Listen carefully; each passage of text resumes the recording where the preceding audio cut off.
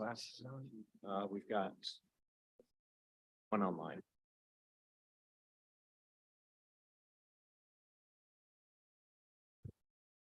I'm calling to order this meeting. This is an additional meeting of the Committee of the Whole of the Council of the District of Columbia. I'm Phil Mendelson, Chairman of the Council and Chair of the Committee of the Whole. It's an additional meeting because it's not a regularly scheduled meeting of the Committee of the Whole, which meets on the third Tuesday of the month. Today is Tuesday, July 11th, 2023. The time is 1:19 in the afternoon. And this meeting is being conducted in person in the council chambers, room 500 of the John A. Wilson Building. However, at least one member is participating virtually. We have a number of items. I think it's 7 items for markup in the Committee of the Whole. 3 measures that have been reported out of other committees that move through the Committee of the Whole before the legislative meeting. When we are done with the Committee of the Whole meeting, we will take a brief break of maybe 5 minutes, and then I'll begin the legislative meeting.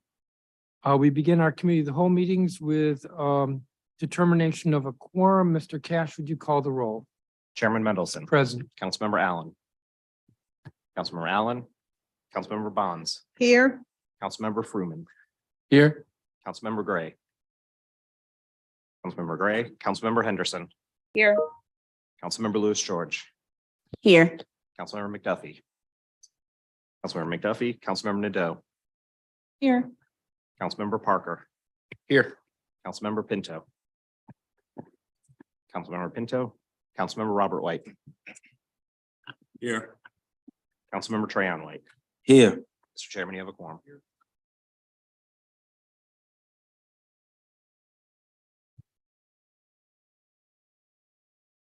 I heard Councilmember Allen come in.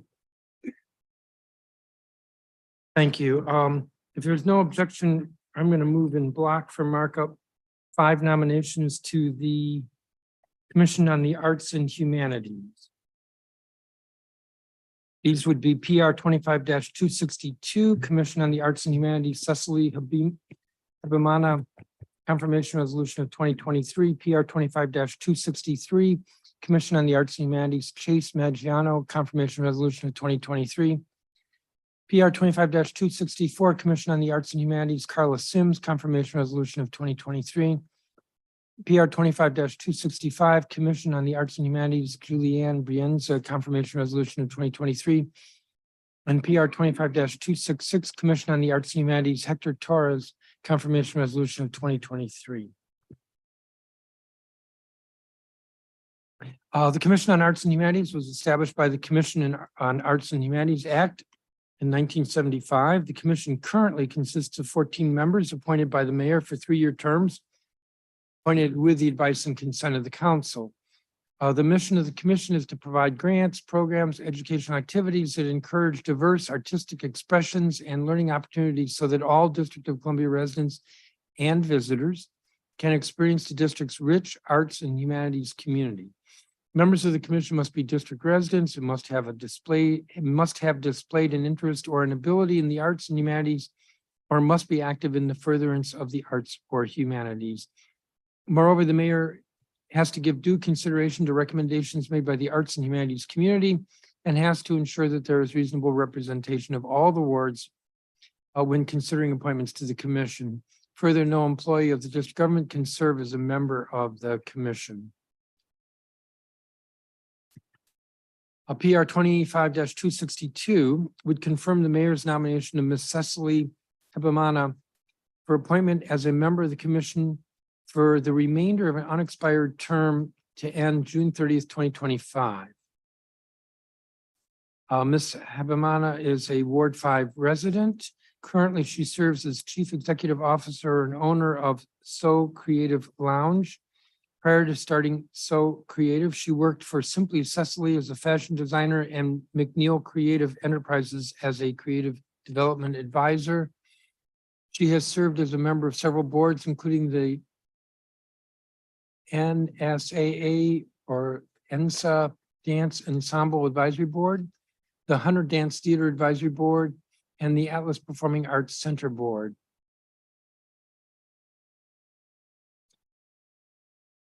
PR 25-263 would confirm the mayor's nomination of Mr. Chase Maggiano for appointment as a member of the Commission on the Arts and Humanities with experience in arts and humanities organizational administration or governance for a 3-year term to end June 30th, 2025. Mr. Maggiano is replacing Quinice Floyd on the commission. Mr. Maggiano is a Ward 3 resident. He serves as owner and luthier of Washington Fine Bows. I learned a word at the hearing, luthier, which is somebody who strings violin bows. He provides service and sales of fine bows of the violin family for professional musicians spanning the East Coast. Prior to starting Washington Fine Bows, he worked for Potter Violins as the manager in charge of sales, operations, and marketing, where he managed the day-to-day operations of the $5 million fine instrument business. Mr. Maggiano also has served as executive director of 2 noted District of Columbia singing ensembles, the Gay Men's Chorus of Washington and the Washington Chorus. He is board chair of Sound Impact and an advisory board member of the Coalition for African Americans in the Performing Arts. PR 25-264 would confirm the mayor's nomination of Ms. Carla Sims for reappointment as a member of the Commission on the Arts and Humanities for a 3-year term to end June 30th, 2026. Ms. Sims is a Ward 6 resident. She received her Bachelor of Arts degree from Hampton University. Currently, she owns and operates FYIMG Inc., an entertainment and production company. She also has served as a major in the U.S. Army Reserves and worked in the Pentagon as the Special Assistant for External Affairs to the Undersecretary of Defense for Personnel and Readiness. She is a founding board member of the Howard Theater Restoration and sat on the board of Duke Ellington School of the Arts in Washington, D.C. PR 25-265 would confirm the mayor's nomination of Ms. Julianne Brienza for appointment as a member of the Commission on the Arts and Humanities for a 3-year term to end June 30th, 2025. Ms. Brienza is a Ward 6 resident. She received her Bachelor of Fine Arts degree in theater from Viterbo University. In 2005, she founded Capital Fringe, a DC-based nonprofit with a mission rooted in the freedom of expression and earning opportunities for artists and creatives. Since then, she's served as a driving force for the vision, community presence, and growth of the organization's financial footprint from $300,000 up to $1.7 million, and increased opportunities and the establishment of key partnerships in artist-driven programs. PR 25-266 would confirm the mayor's nomination of Mr. Hector Torres for reappointment as a member of the Commission on the Arts and Humanities for a 3-year term to end June 30th, 2026. Mr. Torres is a Ward 6 resident. He received his Bachelor of Science degree in secondary art education from St. John's University. He is a principal at Absolute Hospitality, a self-employed hospitality consultant, and a freelance artist painter.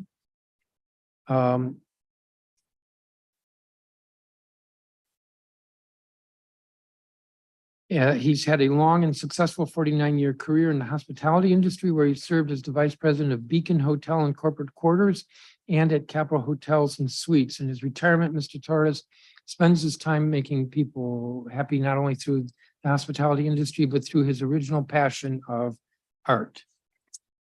Each of these resolutions was introduced at the request of the mayor on June 7th, 2023.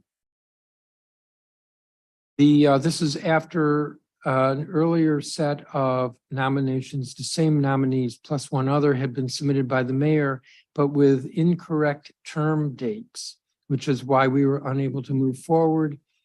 Those finally were corrected, withdrawn, and we have these resolutions before us. The Committee of the Whole held a hearing on June 30th, 2023. The committee received no testimony or comments in opposition to the nominees. If there's no objection, besides moving these in block, I'll move the prints and reports together with leave for staff to make technical conforming and editorial changes. Is there discussion?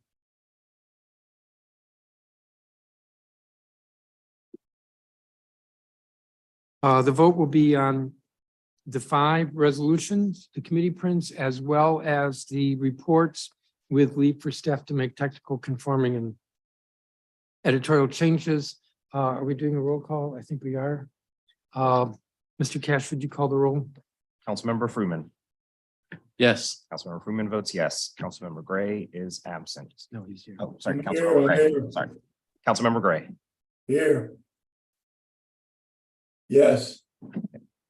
Councilmember Henderson. Yes. Councilmember Henderson votes yes. Councilmember Lewis George. Yes. Councilmember Lewis George votes yes. Councilmember McDuffie. Yes. Councilmember McDuffie votes yes. Chairman Mendelson. Yes. Chairman Mendelson votes yes. Councilmember Nadeau. Yes. Councilmember Nadeau votes yes. Councilmember Parker.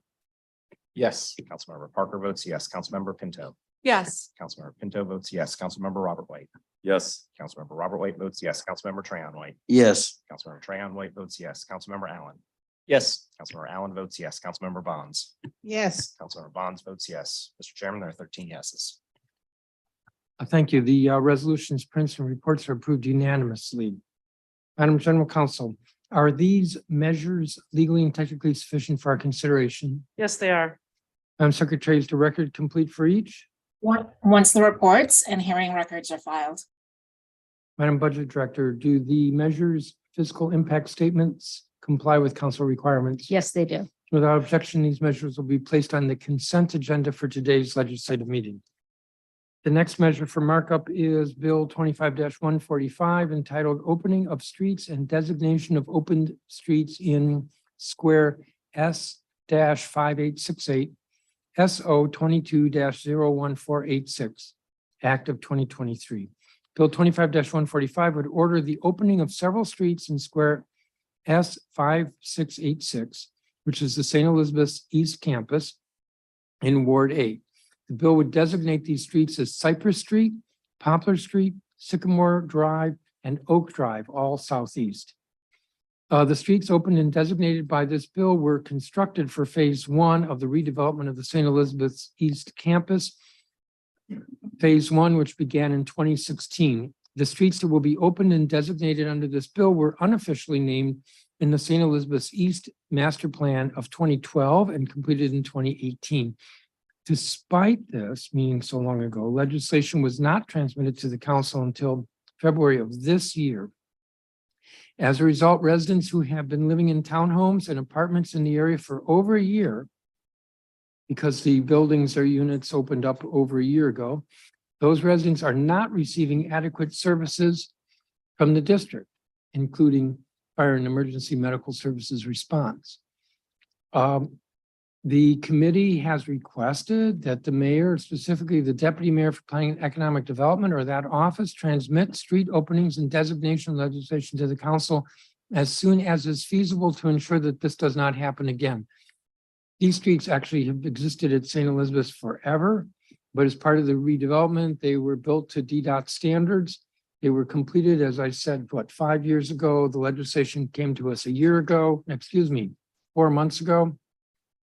5 months ago.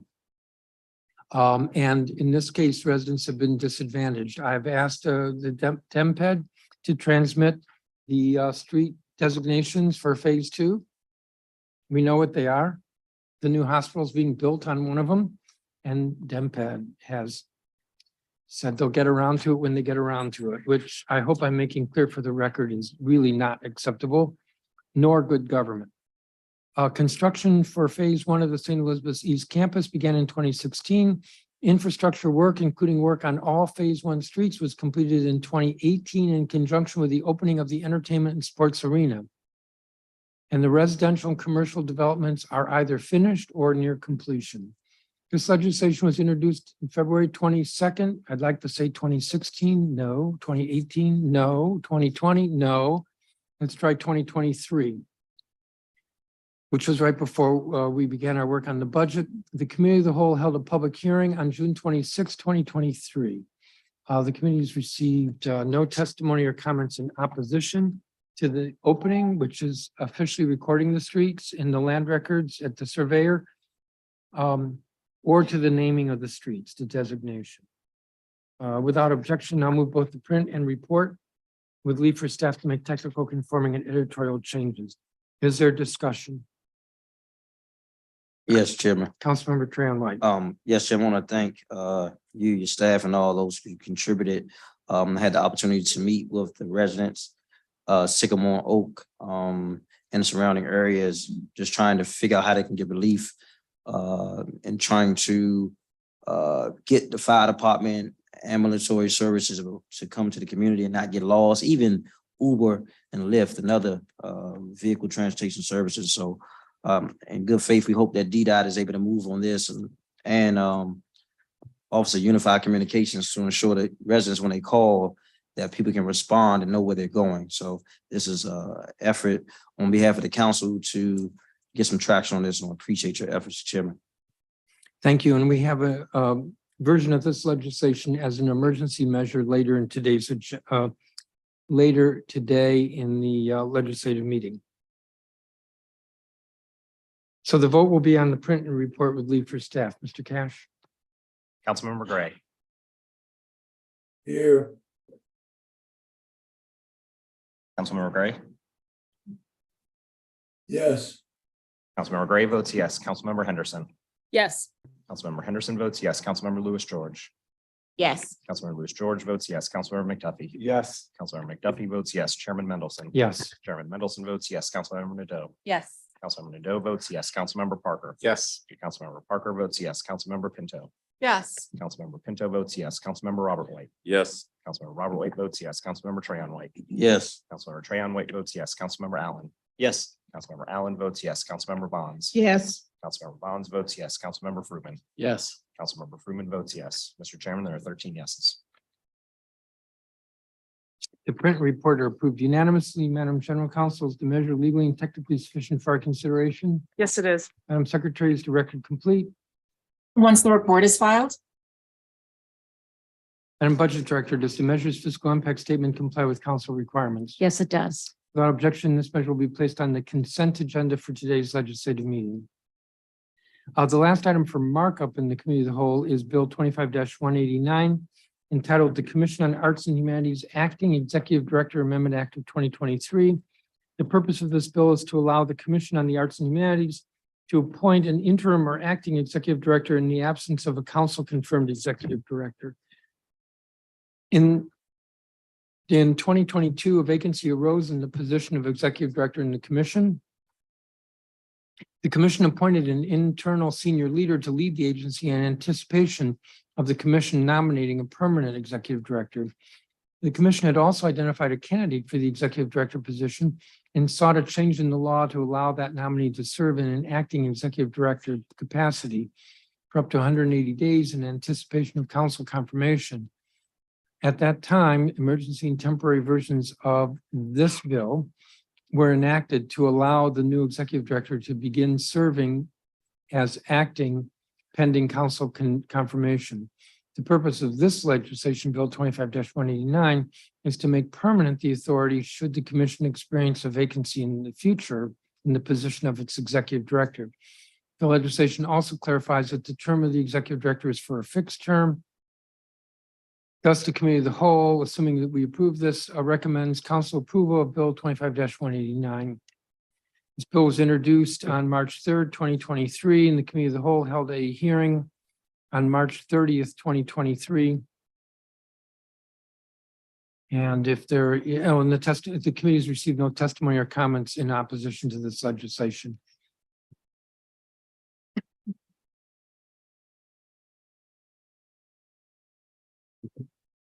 If there's no objection, we'll move both the print report together with leave for staff to make technical conforming and editorial changes. Is there discussion? The vote will be on both the print report with leave for staff. Mr. Cash. Councilmember Henderson, Yes. Councilmember Henderson votes yes. Councilmember Lewis George, Yes. Councilmember Lewis George votes yes. Councilmember McDuffie, Yes. Councilmember McDuffie votes yes. Chairman Mendelson, Yes. Chairman Mendelson votes yes. Councilmember Nadeau, Yes. Councilmember Nadeau votes yes. Councilmember Parker, Yes. Councilmember Parker votes yes. Councilmember Pinto, Yes. Councilmember Pinto votes yes. Councilmember Robert White, Yes. Councilmember Robert White votes yes. Councilmember Trayon White, Yes. Councilmember Trayon White votes yes. Councilmember Allen, Yes. Councilmember Allen votes yes. Councilmember Bonds, Yes. Councilmember Bonds votes yes. Councilmember Fruitman, Yes. Councilmember Fruitman votes yes. Councilmember Gray, Yes. Councilmember Gray votes yes. Mr. Chairman, there are 13 yeses. Thank you, Mr. Cash. The Both the print and report are approved unanimously. Madam General Counsel, is the measure legally and technically sufficient for our consideration? Yes, it is. Madam Secretary, is the record complete? Once the report is filed, Madam Budget Director, does the measure's fiscal impact statement comply with council requirements? Yes, it does. Without objection, this measure will be placed on the consent agenda for today's legislative meeting. We'll turn now to three measures that were reported out of other committees. The first two from the Committee on Housing, chaired by Councilmember Robert White. Bill 25-45, banning associations from banning youth Amendment Act of 2023. Councilmember White. Thank you, Mr. Chairman. The Banning Associations from Banning Youth Amendment Act of 2023, or Baby Bill for short, helps resolve one barrier to childcare across the district. I want to start by thanking Councilmember Nadeau for drafting and introducing this legislation. A 2018 study found that over 30,000 more DC kids could use daycare than there were spots at regulated daycare facilities.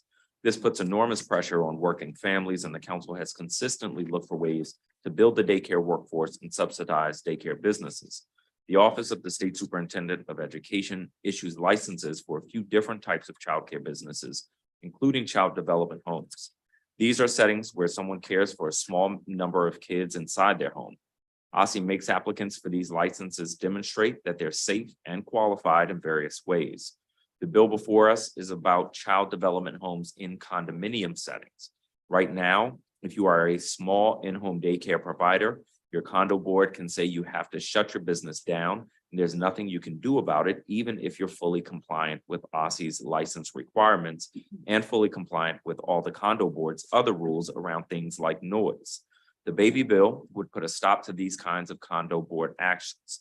The Committee on Housing considered the fact that condo associations should generally be the ones making collective decisions for the good of their residents.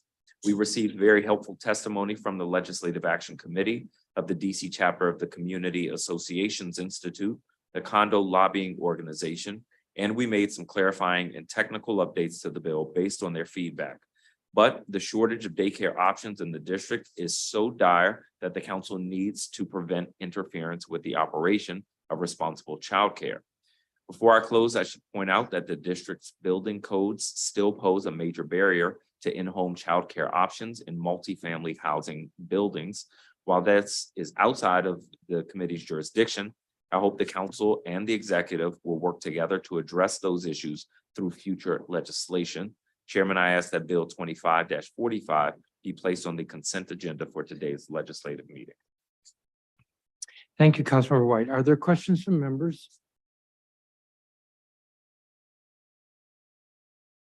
Madam General Counsel, is the measure legally and technically sufficient for our consideration? Yes, it is. Madam Secretary, is the record complete?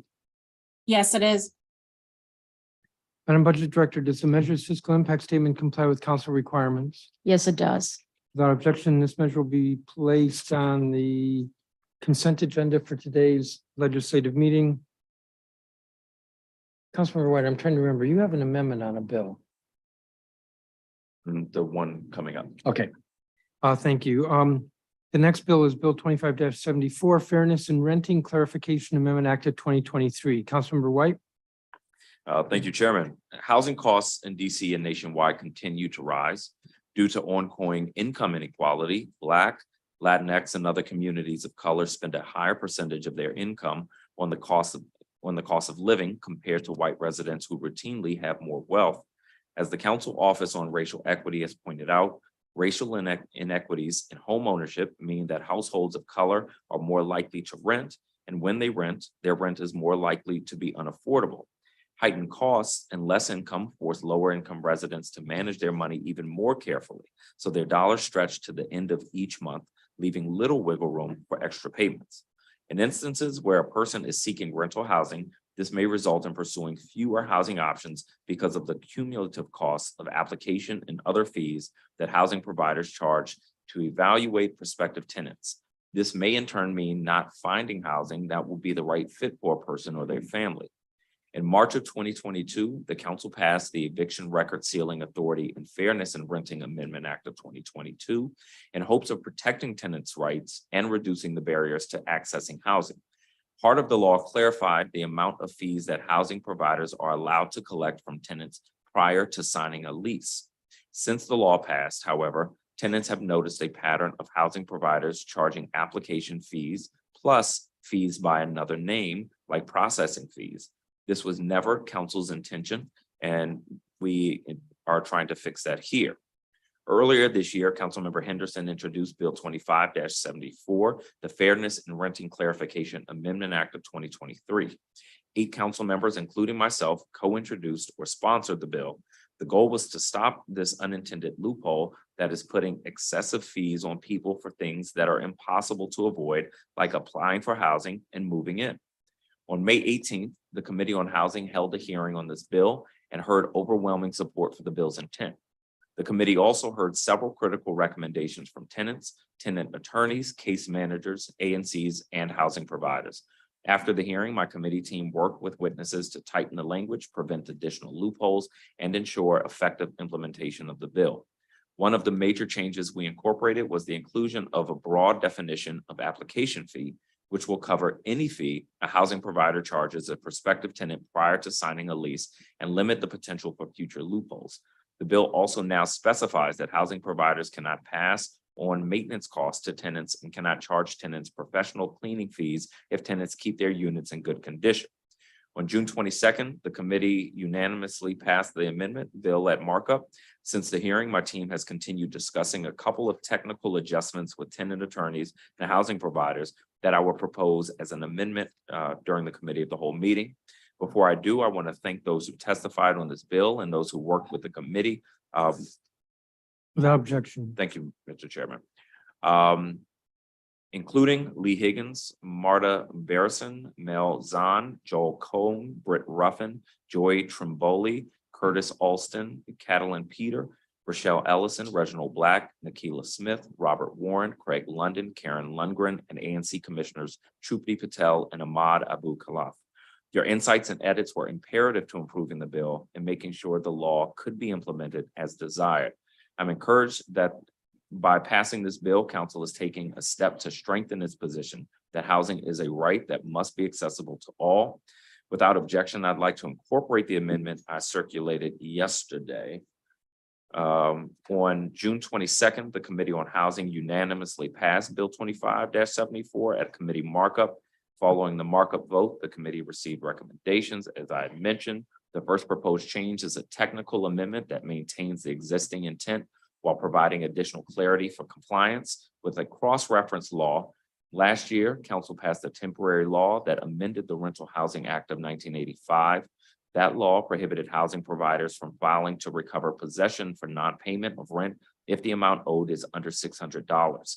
Council later passed a permanent version of the prohibition, but moved it from the Rental Housing Act of 1985 to Title 16 of the DC Code. The bill currently adds an internal cross-reference using the phrase pursuant to that connects both portions of the law. The Office of the Tenant Advocate suggested making this provision clearer by maintaining the $600 or more description and adjusting the notice language that housing providers must give tenants of an intent to file a claim. The second part of the amendment proposed is necessary to ensure housing providers with tenants in rent stabilized units have sufficient time to comply with the 60-day notice provision for rent increases.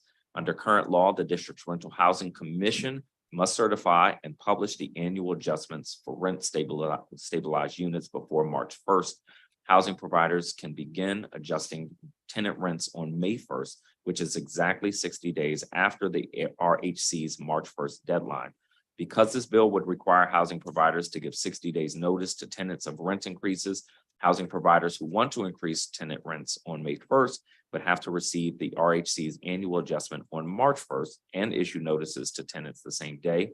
That is not feasible for many housing providers. With the RHC's support, this amendment changes the RHC deadline from March 1st to February 1st and is necessary to ensure housing providers have sufficient time to comply with the new notice provisions of proposed B 25-74.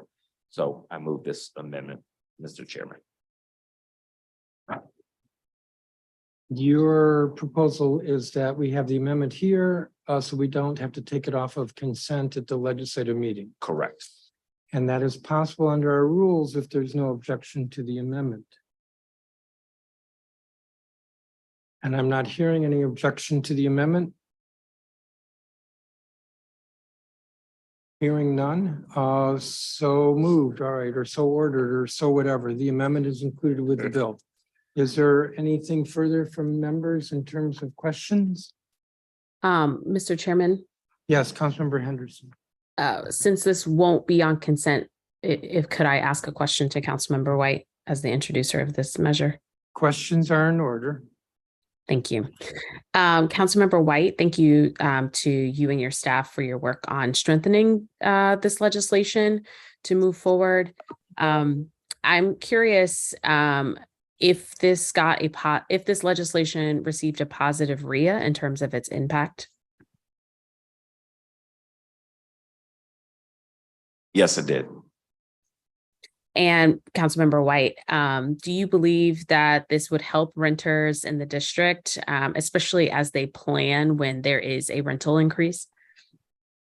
I do think it will help renters, as I mentioned in my statement. A couple things are unavoidable: applying for housing and moving in.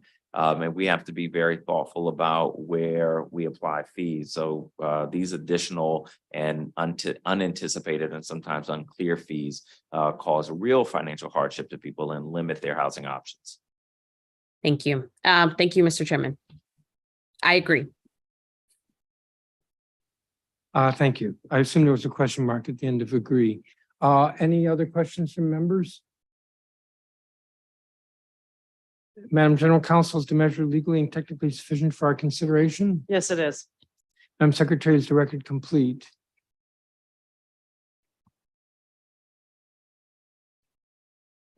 Yes, it is. Madam Budget Director, does the measure's fiscal impact statement comply with council requirements? Yes, it does. Without objection, this measure with its amendment will be on the consent agenda for today's legislative meeting. The next item for agendizement is Bill 25-115, which was reported out of the Committee on Transportation and the Environment, chaired by Councilmember Charles Allen. It is the Electric Bicycle Rebate Program Amendment Act of 2023. Councilmember Allen. Thank you very much, Mr. Chairman. I, along with Councilmembers Pinto, Fruman, Gray, Lewis George, McDuffie, Nadeau, Parker, and Robert White, introduced Bill 25-115, the Electric Bicycle Rebate Program Amendment Act of 2023 on February 2nd, 2023. As introduced, the bill would establish an electric bicycle rebate program to issue rebates to district residents to encourage the purchase and use of e-bikes, and to issue grants to retailers in the district to either defray the cost of hiring, training, and retaining bike repair workers, as well as defray the costs associated with opening a retail store in wards 7 and 8. The bill was referred to the Committee on Transportation and the Environment on February 7th, and the committee held a public hearing for the bill on March 16th, 2023, along with Bill 25-32, the e-bike bill, which I'll refer to in a moment. On Friday, June 16th, 2023, the Committee on Transportation and the Environment marked up Bill 25-115, the Electric Bicycle Incentive Program Amendment Act of 2023, with the measure receiving unanimous support from the members present and voting. The committee print approved by the committee is very similar to the bill as introduced, with a few key differences. First, the committee print more clearly distinguishes between the two main incentives available under the bill: rebates and vouchers. Rebates are payments issued to district residents after they've already paid for an item for which the incentives are available, and vouchers, of course, are issued to residents prior to the purchase of a qualifying item. Vouchers can then be redeemed at authorized retailers, bike shops that have entered into a memorandum of agreement with the district to accept vouchers, apply those vouchers as a discount at the point of sale, and receive payments from the program to cover the difference. To better reflect the broader range of incentives under the bill, the committee print renamed the bill the Electric Bicycle Incentive Program Amendment Act of 2023. Second, the print simplifies the definition of preferred applicants from the introduced version to cover residents who are enrolled in TANF, SNAP, Medicaid, or the DC Healthcare Alliance. Under this streamlined definition, DDOT can simply look at an applicant's current enrollment and other benefit programs to see if they qualify as a preferred applicant. The committee print also incorporates a provision from Councilmember Pinto's e-bike bill, Bill 25-32, to require that at least 50% of the value of all rebates over a fiscal year be issued to preferred applicants, helping ensure that incentives are being issued to the individuals and families who need it most. And finally, to preempt safety issues seen in other jurisdictions, the committee print specifies that incentives may only be issued for items that meet the two most applicable international safety standards to assure that DC only incentivizes quality and safe items. We know that there are clear links between motor vehicle usage and rising global temperatures, lower air quality, water quality, and growing number of cases of asthma and other cardiovascular diseases. Personal vehicle use is, within the United States, the single largest source of greenhouse gas emissions within the transportation sector, and researchers have attributed nearly a quarter of all childhood asthma cases to traffic pollution. One tool that we can use to reduce carbon emissions, better protect the environment, and improve our own well-being is discouraging personal vehicle use and promoting alternative modes of transport that are more sustainable. E-bikes have quickly emerged as one of the best options for traveling within the district, and this bill helps ensure that more families in the district will have access to that technology and mode of travel. With that, Mr. Chairman, I ask that Bill 25-115 be added to the consent agenda for the legislative meeting to follow. Thank you, Councilmember. Are there questions from members? Madam General Counsel, is the measure legally and technically sufficient for our consideration? Yes, it is. Madam Secretary, is the record complete? Yes, it is. Madam Budget Director, does the measure's fiscal impact statement comply with council requirements? Yes, it does. Without objection, this measure will be placed on the consent agenda for today's legislative meeting. That concludes the items of business for this meeting of the Committee of the Whole. Unless something comes up unforeseen, the next meeting of the Committee of the Whole will be on September 19th, 2023, presumably at 11 o'clock in the morning. After I adjourn this meeting, we will take a few minutes. Mr. Assistant Secretary, how long? 5 minutes, and then we'll start the legislative meeting. Time is 1:56 p.m. and this meeting's adjourned.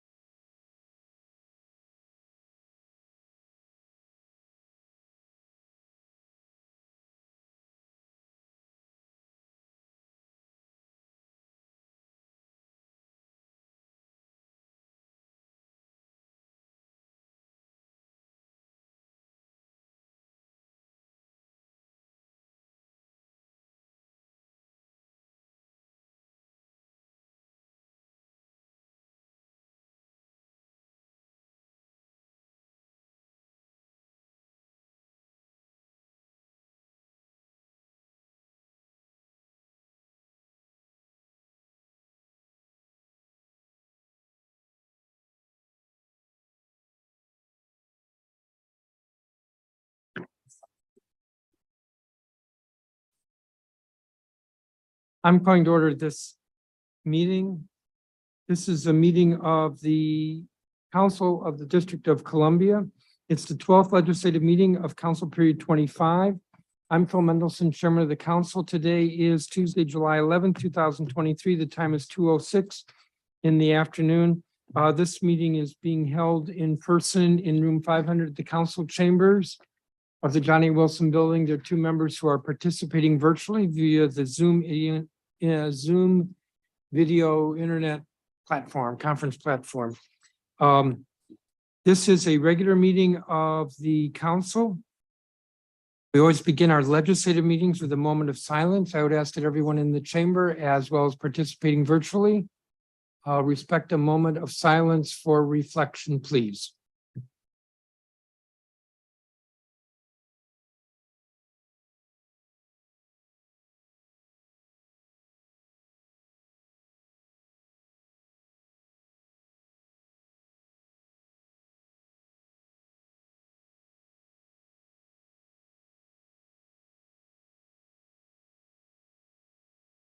Madam Secretary, would you call the roll? Councilmember Allen. Councilmember Allen. Councilmember Bonds. Here. Councilmember Freeman. Present. Councilmember Gray. Here. Councilmember Henderson. Here. Councilmember Lewis George. Here. Councilmember McDuffie. Here. Chairman Mendelson. Present. Councilmember Nadeau. Here. Councilmember Parker. Here. Councilmember Pinto. Present. Councilmember Robert White. Present. Councilmember Trahan White. Present. Councilmember Allen. Here. Mr. Chairman, you have a quorum. Thank you, Madam Secretary. We have the Secretary's report of committee filings. I'm going to recognize Councilmember McDuffie, the Chair Pro Tem. Thank you, Mr. Chairman. I'm going to move to waive the reading of the Secretary's report. So a motion to waive the reading of the report. Is there discussion? On the motion to waive the reading of the report, all those in favor say aye. Aye. Aye. Are there any opposed? The ayes have it unanimously. We have the Secretary's report of introductions and referrals. Again, I'm going to recognize Councilmember McDuffie, the Chair Pro Tem. And I will move to waive the reading of the Secretary's report of introductions. So a motion to waive the reading of the report. Is there discussion? On the motion to waive the reading, all those in favor say aye. Aye. Aye. Aye. Aye. Aye. Are there any opposed? The ayes have it unanimously. We have the consent agenda. Are there any changes to the consent agenda? And I will note the consent agenda. It goes from page 1 to most of page 8. Are there any changes to the consent agenda? Councilmember Bonds? I just want to make sure on page 3, number 3. Did we move that to non-consent? The discussion we had about fairness and renting clarification, That is on consent. There was an amendment that was moved in the committee of the whole. right? And unless you want it off of consent, I do not. you do not. I was inquiring as to whether or not we had in fact moved it to non-consent. And you have answered that question, Okay. so I know we have not moved it to non-consent. Correct. It remains on the consent agenda. All right, well, thank you, Chairman. There's nothing further. Madam Secretary, would you call the roll that the vote is on the consent agenda without any changes? Councilmember Trahan White. Yes. Councilmember Trahan White votes yes. Councilmember Allen. Yes. Councilmember Allen votes yes. Councilmember Bonds. Yes, Councilmember Bonds votes yes. Councilmember Freeman. Yes. Councilmember Freeman votes yes. Councilmember Gray. Yes. Councilmember Gray votes yes. Councilmember Henderson. Yes. Councilmember Henderson votes yes. Councilmember Lewis George. Yes. Councilmember Lewis George votes yes. Councilmember McDuffie. Yes. Councilmember McDuffie votes yes. Chairman Mendelson. Yes. Chairman Yes. Mendelson votes yes. Councilmember Nadeau. Yes. Councilmember Nadeau votes yes. Councilmember Parker. Yes. Councilmember Parker votes yes. Councilmember Pinto. Councilmember Pinto. Yes. Councilmember Pinto votes yes, and Councilmember Robert White. Yes. Councilmember Robert White votes yes. Mr. Chairman, there are 13 yeses. The consent agenda is approved unanimously. Well, the good news is we're halfway through the agenda. Beginning on page 8, we have the local rent supplement program contracts. There are 4 of them. Councilmember White, do you want them moved in block or you want to move them individually? In block, please, Chairman. There's no objection. The 4 resolutions, PR 25-297, 298, 302, and 304 are before us in block. Councilmember White.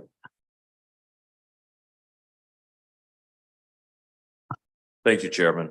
The district government provides a variety of supports for affordable housing development, including bonds from the DC Housing Finance Agency, gap financing from the Housing Production Trust Fund, and tax incentives through our local version of the Low Income Housing Tax Credit Program.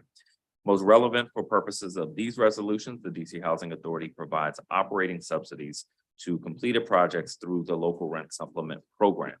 Over the last few years, the various agencies involved in funding and financing affordable housing have started collaborating much more closely. They prepare joint solicitations called consolidated RFPs once or twice a year, and they award multiple forms of assistance to projects all at once. Today, we have contracts related to 4 of these consolidated RFP awards. Specifically, we're looking at agreements to enter into long-term subsidy contracts. In each case, DCHA will agree to provide an operating subsidy once an affordable housing project comes online. The subsidies will help the owners offer apartments to households making 30% or less of the area median income. The projects to be supported are a 47-unit senior housing building at 57th and Dick Street Northeast in Ward 7, with 24 of the units supported by the local rent supplement program, plus 10 permanent supportive housing units. A 56-unit senior affordable housing building at 4th and Edgewood Northeast in Ward 5, a 52-unit senior affordable housing building on Western Avenue near Connecticut Avenue Northwest in Ward 3, with 19 permanent supportive housing units, and a 52-unit building near Ontario and Kalorama Road Northwest in Ward 1, with 23 LRSP supported units and 6 permanent supportive housing units, prioritizing people with criminal system involvement. These aren't emergency contracts. They are multi-year contracts, which require our affirmative approval under the Home Rule Act.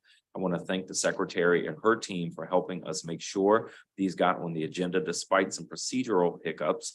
I have no substantive concerns at this time, and I move proposed resolution 25-297, 25-298, 25-302, and 25-304.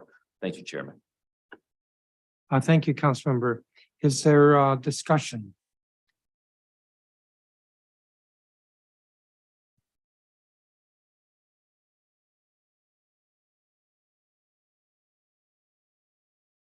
Madam Secretary, would you call the roll? The vote will be on those 4 resolutions, number 1 through 4 on pages 8 and 9. Yes.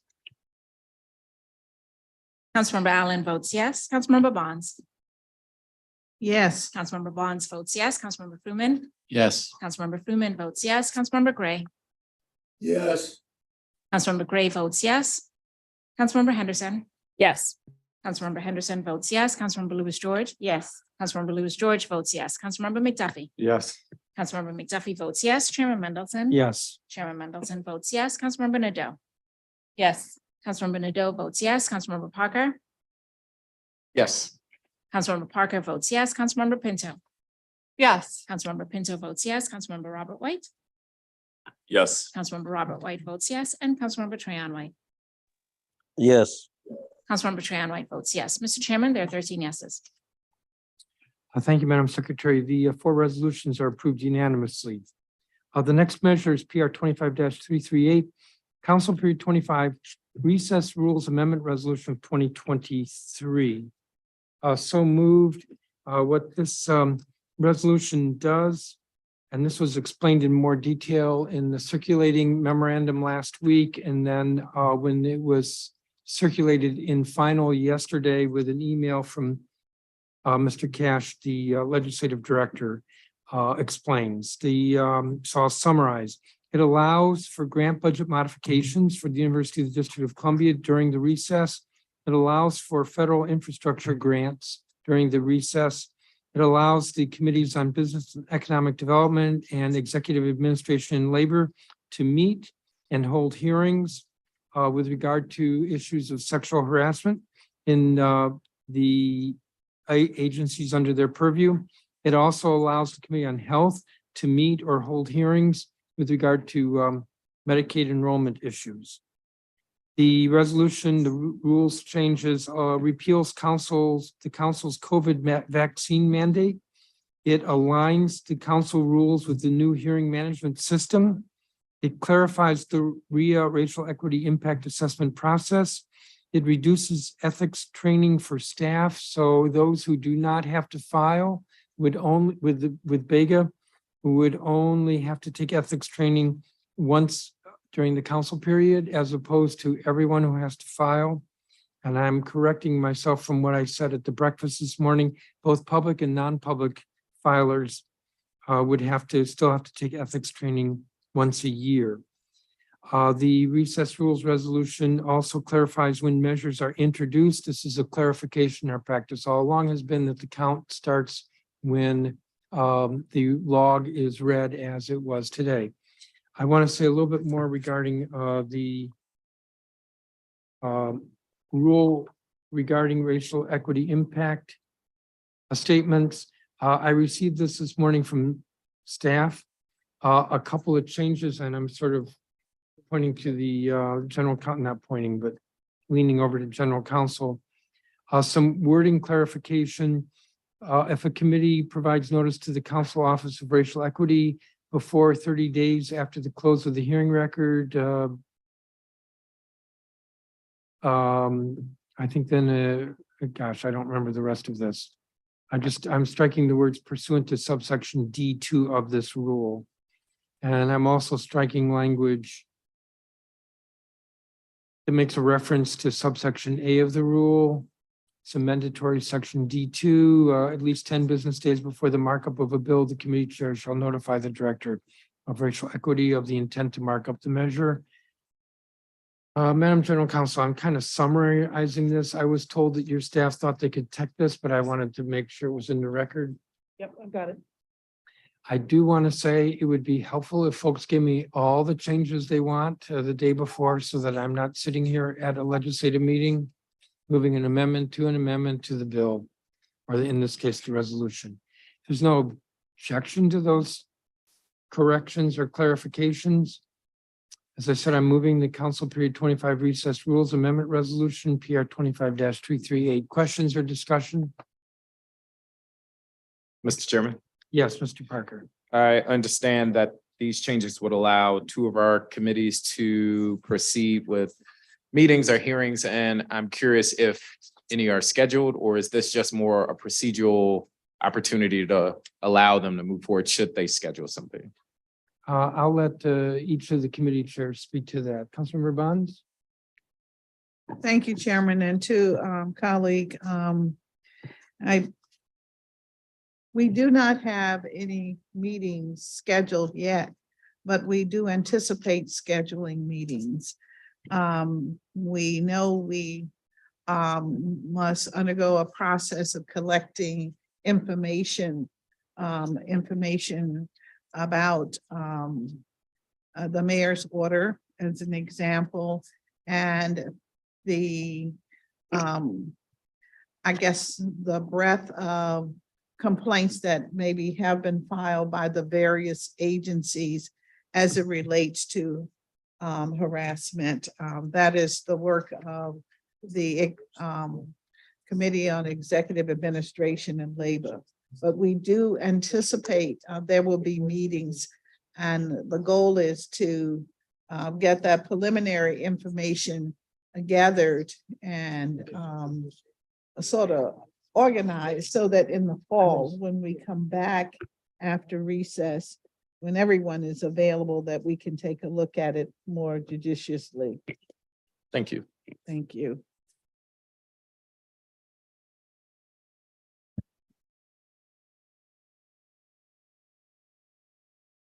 Councilmember Parker, are you satisfied for the moment? Oh, no, other members, Councilmember McDuffie? Similarly to the chair of the Committee on Executive Administration and Labor. We don't yet have any meetings scheduled, but we asked the chairman for this measure in order to have the ability to schedule meetings that we anticipate, given aspects of the summary report and certain allegations that fell either outside the scope or require additional investigation or analysis. And so some of them have to do with, for example, with hiring and promotions and allegations of bullying and things of that nature that fall squarely within the Committee on Business and Economic Development. And as chair, I plan to talk to the members of that committee as well as talk to my fellow chair of the Committee on Executive Administration and Labor to plan what the summer looked like. Thank you. Councilmember Henderson. Thank you, Mr. Chairman.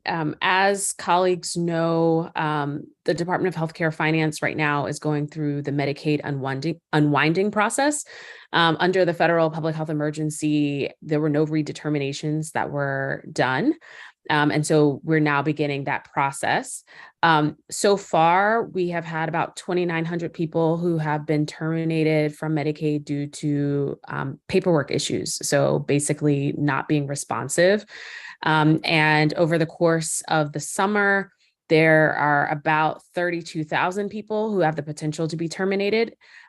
We are waiting for updated numbers from Healthcare Finance, which should be coming any day now in terms of updating what has happened over the last month. So once we have that, we will make a determination of whether or not we need to talk to agencies around what is our outreach plan working? We felt that it was important for us not to wait until the end of September to talk about these issues as folks are in the middle of losing their healthcare coverage. Councilmember Parker? You good? Yeah.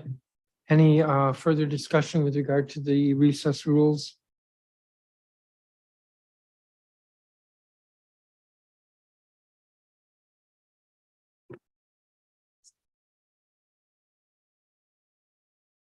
I think we can do this by voice vote.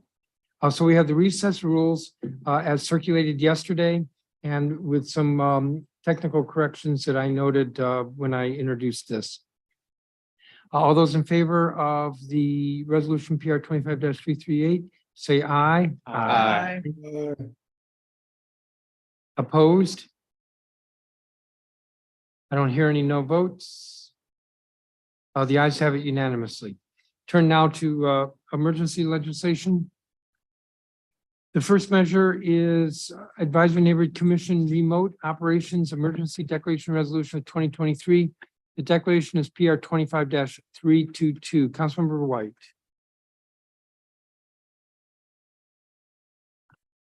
Thank you, Chairman. Since 2020, the council has authorized advisory neighborhood commissions to meet in person, remotely, or in hybrid fashion.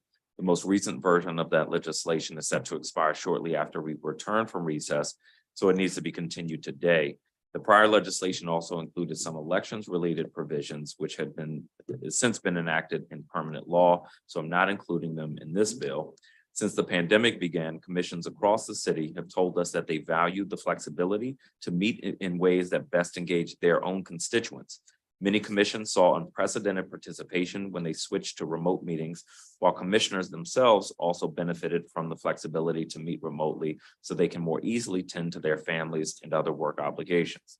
The Office of ANCs has also invested over the last couple of years in both Zoom licenses and hybrid meeting kits to provide ANCs with the software and equipment they need to meet with residents in a variety of ways. Some of that technology is still being procured and made available to commissions.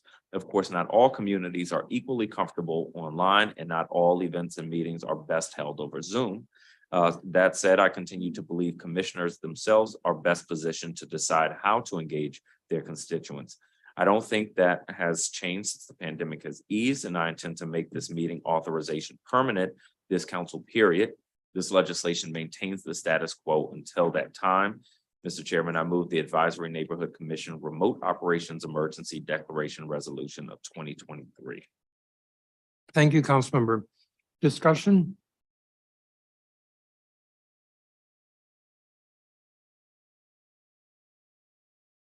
We'll have a roll call vote on the declaration. Councilmember Madam Bond, Secretary. Yes. Councilmember Bonds votes yes. Councilmember Freeman. Yes. Councilmember Freeman votes yes. Councilmember Gray. Yes. Councilmember Gray votes yes. Councilmember Henderson. Yes. Councilmember Henderson votes yes. Councilmember Lewis George. Yes. Councilmember Lewis George votes yes. Councilmember McDuffie. Yes. Councilmember McDuffie votes yes. Chairman Mendelson. Yes. Chairman Mendelson votes yes. Councilmember Nadeau. Yes. Councilmember Nadeau votes yes. Councilmember Parker. Yes. Councilmember Parker votes yes. Councilmember Pinto. Yes. Councilmember Pinto votes yes. Councilmember Robert White.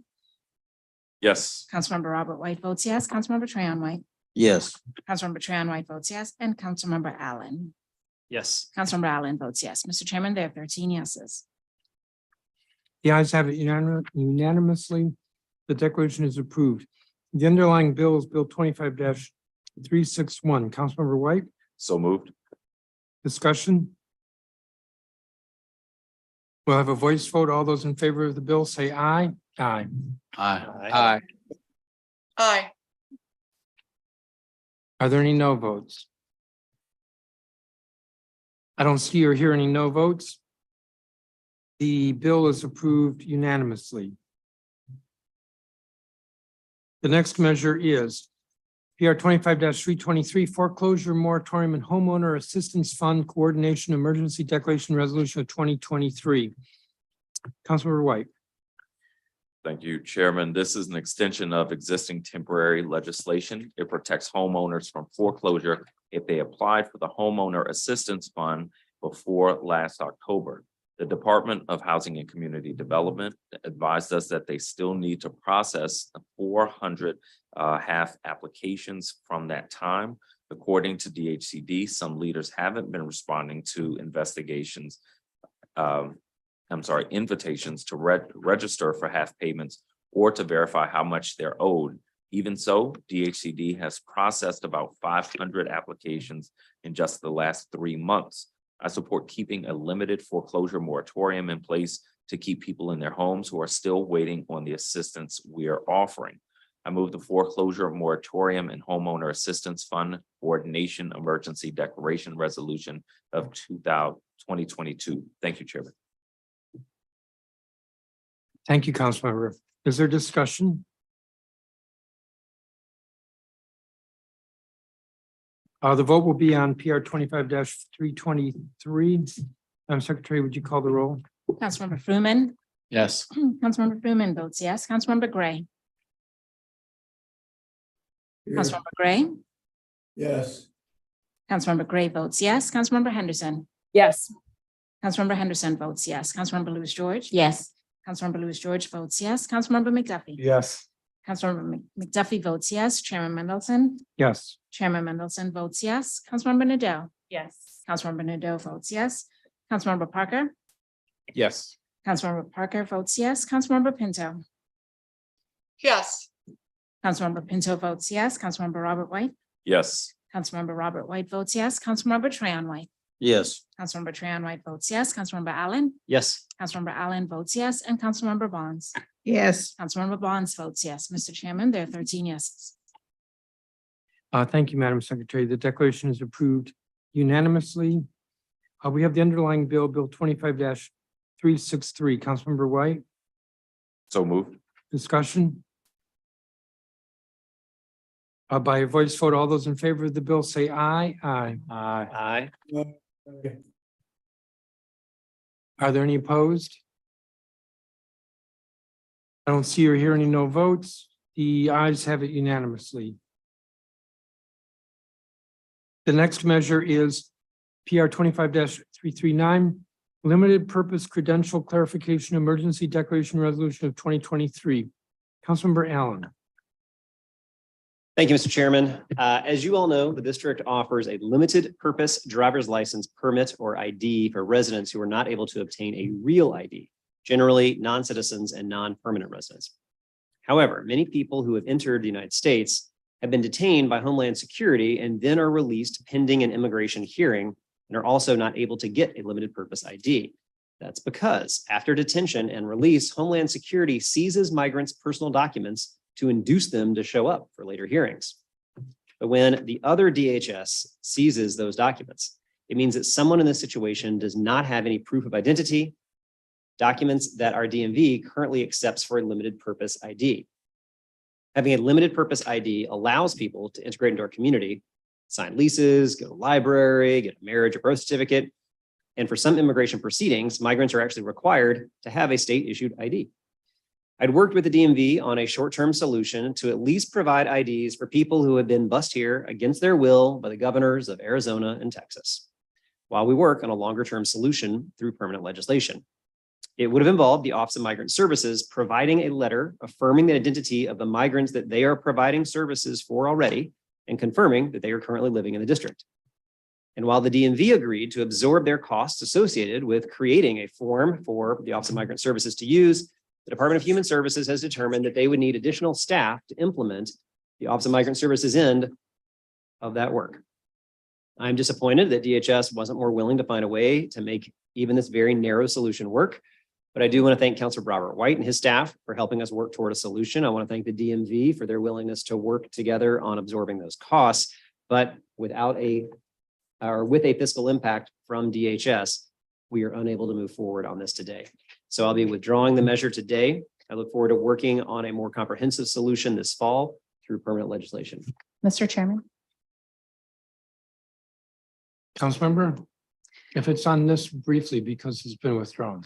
I'm wondering if it would be in order to ask Councilmember Allen to consider, or you Chairman, to consider a motion to postpone this to the end of the meeting so that more time can be taken on the FIS with the Budget Office and DHS.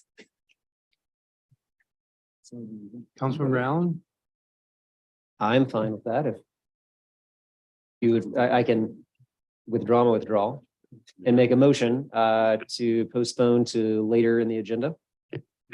later in the agenda or Later in That- the agenda. That's what my colleague is asking for later in the agenda today, not to postpone to a future meeting, but just to come back to later in the agenda today. Mr. Chairman, can we skip it? Come back to it? hope springs eternal.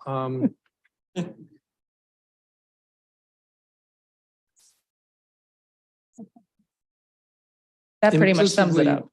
Implicitly, unless there's an objection, we are reconsidering this. Although I didn't quite say it was withdrawn. Yes, you'll have to remind me because there's enough between now and then that I may not remember, but sure. There's Thank no you. objection. We'll take this up later in the agenda. Okay, thank you.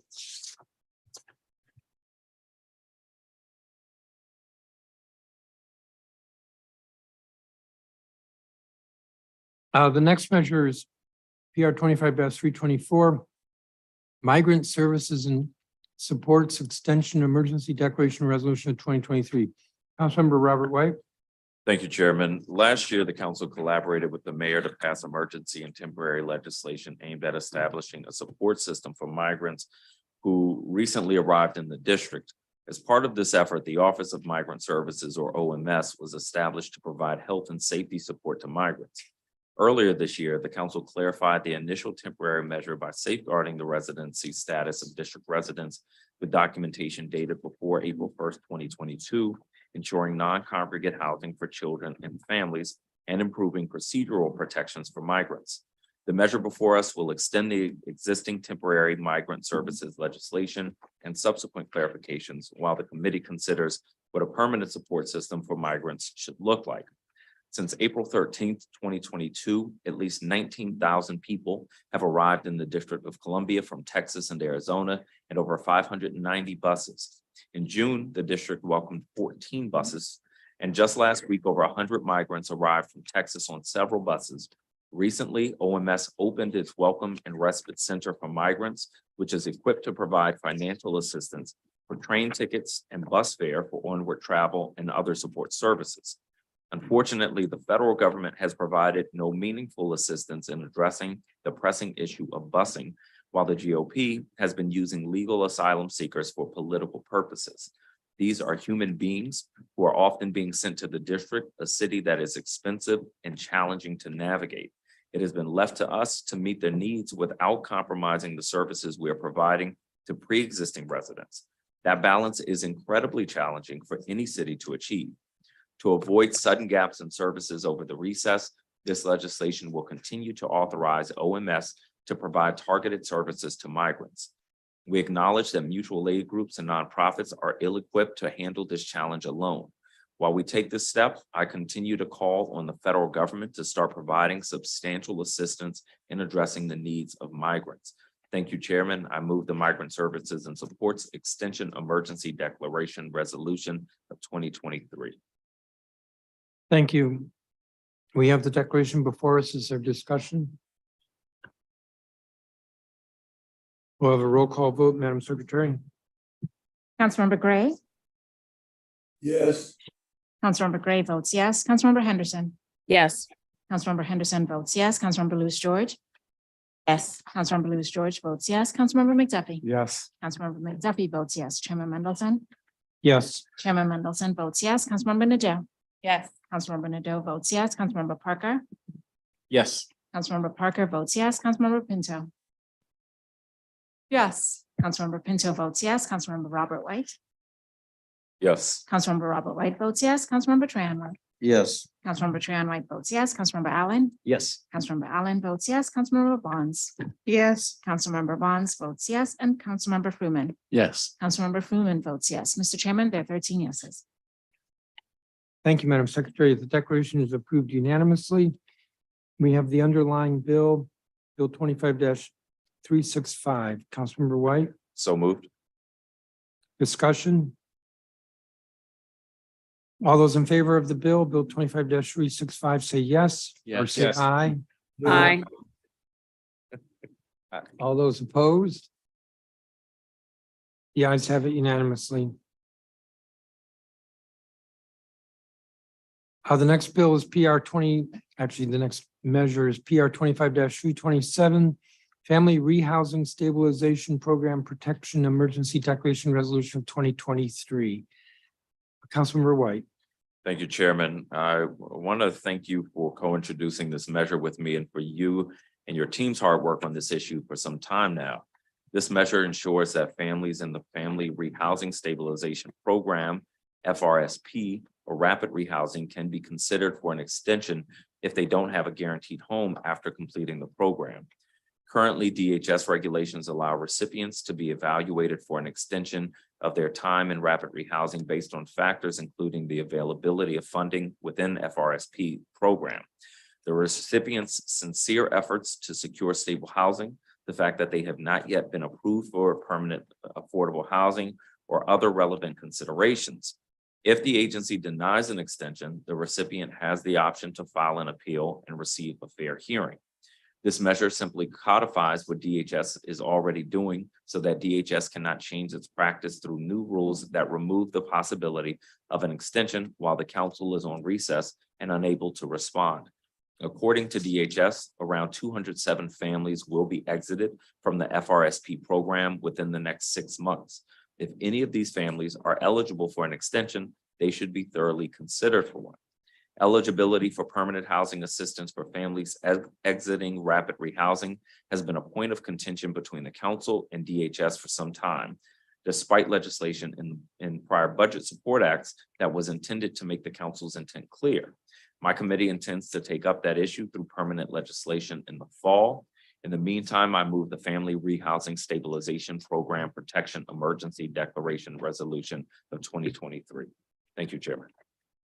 Thank you, Councilmember. Is there discussion? Since I'm a co-introducer on this, I do want to say, besides the fact that I'm co-introducing this and supporting it, that I am concerned that the rapid rehousing program is not being used, in my view, as effectively as it should be. It's supposed to be short-term housing to help those who can get back on their feet, to stabilize so that they can get back on their feet, instead of just sticking them in a perpetual cycle of housing challenge. I don't think that the Department of Human Services has gotten rapid rehousing right, and it could be much more effective. There is permanent legislation that is pending, and I know, Councilmember, you are working on that, but I did just want to say for the record that this, in my view, is a short-term aid that we have before us, and that there are deeper problems that DHS really has to fix. If there's no further discussion, Madam Secretary, would you call the roll? The vote is on PR 25-327. Councilmember Henderson, Yes. Councilmember Henderson votes yes. Councilmember Louis George. Yes. Councilmember Louis George votes yes. Councilmember McDuffie. Yes. Councilmember McDuffie votes yes. Chairman Mendelson. Yes. Chairman Mendelson votes yes. Councilmember Nadeau. Yes. Councilmember Nadeau votes yes. Councilmember Parker. Yes. Councilmember Parker votes yes. Councilmember Pinto. Yes. Councilmember Pinto votes yes. Councilmember Robert White. Yes. Councilmember Robert White votes yes. Councilmember Trayon White. Yes. Councilmember Trayon White votes yes. Councilmember Allen. Yes. Councilmember Allen votes yes. Councilmember Bonds. Yes. Councilmember Bonds votes yes. Councilmember Fruman. Yes. Councilmember Fruman votes yes. And Councilmember Gray. Yes. Councilmember Gray votes yes. Mr. Chairman, there are 13 yeses. The declaration is approved unanimously. We have the underlying bill, Bill 25-371. Councilmember White, So moved. discussion? All those in favor of the bill say aye. Aye. Aye. Aye. A lot of energy behind that vote. Are there any no votes? I don't hear any no votes. The bill's approved unanimously. The next measure is PR 25-329, Office of Unified Communications, Transparency and Accuracy Emergency Declaration Resolution of 2023. Councilmember Pinto. Thank you, Mr. Chairman. Today I'm moving the Office of Unified Communications Transparency and Accuracy Emergency Amendment Act and associated declaration. DC residents deserve a 911 call center that is responsive, timely, accurate, transparent, and accountable. These measures mirror provisions within Bill 25-344, the Office of Unified Communications Transparency and Accuracy Amendment Act of 2023, which I, along with Council Members Parker and Henderson, introduced last month.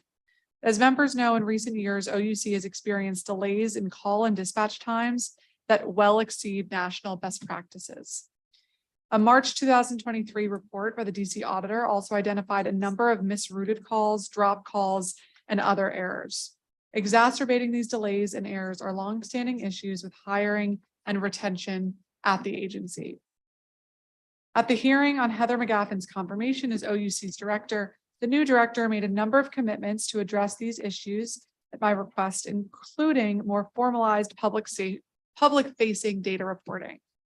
The emergency measures before us today would codify a number of those commitments Director McGaffin made to the committee during that hearing.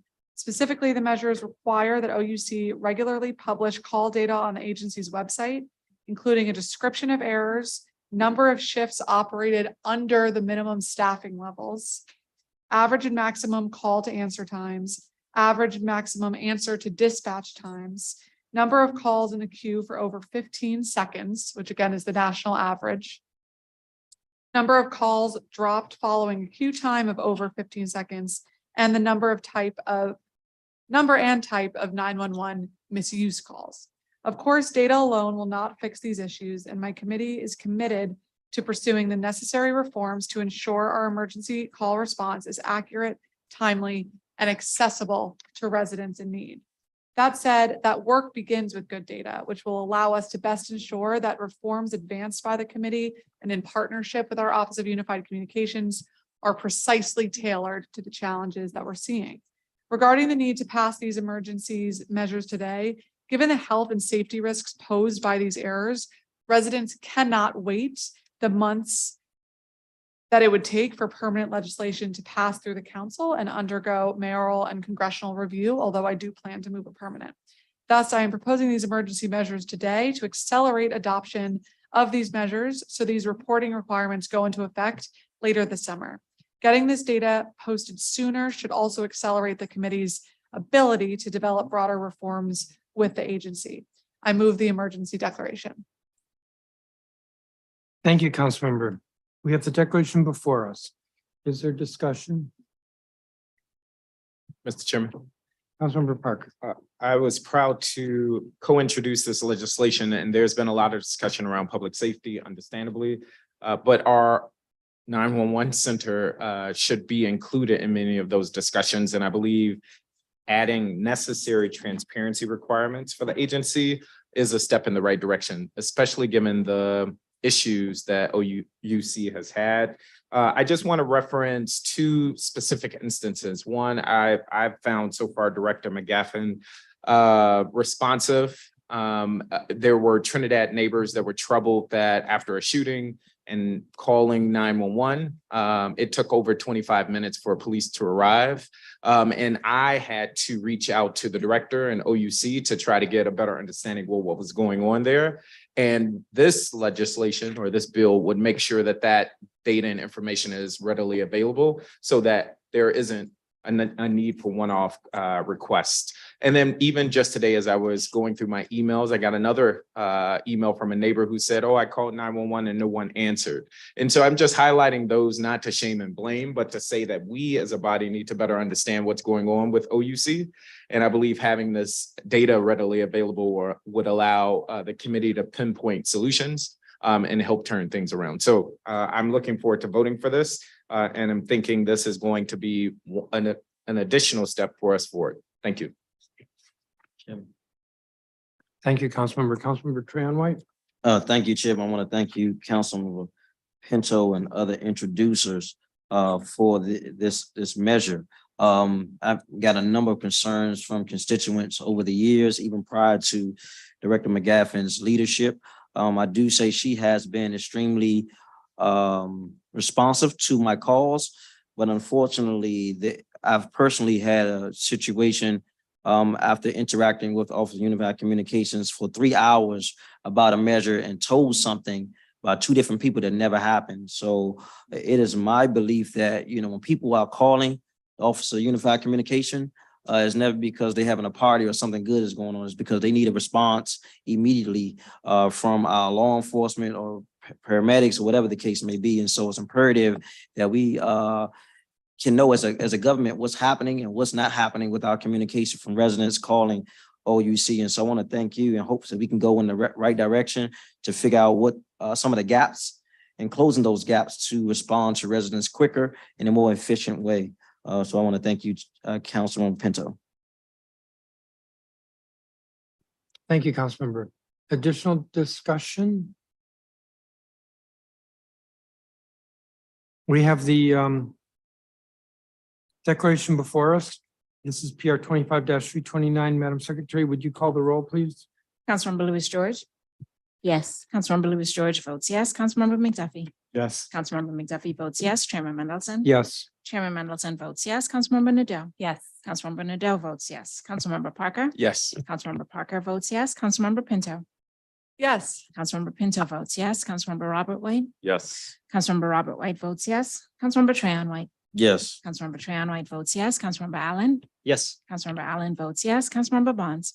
Yes. Councilmember Bonds votes yes. Councilmember Fruman. Yes. Councilmember Fruman votes yes. Councilmember Gray. Yes. Councilmember Gray votes yes. Councilmember Henderson. Yes. Councilmember Henderson votes yes. Mr. Chairman, there are 13 yeses. Thank you, Madam Secretary.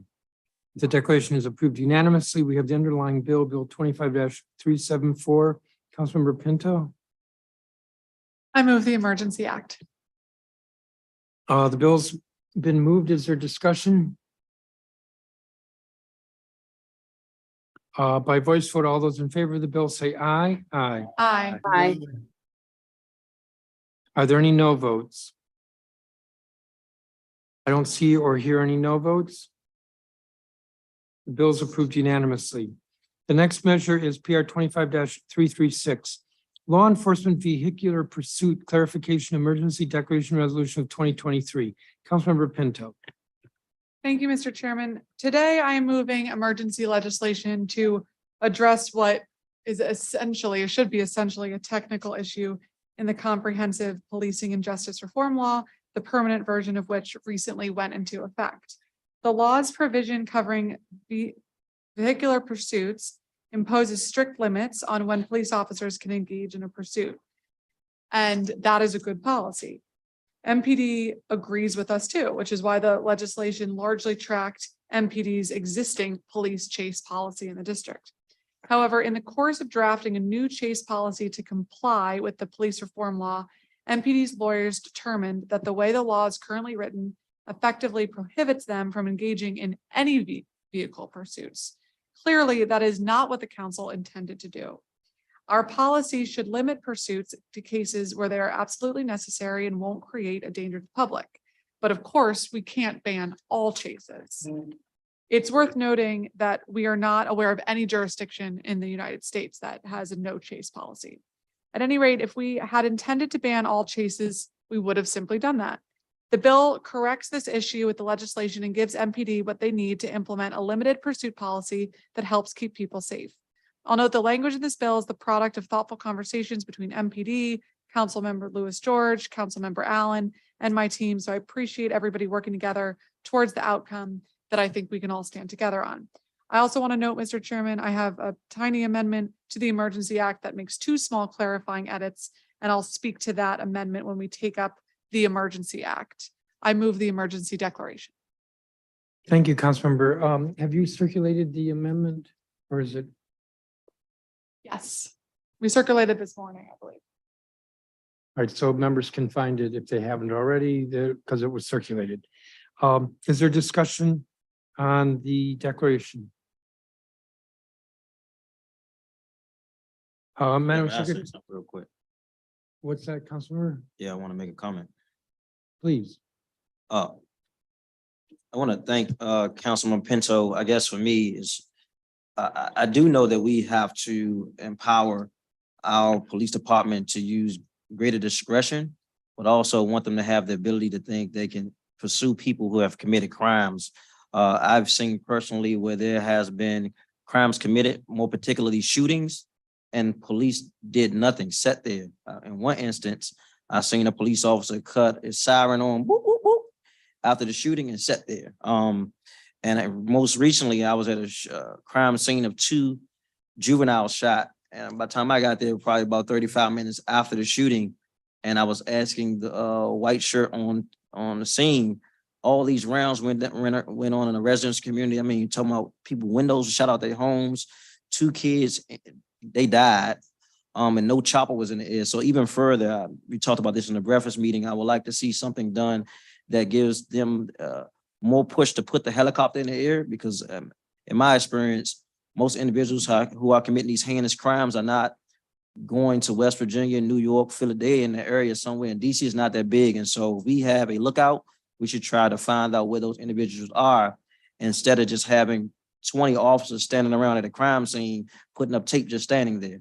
And so while this is a move in the right direction, I would like to look even further and speaking with the interim chief about what we can do to ensure that there is actual pursuit of suspects, especially when a BOLO is put out about the potential suspect and car involved in violent incidents. So thank you, Councilman Pinto, but I look forward to doing more in the permanent. Thank you, Councilmember. Councilmember Lewis George. Thank you, Chairman. I will speak to it. When I first introduced the Law Enforcement Vehicular Pursuit Reform Act of 2021, it was unfortunately at a time when the officer-involved crashes were the most frequent cause of MPD settlements in fiscal year 2020 alone, adding up to more than 3.7 million. It was also after Karan Hilton Brown, a beloved 20-year-old DC resident in our community in Ward 4, was killed after being chased by officers while on a moped. An officer's decision on whether to do a speed chase after someone always should prioritize and safeguard human life. And I think the Law Enforcement Vehicular Pursuit Reform Act of 2021 prioritized the safety of DC residents by falling in line with that notion. And it offered necessary guidance on when an officer should pursue someone. The legislation at the time aligned with the district's practices has been set in line with those were already district practices. And those recently implemented in other jurisdictions such as Baltimore, Maryland, New Orleans, Louisiana, in line with the recommendations and in line with the recommendations of the U.S. Department of Justice. The legislation was necessary then, and it continues to be an important part in how the district responds to public safety issues. Vehicular pursuits are inherently dangerous for officers, for bystanders, for suspects and victims, and they should only be used when absolutely necessary. but there are instances when they should be used. I'm hopeful that this technical guidance will give MPD the necessary guidance to do that. So when MPD indicated that they needed more clarification and support, I think we all worked together to make sure the necessary changes were made, including Councilmember Allen and Councilmember Pinto. I think this is a sort of premature change. I will continue to work with all of the counterparts and do what is necessary to keep our streets safe. These changes reflect council, stakeholder, and MPD input so that we can have safer communities and safer streets. And so I want to make it clear that we have worked together here, and in no way is the council hindering MPD from doing their job that is necessary. And this is a reflection of when we work together to come up with something that better keeps our streets safe and our communities safe. Thank you. Thank you, Councilmember. Further on the bill for the declaration, Councilmember Robert White. Thank you, Chairman. I think most people in the city recognize that we do have a problem, both a public safety problem and a problem where people believe that if they jump in a car and drive away, that the police won't chase. And I believe that most of us believe we have to do something, but as we do something, we have to make sure that we keep our eyes clear so that we don't unintentionally cause different problems. I am supporting this bill because it's something we're doing on an emergency, but it's something I want us to continue to analyze over the summer. As I look at MPD's request for us to act on vehicular pursuits, and they shared with us two heart-wrenching examples of why they need a change in law. One involved a carjacked car with a 6-year-old child inside. And my question to that example is, one, why could MPD not chase that car under current law, but perhaps more importantly, with a change in law, even a completely wide open pursuit policy, would MPD engage in a chase of a car with a child inside? So I don't know that that example meets the change that they are asking us to make. The second is an example of a carjacked car that then engages in 5 armed robberies.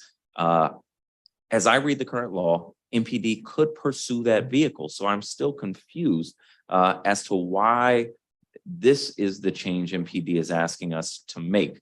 So the council is going to act here out of necessity, but I don't believe that the examples MPD provided to support their request meet the actual request. And I want to make sure we are examining that over the summer so that we're not just doing something and not just reacting, but doing the right thing. And again, not swinging the pendulum so far that we create a different problem or set of problems.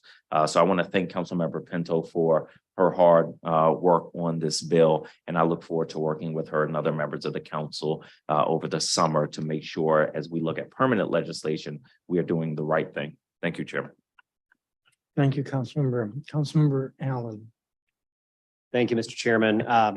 As we all know, last year, the Judiciary Committee moved through a comprehensive police reform legislation. And as we've already discussed here from Councilor Lewis George, one piece of that bill she helped author, and it codified MPD's already strong internal policy on police pursuits. Speaking generally, I think we all agree pursuit should be limited in urban settings because of the risk to the officers, to bystanders, to all involved.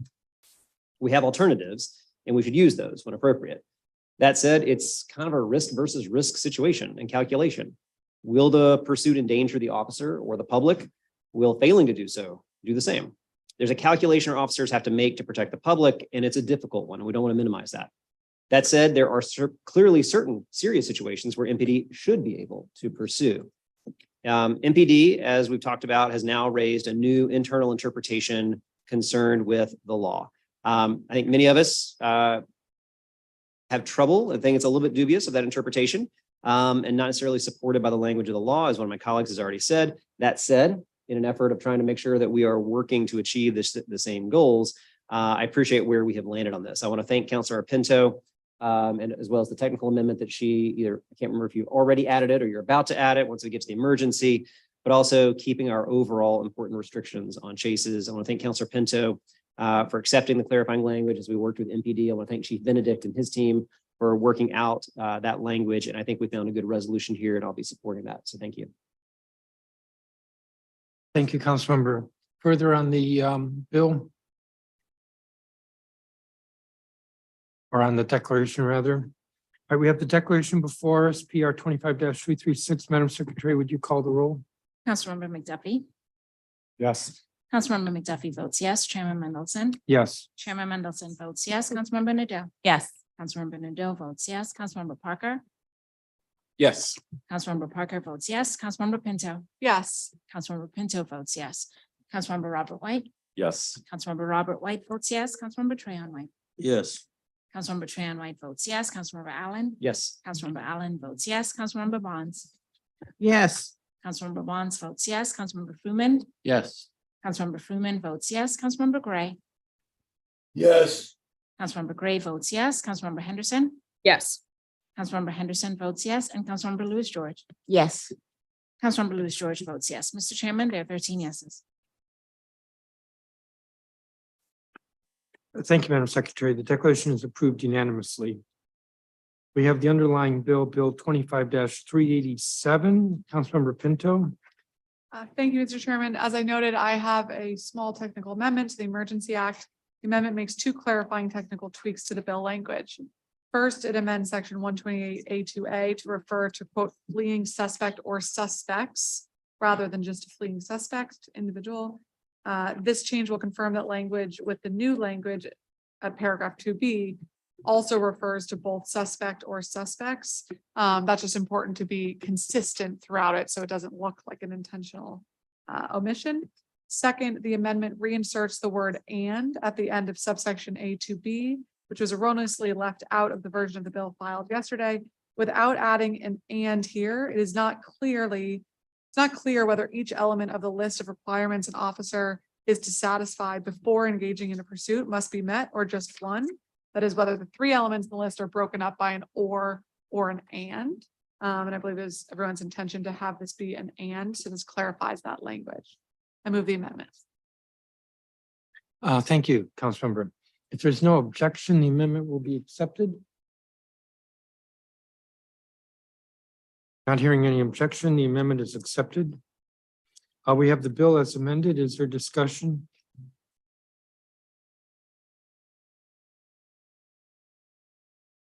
Not hearing any discussion.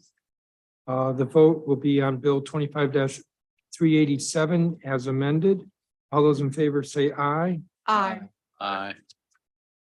Opposed? The ayes have it unanimously.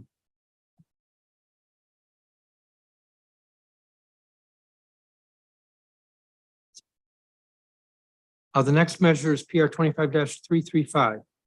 Vulnerable Youth Guardianship Protection Emergency Declaration Resolution of 2023.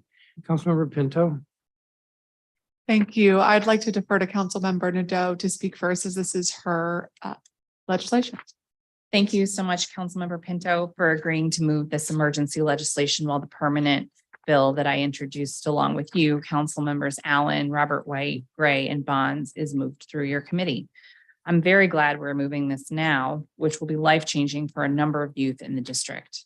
Turning 18 for most young people means newfound freedom, being able to vote, graduating high school, and starting their adult lives.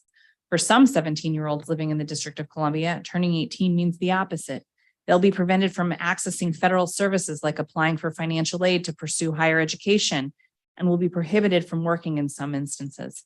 In the worst case scenario, they might even be deported to a country they once escaped in search of safety.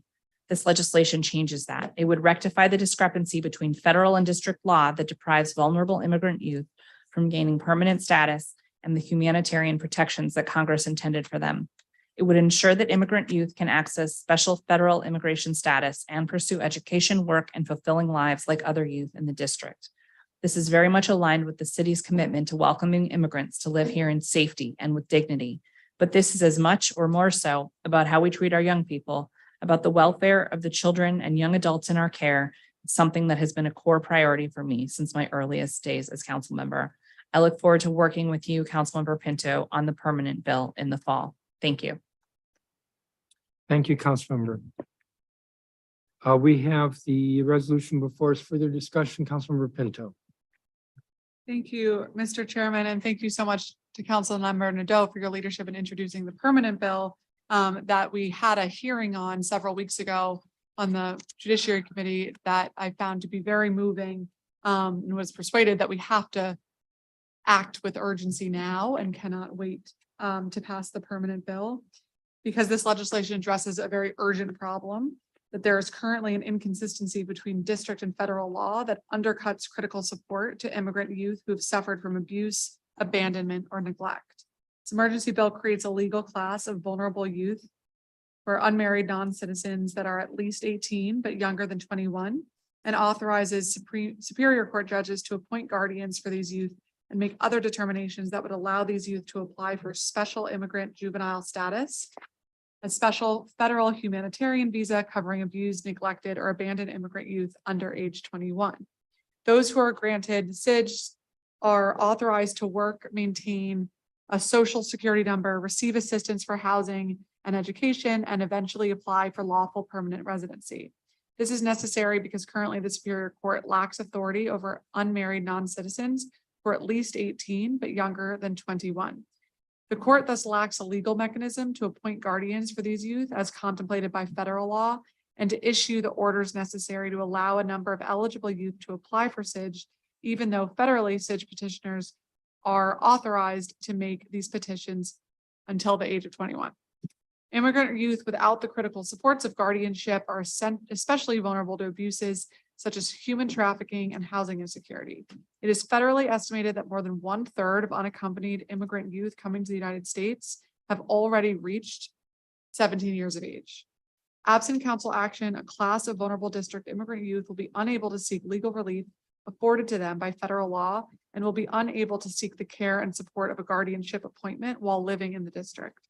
Although the Committee of the Judiciary and Public Safety is actively considering this language of permanent legislation, these immigrant youth cannot wait a half a year longer for that to become law. Advocates have testified that they turn away several youth each month because of the ongoing misalignment in district and federal law, and that even eligible youth close to the cutoff age of 18 find it difficult to obtain legal representation for a speedy filing. Thus, it's essential we act now. I'll note these emergency measures take effect as of September 1, 2023, to ensure that the court has sufficient time to prepare for the anticipated influx of new cases that may arise as a result of this. I move the emergency declaration. Thank you, Councilmember. Further discussion? The vote will be on PR 25-235. Madam Secretary, would you call the roll? Chairman Mendelson, Yes. Chairman Mendelson votes yes. Councilmember Nadeau. Yes. Councilmember Nadeau votes yes. Councilmember Parker. Yes. Councilmember Parker votes yes. Councilmember Pinto. Yes. Councilmember Pinto votes yes. Councilmember Robert White. Yes. Councilmember Robert White votes yes. Councilmember Trahan White. Yes. Councilmember Trahan White votes yes. Councilmember Allen. Yes. Councilmember Allen votes yes. Councilmember Bonds. Yes. Councilmember Bonds votes yes. Councilmember Fruman. Yes. Councilmember Fruman votes yes. Councilmember Gray.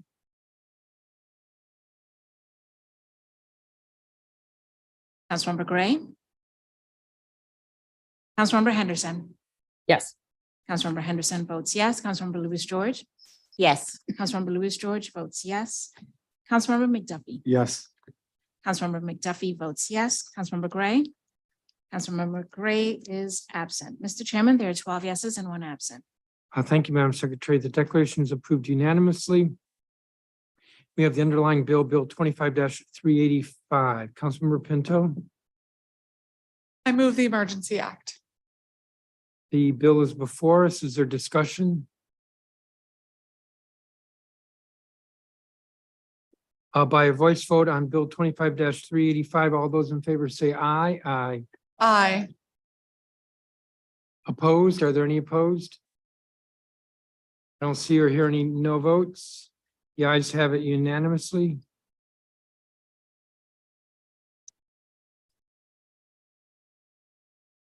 The next measure is PR 25-319, Public Health Emergency Credit Alert Emergency Declaration Resolution of 2023. Councilmember Robert White. Thank you, Mr. Chairman. On January 18th, 2022, the council unanimously approved B 24-606, the Public Health Emergency Credit Alert Emergency Amendment Act of 2022.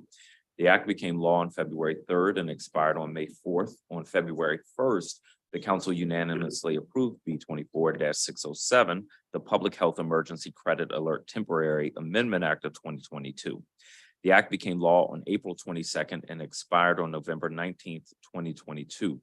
The council then unanimously approved a second round of emergency and temporary legislation with B 24-1003, the Public Health Emergency Credit Alert Extension Emergency Amendment Act of 2022, enacted on October 31st, 2022, and B 24-1004, the Public Health Emergency Credit Alert Extension Temporary Emergency Act of 2022, enacted on March 10th of 2023.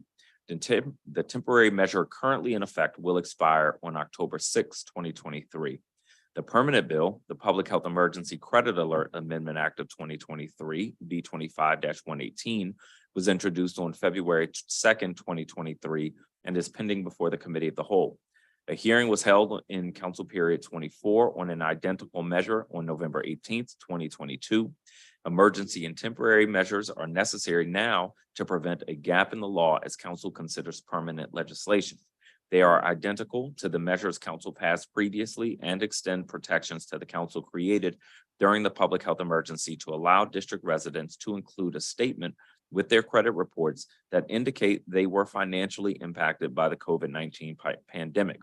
We all know how important a credit score is to a person's economic well-being and how long that negative information remains on a person's credit report. So in the interest of time, and because the council has passed the measure unanimously previously, I won't reiterate points I've made about these measures in the past. With that, I move Public Health Emergency Credit Alert Emergency Declaration Resolution of 2023. Thank you, Mr. Chairman.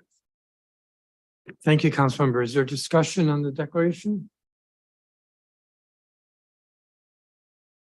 The vote will be on PR 25-319. Madam Secretary, would you call the roll? Councilmember Nadeau, Yes. Councilmember Nadeau votes yes. Councilmember Parker, Yes. Councilmember Parker votes yes. Councilmember Pinto, Yes. Councilmember Pinto votes yes. Councilmember Robert White, Yes. Councilmember Robert White votes yes. Councilmember Trayon White, Yes. Councilmember Trayon White votes yes. Councilmember Allen, Yes. Councilmember Allen votes yes. Councilmember Bonds, Yes. Councilmember Bonds votes yes. Councilmember Fruman, Councilmember Fruman. Councilmember Fruman votes yes. Councilmember Gray,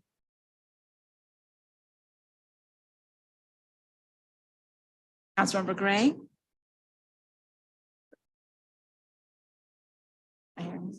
Councilmember Henderson, Yes. Councilmember Henderson votes yes. Councilmember Louis George, Yes. Councilmember Louis George votes yes. Councilmember McDuffie, Yes. Councilmember McDuffie votes yes. Chairman Middleton, Yes. Chairman Middleton votes yes. Councilmember Gray. I think we have some technical difficulties. Mr. Chairman, there are 12 yeses and 1 absent. Thank you, Madam Secretary. The declaration is approved unanimously. We have the underlying bill, Bill 25-357. Councilmember White. So moved. Discussion? By a voice vote on Bill 25-357, all those in favor say aye. Aye. Aye. Are there any opposed? The ayes have it unanimously. The next measure is PR 25-340, Automated Traffic Enforcement Worksheet Public Accessibility Emergency Declaration Resolution of 2023. Councilmember Henderson. Thank you, Mr. Chairman. I introduced this measure to address an important information gap that impacts public perceptions and trust in the automated traffic enforcement systems, or the ATE program here in the district. In recent years, traffic enforcement by police officers has declined. So ATA systems collect most of the information available to the district regarding where drivers speed, run red lights, or run stop signs. ATA systems are not distributed equally across the city. They are currently clustered in communities that have highway-like roads, the majority of which are located in wards 5, 7, and 8. The design of these roadways emphasize moving cars through communities easily, which inherently removes impediments to speeding, leading to higher rates of unsafe driving and more fatalities. In 2020 and 2021, just under half of all traffic fatalities in the district occurred in Wards 7 and 8. ATE systems placement involves a meticulous analysis from DDOT following community requests, MPD input, and information contained in worksheets comprehensively, demonstrating the need for preventative measures that can change drivers' behaviors on district roads. This measure would have required the Department of Transportation to make available on its website copies of all completed ATE assessment worksheets for the public to access and view.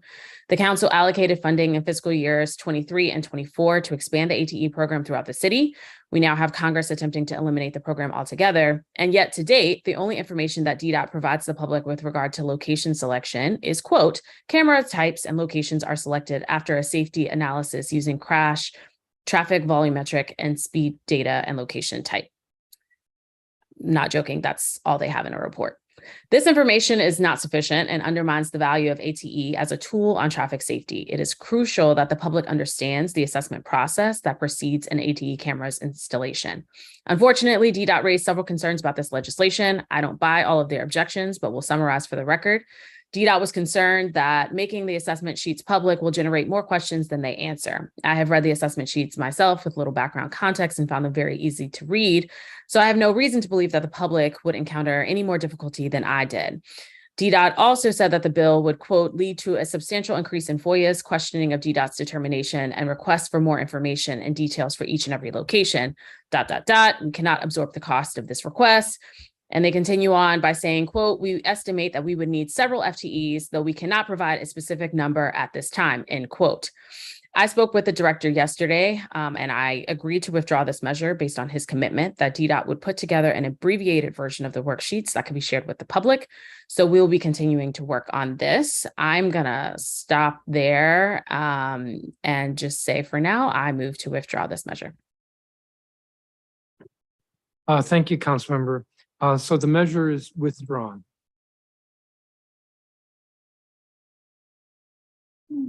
The next measure is PR 25-331, School Student Vaccination Emergency Declaration Resolution of 2023. Councilmember Henderson, do you want to take this? Sure can, Mr. Chairman. In December of 2021, the council passed the Coronavirus Immunization of School Students Act. When that happened, the district was in the midst of an unprecedented surge of COVID-19 cases. At the time, the decision to require students to be vaccinated against COVID-19 as a condition of enrollment was the best policy choice available to the council.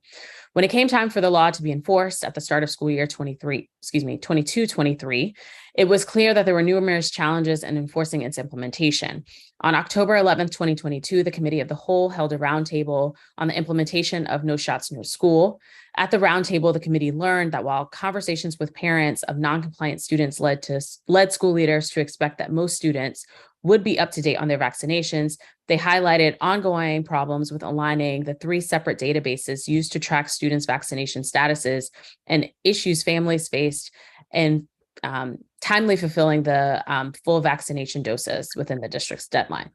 All agreed that ultimate policy goal for students was being up to date on their routine pediatric vaccines. We're talking polio, measles, mumps, rubella, chickenpox, et cetera.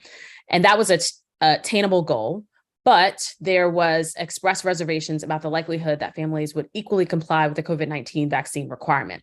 In response to the learning about the challenges, on October 27th, 2022, the council introduced temporary legislation to push back the COVID-19 vaccine requirement to school year 23-24.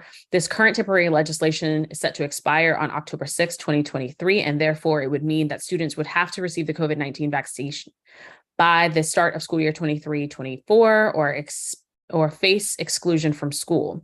Currently, no state has a mandated COVID-19 vaccine requirement to return to school. Additionally, given the end of the public health emergency, it is necessary to implement this legislation and clarify the process for schools and students prior to the beginning of the school year. The Committee of the Whole already held a hearing on the permanent legislation for this. However, it would not be effective before the start of school year 23-24. So we are moving this emergency today.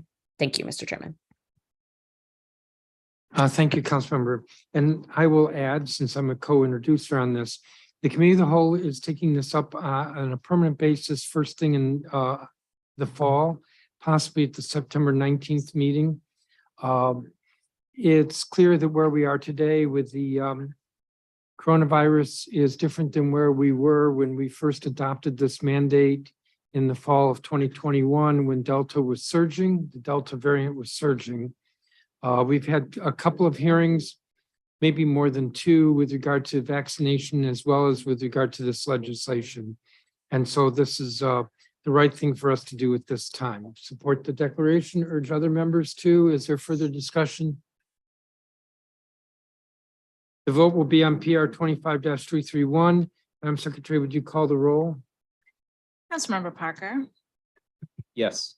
Councilmember Parker votes yes. Councilmember Pinto, Yes. Councilmember Pinto votes yes. Councilmember Robert White, Yes. Councilmember Robert White votes yes. Councilmember Trahan White, Present. Councilmember Trahan White will be recorded as present. Councilmember Allen, Yes. Councilmember Allen votes yes. Councilmember Bonds, Yes. Councilmember Bonds votes yes. Councilmember Fruman, Yes. Councilmember Fruman votes yes. Councilmember Gray, Councilmember Henderson, Yes. Councilmember Henderson votes yes. Councilmember Lewis George, Councilmember Lewis George, Councilmember McDuffie, Yes. Councilmember McDuffie votes yes. Chairman Mendelson, Yes. Chairman Mendelson votes yes. Councilmember Nadeau, Yes. Councilmember Nadeau votes yes. Councilmember Gray, Councilmember Lewis George. Mr. Chairman, there are 10 yeses, 1 present and 2 absent.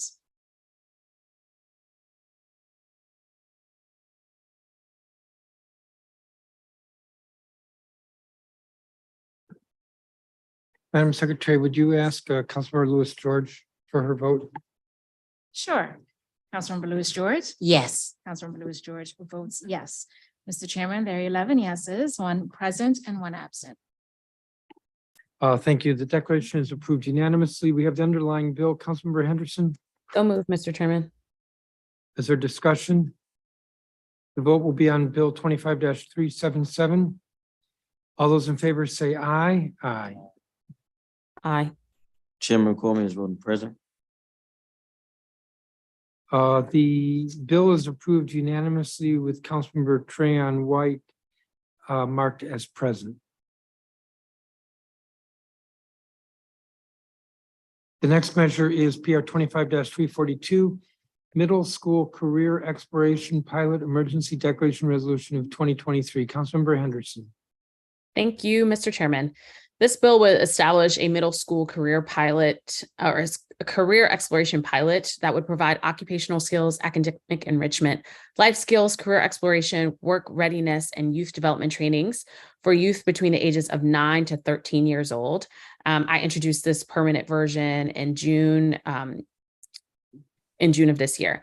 The Department of Employment Services currently offers a middle school exploration program to middle schoolers in grades 6 through 8, but the program as currently instituted only has 3 providers and a total of 225 spots. And the participants are neither compensated nor incentivized. Given that there are approximately 17,000 middle school students across the District of Columbia in district public schools, an expanded pilot program is necessary to assess the impact of the current program and the demand for a potential year-round expansion. Middle school is a crucial time for children's exploration of and exposure to opportunities in their broader community. And when it is when youth typically develop skills that they begin to eventually use to earn money. It's also important that youth in this age group have a broad array of hands-on experiences and opportunities to develop new skills during the summer and beyond. Because middle school youth, or in this age group, because I think there are some 9-year-olds who are still in elementary school, cannot receive wages due to labor laws. One of the provision of this bill would allow DOES to provide an incentive to increase participation for this age group.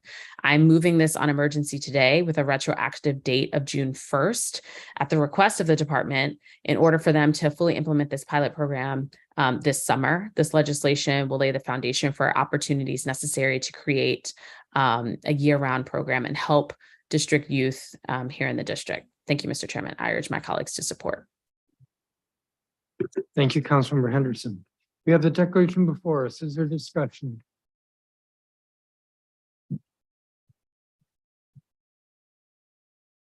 We'll have a roll call vote on the declaration, PR 25-342. Madam Secretary?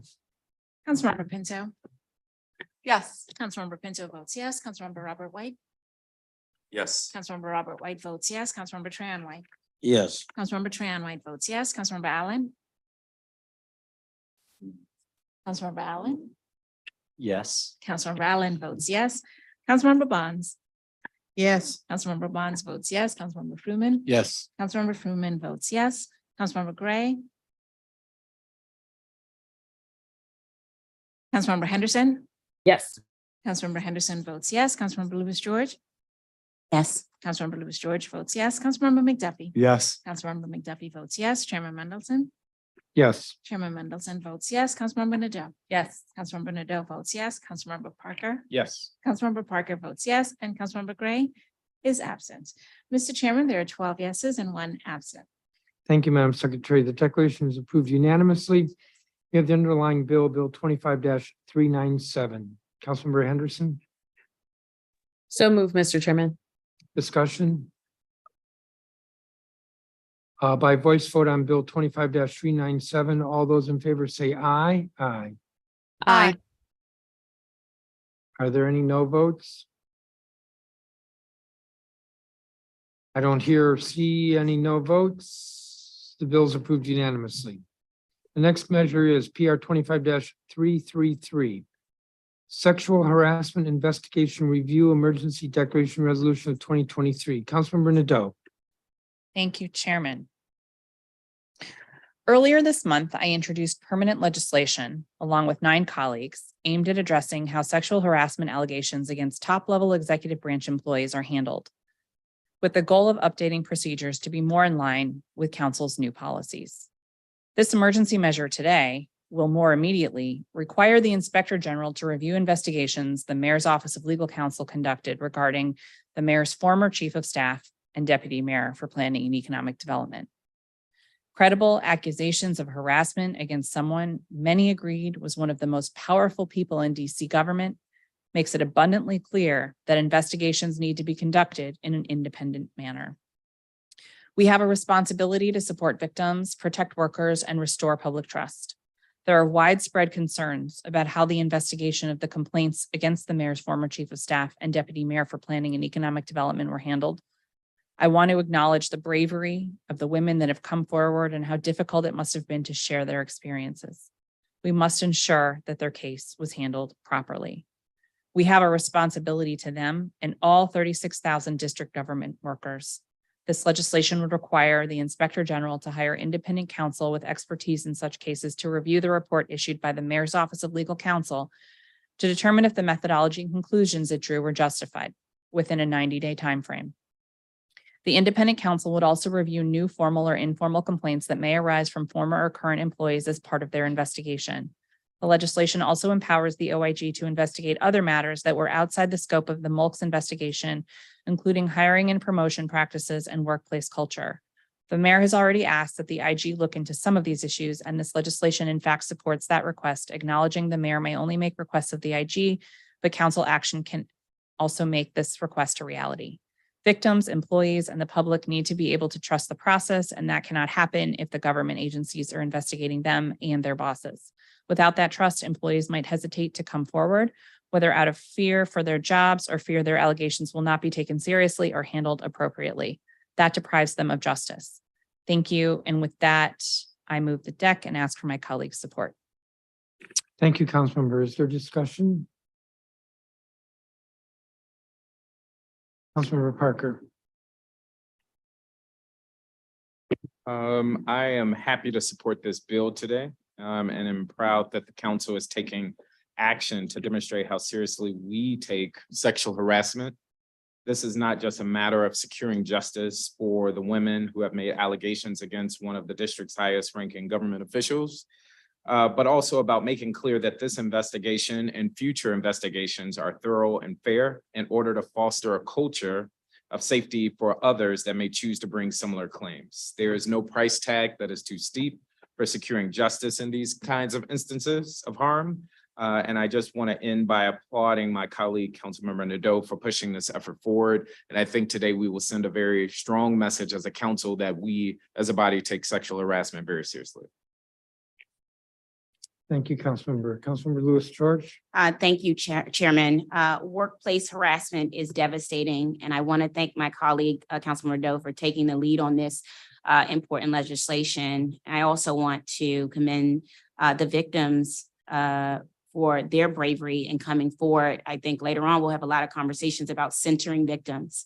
And we have to center victims in all instances, especially in her workplace harassment cases. To have your career and livelihood threatened and to coerce and silence survivors is not something we should accept. This is the worst kind of abuse of power, and no one should be above being accountable. We need district employees to feel safe in their jobs, and this bill does just that. 36,000 district employees are counting on us. We need people to work with us, and we need to make sure that government is a safe place to work. And we need to make sure, as we grapple with vacancies across district agencies where we need critical workers, that this is a place that is appealing as a welcoming place, that they will be protected. And so I will be supporting this measure today and look forward to us all working together. Thank you. Thank you, Councilmember. Further discussion? Councilmember Nadeau, I have a couple of questions. Yesterday, I was under the impression that there might be a fiscal impact problem. Could you just address that? I think it's been resolved. Thank you. Yes, I circulated amendment earlier today that just clarifies the scope of the work would meet the available funds the IG has, which is estimated at $450,000. So that allowed us to have a clean fist. Okay, so with an amendment that was circulated, I think it was circulated right before noon. The fiscal impact is not an issue. That's correct. My other question is, if you could say for the record, how you see this interplaying with the two committees that will be working on this issue. Absolutely. I think there's an all of the above approach here. Certainly council members Bonds and McDuffie have their work cut out for them this summer on the jurisdiction of their committees. And I really truly look forward to supporting their efforts this summer. And in the meantime, the OIG has a role to play here, both in looking back at what the MOLC has done, but in addressing any additional complaints that come up against this individual. I think the urgency here is making sure that any additional complaints don't keep going to the MOLC, which I think is undermining the transparency and validity of the process. That's stuff that we can't do here necessarily. And I'm really thrilled that my colleagues will have the opportunity to take up the pieces under their jurisdiction as well. So we can have that all of the above approach. Thank you. Thank you. If there's no further discussion, we have the declaration before us, PR 25-333. Madam Secretary, would you call the roll? Councilmember Robert White. Yes. Councilmember Robert White votes yes. Councilmember Trahan White. Yes. Councilmember Trahan White votes yes. Councilmember Allen. Yes. Councilmember Allen votes yes. Councilmember Bonds. Yes. Councilmember Bonds votes yes. Councilmember Fruman. Yes. Councilmember Fruman votes yes. Councilmember Gray. Yes. Councilmember Gray votes yes. Councilmember Henderson. Yes. Councilmember Henderson votes yes. Councilmember Lewis George. Yes. Councilmember Lewis George votes yes. Councilmember McDuffie. Yes. Councilmember McDuffie votes yes. Chairman Mendelson. Yes. Chairman Mendelson votes yes. Councilmember Nadeau. Yes. Councilmember Nadeau votes yes. Councilmember Parker. Yes. Councilmember Parker votes yes. And Councilmember Pinto. Yes. Councilmember Pinto votes yes. Mr. Chairman, there are 13 yeses. The declaration is approved unanimously. We have the underlying bill, Bill 25-381. Councilmember Nadeau. Yes, as I mentioned earlier, I do have that amendment to the underlying bill that was circulated earlier today. So I move that now. Do you want to explain it briefly? The amendment to the emergency bill, it was put together in consultation with the Inspector General in our budget office to ensure that OIG can absorb the cost of the bill within their FY '23 budget, which was estimated at $450,000. If there's no objection, the amendment will be accepted. That is to say, is there any objection? Hearing none, the amendment is accepted. We have the bill as amended before us. Is there any further discussion? By a voice vote, all those in favor of Bill 25-381 as amended, say aye. Aye. Are there any opposed? The ayes have it unanimously. The next measure is PR 25-332, DC Water Critical Infrastructure Freedom of Information Clarification Emergency Declaration Resolution of 2023. Councilmember Allen.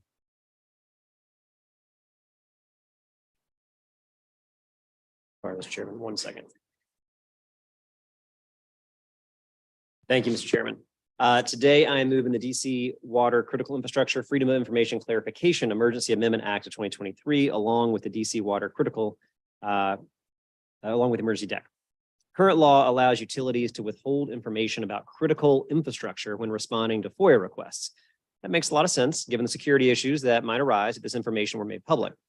For example, if you send a request to Pepco asking what part of the grid is most vulnerable to a cyber attack, the company does not have to provide that information.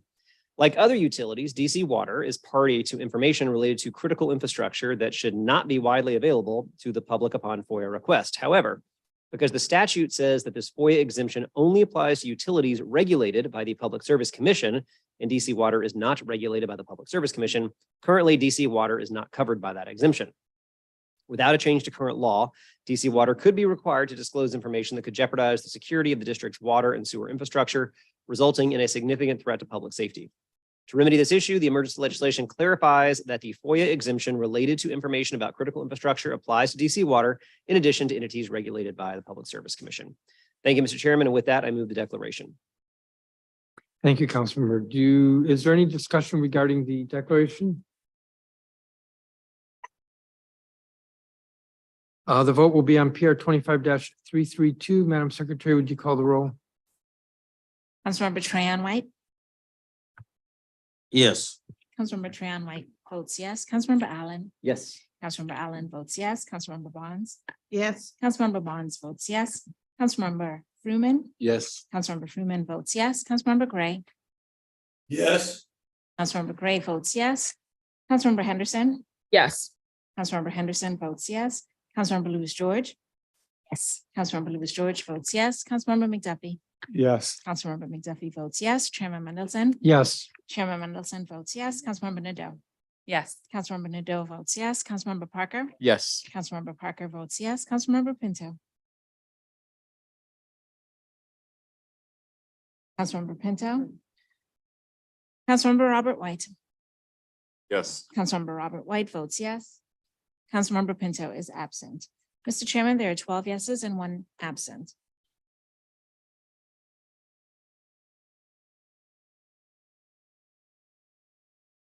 The declaration is approved unanimously. We have the underlying bill, Bill 25-379. Councilmember Allen. So move, Mr. Chair.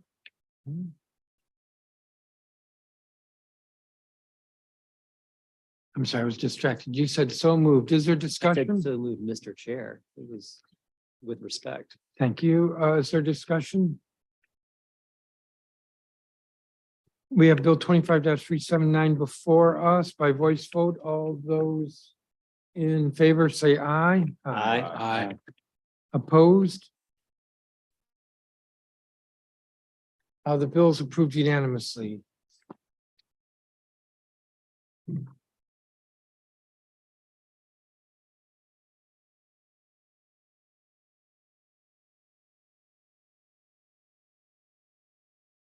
Happiness.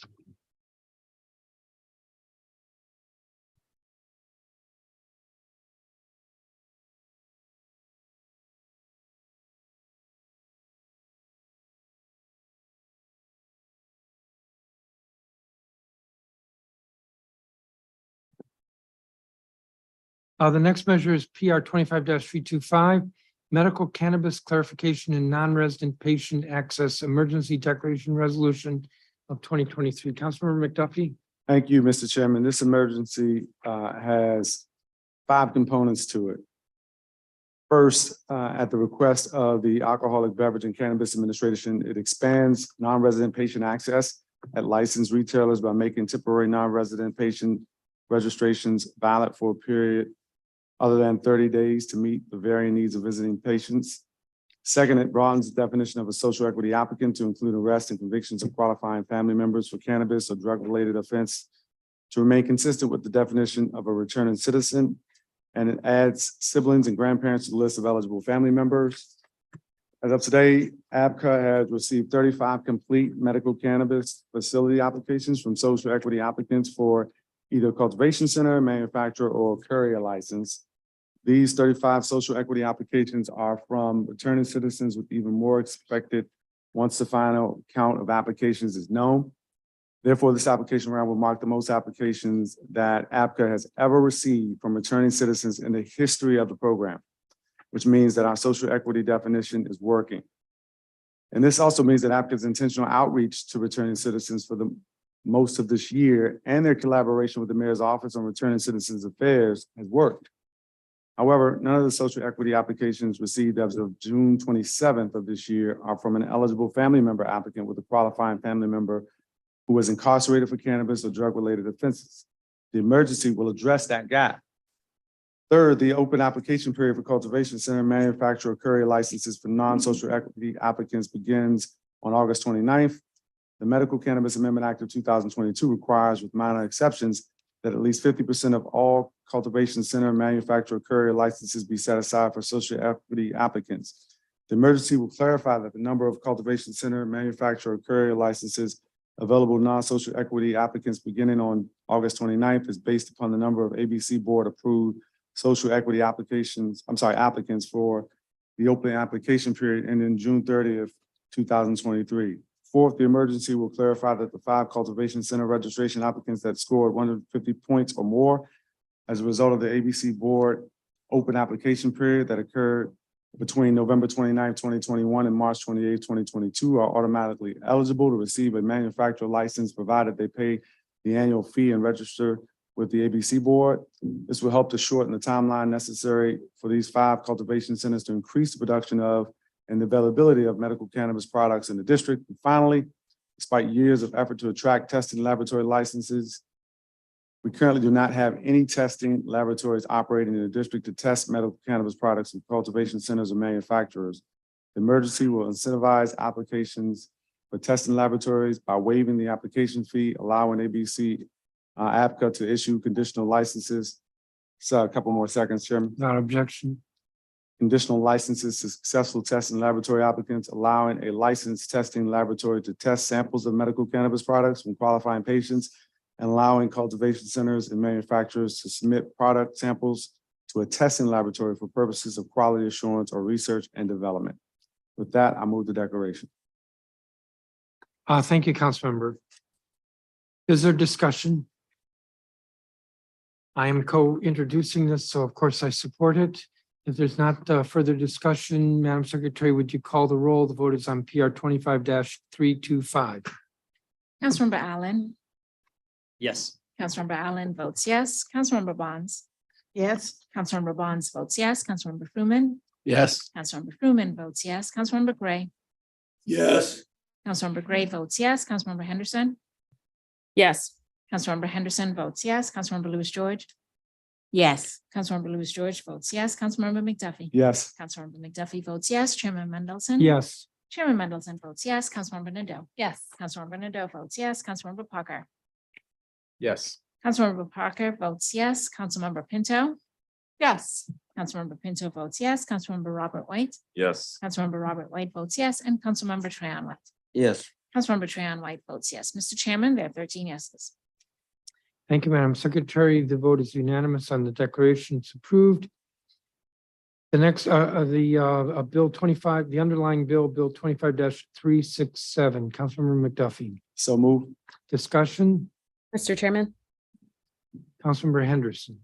Thank you, Mr. Chairman. I never want to miss an opportunity to call out Congress for being hypocrites in terms of how they handle cannabis laws. As most folks know, the state of Maryland has recreational use that was just approved on July 1st. Virginia is moving forward with their recreational use. And the district is still being constrained by a rider, by a congressman from the state of Maryland in terms of our abilities to move forward. As I stated in the breakfast, we continue to have to do these clarifications and changes in terms of our medical program because we are constrained in terms of what we can do on adult use, but also our further constraints from the federal government as they continue to treat cannabis as a scheduled drug. And frankly, we're never going to have the widespread social equity that we need in this program until the federal government acts, because these businesses right now are still cash only. And so it doesn't matter how many changes we do in terms of social equity, you still need a significant amount of capital to come into this market, whether it's cultivation, whether it's dispensary, and especially in the testing arena where we know we need more businesses to open up in that area, especially as we've seen a skyrocket in terms of synthetic cannabinoids on the market.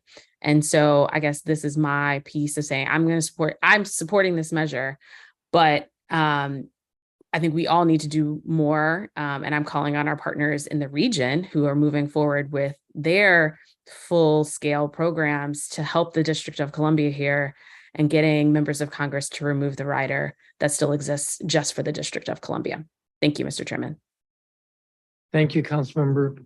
If you're going to talk about hypocrisy, Councilmember, I would note that many members of Congress have been criticizing the district with regard to public safety, and yet the rider that is prohibiting our being able to regulate recreational marijuana, the possession and use of which is legal, our inability to regulate it because of congressional interference is directly adversely impacting public safety in the District of Columbia.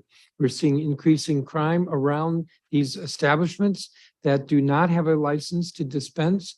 And in fact, we don't even know that there is any kind of quality control with regard to what they are dispensing, which suggests a public health concern.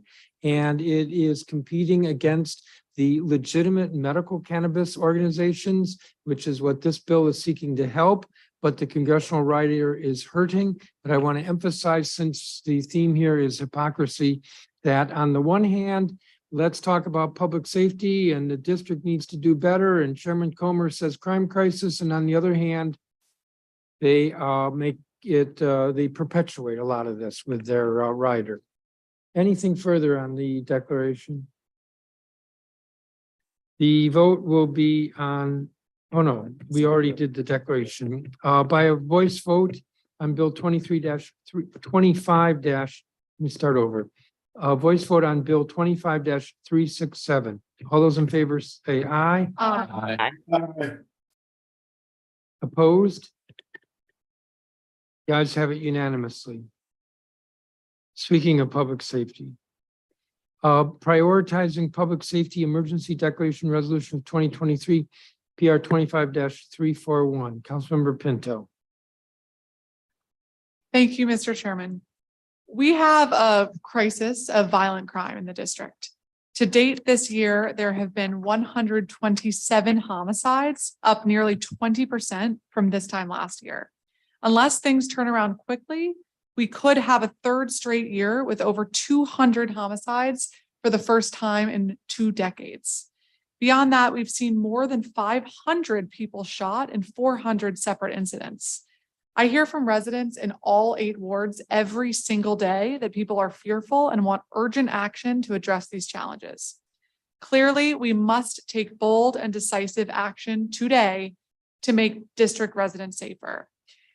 Today, our government leaders are coming together to take immediate action to address our public safety emergency and take tangible steps that will make our city safer this summer. And this is how I intend to lead the Committee on Judiciary and Public Safety, collaboratively, bringing in many voices and ideas and with deliberate speed to address crises. Today, I am moving the Prioritizing Public Safety Emergency Amendment Act of 2023 and the associated declaration. This bill moves forward many pieces of Mayor Bowser's Safer Stronger Amendment Act, as well as my Accountability and Victims Protection Amendment Act. First, the bill expands the rebuttable presumption in favor of pretrial detention for adults who have committed a crime of violence. Currently, the presumption typically applies when an individual committed a violent crime while armed, or if they have multiple previous serious crimes. The bill, recognizing the disturbing trend of an increasing number of people committing an act of violence as their first offense, expands this to cover cases where someone is charged with a crime of violence. This change responds to the serious problem of a revolving door in which far too many people commit serious crimes, are arrested for them, and then end up right back on the street, sometimes hurting other people. One of the key values of our justice system is that all people are innocent until proven guilty. And here in the district, we have a standard that people are not held pre-trial unless they are a flight risk or deemed a danger to the community. What this legislation does is bring the definition of what constitutes a danger to the community in line with reality that we're seeing on the ground, to ensure that judges have the discretion to hold people who otherwise would pose a danger to the community. Second, a big piece of this bill is an expansion of the rebuttable presumption in favor of detaining youth prior to adjudication. On this, let me make two things clear. First, it is absolutely true that we need to support our kids, and the vast majority of them in our city are doing great things, often in the face of significant adversity. Second, it is also true that a small number of our kids are engaging in conduct that is incredibly harmful to their peers, their families, and their community. Without objection. Thank you, sir. Small offenses often escalate to major ones, like carjackings and shootings. We have a duty to keep our kids and our communities safe. We saw 16 kids killed in our city last year, and this year we have already lost 12 of our kids, and we're just at the beginning of summer. Another 70 kids have been shot this year. Meanwhile, we've seen too many terrifying and traumatizing incidents where a young person robs or carjacks someone. This bill will move us in the right direction, allowing courts the discretion, again, to hold some of these kids that are engaging in serious crimes like carjacking or attempted homicide even before they pull out a gun. Today's legislation will create a rebuttable presumption for pretrial detention for young people who commit crimes like assault with a knife, unarmed carjacking, and sexual abuse. Thanks to the productive conversations that I had with our colleagues and many residents and stakeholders in the collaborative work to address concerns, I'm confident that this bill appropriately targets the most serious crimes of violence that we are experiencing right now in our community. This bill also does a number of other things to improve public safety. I'll briefly delineate. It creates a new felony offense of endangerment with a firearm to ensure that people who are endangering our community with guns can be held accountable. It clarifies that GPS records from people on pretrial release can be used in court as evidence of their guilt if they go out and commit another crime while they're on release. It gives courts discretion to authorize individuals to be extradited from other jurisdictions if a judge determines there's good cause to do so. This addresses the challenge of people committing crimes in DC and then leaving to other states. It builds on the excellent private security camera rebate program by lifting the $200 cap on rebates and allowing the mayor to set a higher cap. We urge all residents to participate in the camera rebate program. It requires the Criminal Justice Coordinating Council to collect and provide more information on the outcomes of programs like diversion. It creates a new standalone felony offense of strangulation, something 49 states have, to ensure accountability for abusers and protect potential victims of domestic violence. When we think about increasing case closure rates, we need to be empowering our law enforcement partners with tools they need to pursue these cases, and I believe the provisions we are moving today will help do just that. I want to express my deep appreciation to all of our colleagues for working with me over the past several days and weeks and talking through many of these complex issues and making improvements to the bill. We must continue to build on the legislation that we passed today to better invest in preventative tools and interrupt cycles of violence in our city. And I do plan to work with all of you, all of my colleagues, and many stakeholders in the public, residents, the mayor, on our permanent public safety omnibus bill that seeks to address many of the areas that we know will make a meaningful and sustainable improvement in public safety. You are all on notice. I want to work with you on this permanent bill. However, this legislation today is a major step forward in our efforts to create a safer DC for all residents, and it cannot wait. I want to say to families, businesses, workers of the district, we hear you and we know we need to do more to help keep you safe. I want to also congratulate Mayor Bowser and thank her and her team on her partnership for this legislation. And again, my colleagues for their collaboration and ideas in strengthening the provisions of this bill. And I want to thank the over 150 public witnesses and government witnesses who testified at the hearing we held 2 weeks ago and shared practical, constructive ways to strengthen this legislation. And to ensure we follow through on that promise, I urge all of my colleagues to support this bill today. I move the emergency declaration. Thank you, Councilmember Pinto. We have the declaration before us. I have a quick question. You mentioned 2 new criminal offenses, endangerment and strangulation. Were these in the revised criminal code act? Thank you for your question, Mr. Chairman. Yes, both of these 2 offenses were included in the revised criminal code act that we as a body passed, and unfortunately, Congress thought was. Congress overruled our ability to keep our residents safe. So we are pleased to put them back in and hope that Congress will allow us to do our job and keep district residents safe. Thank you. We have the declaration before us. Is there discussion on the declaration? By a roll call vote on the declaration, that's PR 25-341, Madam Secretary. Councilmember Bonds, Yes. Councilmember Bonds votes yes. Councilmember Fruman, Yes. Councilmember Fruman votes yes. Councilmember Gray, Yes. Councilmember Gray votes yes. Councilmember Henderson, Yes. Councilmember Henderson votes yes. Councilmember Lewis George, No.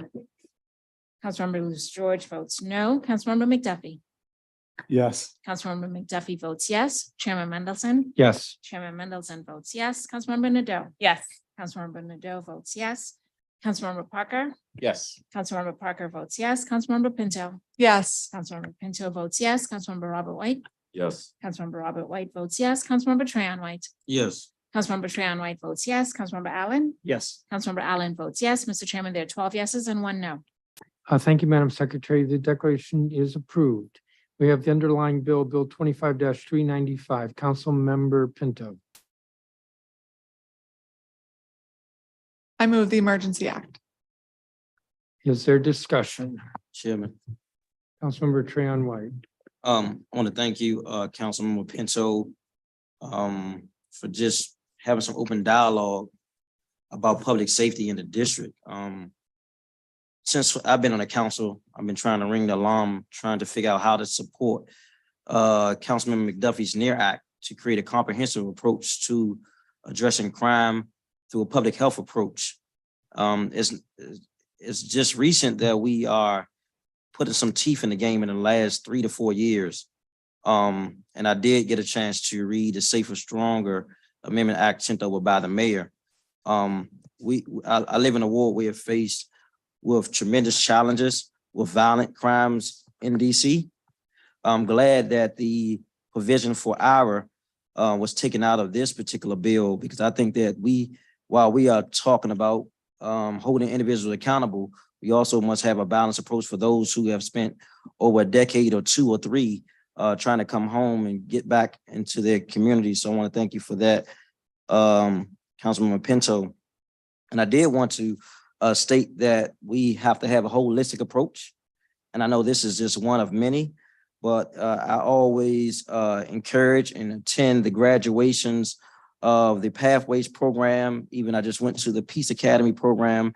And for those that don't know, we just launched in DYS, the OASIS program, designed to bring in youth and young adults in the district who have not been arrested, or who are what we call not at risk, but at potential to be engaged into our program. Because you know what they say, which is true a lot of times, that my child can't get help unless he or she gets in trouble. And so this new OASIS program is designed to do just that, which is a cohort of 10 boys and 10 girls. I know we've done it at Kramer so far, and one other middle school, which I don't have off the top of my head. But I believe that, oh, Kelly Miller, we have to be proactive on the front end and on the back end. And I believe that mass incarceration is not the end all solution to addressing crime. And in fact, it has crippled the Black community in a lot of regards throughout the nation. But we also have to be proactive about giving our youth resources and our young adults and adults resources and opportunities as well. And I look forward to supporting Councilmember Pinto on the permanent bill. I have some suggestions in which we agreed to talk about, which from a lot of the returning citizens who have formed a coalition to add value to this discussion. So I want to thank you, Councilmember Pinto and other members in a step to addressing some of the crime in our community, but also being proactive about wraparound services and public health approaches for our residents. Thank you. Thank you, Councilmember White. Councilmember Robert White.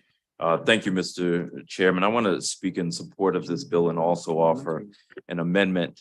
Very recently, a man who came to our country after helping our armed forces overseas as an interpreter, he jumped through incredible hoops to bring his family to this country for their safety. When they finally got here with their kids, they were in a different part of the country that the father thought was too dangerous for his family. So they moved to our area for this man to be killed in cold blood and his children to no longer have a father. 2 weeks ago, pastor of my church was out of town. The priest who was supposed to fill in, an elderly man, couldn't make it because he was beaten over his head and was in the hospital getting stitches. And I've lost family members to violence here in this city. And I think we have to be careful to center ourselves with what is happening in our city and the fact that it is not getting better, it is getting worse. And we have to do something. Now, doing something and doing the right thing are not always the same. So we have to be conscious that we don't do anything in response or reaction to the public safety issue we're seeing that causes a public safety problem 3, 5, 10 years down the road. We have to have learned that lesson from the 80s and 90s as we work on a permanent bill. And we also have to remember how we got here, the policies, discrimination, slavery, redlining, economic injustice, injustice in our court systems that have caused the breeding ground for the type of violence that we're seeing now. And we cannot overpunish or put on the backs of the people who were by acts of Congress and acts of state legislatures put into neighborhoods where this violence has erupted. We have to make sure we don't add to that calculation. We cannot lose sight of how we got here. And so as we address the issue of public safety, we have an obligation to address the root causes as well. As I mentioned that when I started, we have to act because the summer is a violent time in our city and things are getting bad. And while I'm not in love with every aspect of this bill, sometimes that is the case here. But I don't think we have a choice in whether or not we're going to act today. And I don't think we can wait for the perfect thing. I do want to offer an amendment, and I'm moving Amendment B25-395, the Prioritizing Public Safety Emergency Amendment Act of 2023, which I hope will be accepted as friendly. We know that most firearms are not produced in the District of Columbia. They are coming from somewhere else. Guns that are being used to kill people on our streets are coming into the district. I want us to have more information on the manufacturers that are making these firearms. One more minute, Mr. Chairman. Without objection. The firearm models, the states of origin, the last known point of sale, transfer, or theft of these firearms, because with that information, we can start to provide valuable analysis for gun purchasing patterns, types of guns, points of sale, types of transactions that are leading to gun trafficking in our city. With that information, if we can start to stem the flow of guns into our city, I think that will be one of the most impactful way to reduce the number of guns and therefore reduce the amount of violent crimes and killings in our city. So the amendment that I'm offering will require the mayor to submit a report by January 1st to the council that includes the total number of firearms and ghost guns recovered in the district, the location where the firearms were recovered, the number of firearms recovered disaggregated by manufacturer, model, state or country of origin, and last known point of sale, transfer, or theft. I've worked with the Metropolitan Police Department on this amendment to get them comfortable with this amendment, and I hope that it will be accepted as friendly. Thank you, Chairman. Chairman, I have a question. When you, We have the amendment before us. Councilmember Bonds wants to speak to the amendment. yes, thank you, Chairman, and to colleague Robert White. In your amendment, you are indicating that the report would include an analysis of purchase patterns with the available information. Can you give me some idea what that really means? Because usually the purchase is from the trunk of a vehicle or something like that. At least that's what we've been told in the past, and I'm curious as to what your intentions are. Yeah, excellent question, Councilmember Bonds. Before a firearm gets to the trunk of a vehicle, comes from somewhere, a manufacturer, a gun show, a store. And so if we start to hone in on the point of origin, then I think we can better set our sights on where we can stem the flow. Certainly, there's still challenges after we get this information, but if we can better focus our resources and attention, I think we can stem the flow. Thank you very much. Further on the amendment, Councilmember Pinto. Thank you very much, Councilmember White, for this idea. And I think as we think about urgent actions that we can take today around identifying where these weapons are coming in from, I'm hoping this will be able to make a difference. And I will accept your amendment as friendly. Which is to say if there's no objection, but let's see, is there any further discussion on the amendment? Right, if there's no objection, the amendment will be accepted. I'm not hearing any objection. The amendment is accepted. I have a lineup and it's not in any particular order. I'll tell you what the lineup is. Next would be Councilmember Parker, then Councilmember Allen, who I believe has an amendment, Councilmember McDuffie, Councilmember Lewis George, who I believe has an amendment, and Councilmember Henderson. And that doesn't mean anybody else can't join in until there's a motion to close debate. Councilmember Parker, you are next. I want to thank Councilmember Pinto for introducing today's legislation and working with all of us to help get it in a right or better place. I want to specifically thank Councilmember Pinto for working with me to address the aspects of the pretrial detention for juvenile defendants. And as she alluded to, removing certain aspects related to IRA and other things that were proposed in the mayor's bill that deserve more investigation. District residents are tired of violence in our communities, and so am I. Every homicide is a crisis. Every carjacking is a crisis. Every weapon in the hands of a teenager is a crisis. From the start of my time in office, public safety has been a priority. At the same time, I want to be very clear that I do not subscribe to the belief that the way to make our communities safer is to imprison more Black men and throw away the keys.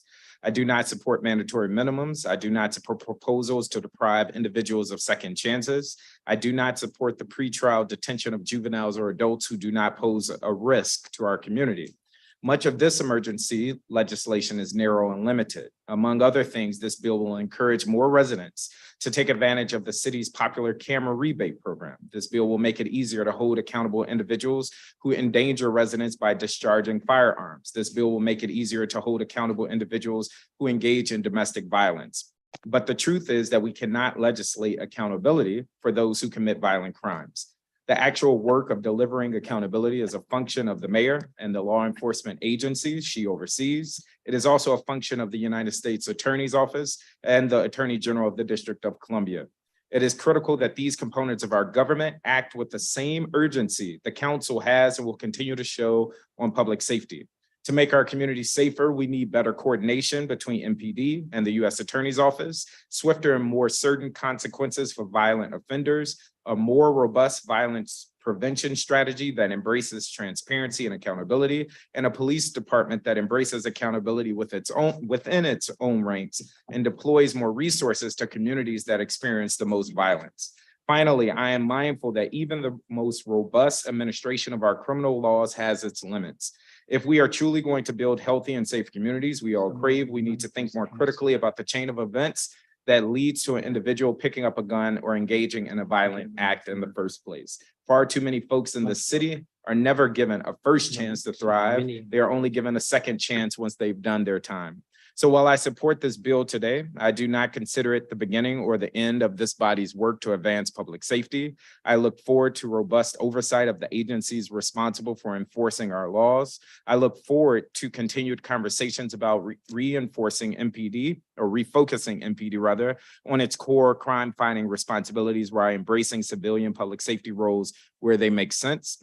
And I look forward to the hard and important work of interrupting cycles of exclusion, underinvestment, and disillusionment that plagues district communities where violence is particularly prevalent. Thank you, Mr. Chairman. Thank you, Councilmember. Councilmember Allen. Thank you very much, Mr. Chairman. I have amendments in just a moment, but I want to first begin by thanking Councilor Pinto for her leadership and also acknowledge her and her team's work over the weekend or the last several days, working with me and my staff, and I know with everybody on this dais. As I said, when the two permanent bills that served as the basis for this emergency were introduced, we need to be open to every single idea, but we also need to follow a both-and approach to reducing violent crime, meaning that we have to both have strategies to prevent crime and strategies to respond to crime and violence when it happens. We also know what works: coordinated, focused law enforcement and non-law enforcement interventions with a relatively known number of people who commit most gun crime. For those watching today, we have a literal list of those people. We can help identify who they are. So our responses, legislative or operational, need to focus on that population, sometimes called hot people, as well as the hot places where most of our gun violence takes place. The public is looking for solutions, as are we on this council, and the entire government has a responsibility to deliver on those solutions to make immediate, and I do mean immediate, changes. I'm concerned broadly that often our default response to gun violence is generally to respond after the harm has taken place, after someone pulls the trigger. And of course, we need strong gun laws, and we have some of the strongest in the country, but we can't pretend that just a law in the books is going to change anything. No one's pulling out the criminal code and weighing if a 180-day versus a 270-day sentence is worth it. If they're even thinking before they act, they're likely making a bigger gamble. Am I going to get caught? And if I am caught, is the government going to charge me? If an arrest is never made or the crime is never charged, there is no accountability. And we need to go after high-risk people committing gun violence. And if we only come to the table with one type of intervention, it doesn't work. The evidence bears that out. When we do respond with solutions, we know that we can change behavior. Otherwise, we get a revolving door, and that's not safety.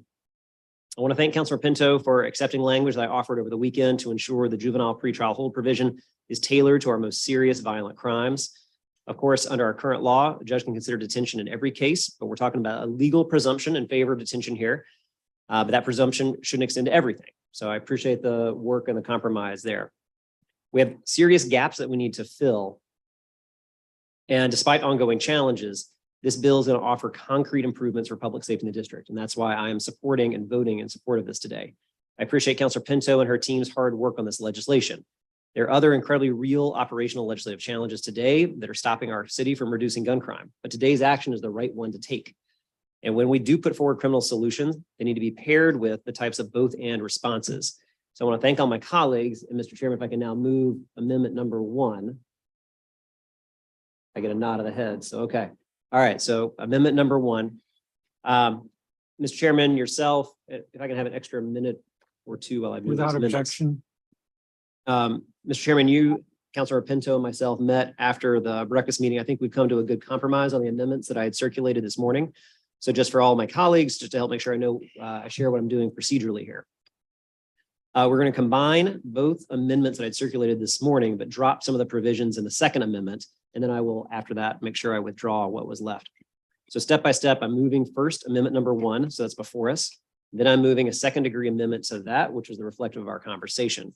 That includes several provisions from amendment number 2, which I had circulated this morning. After that, which I hope is accepted as friendly, I'll make sure I withdraw amendment number 2. So we've consolidated our compromise provisions. So I think we're on the same page. So first, Yes, Councilmember sir. Allen, I believe your staff circulated at 3:29 PM, a revised amendment number 1.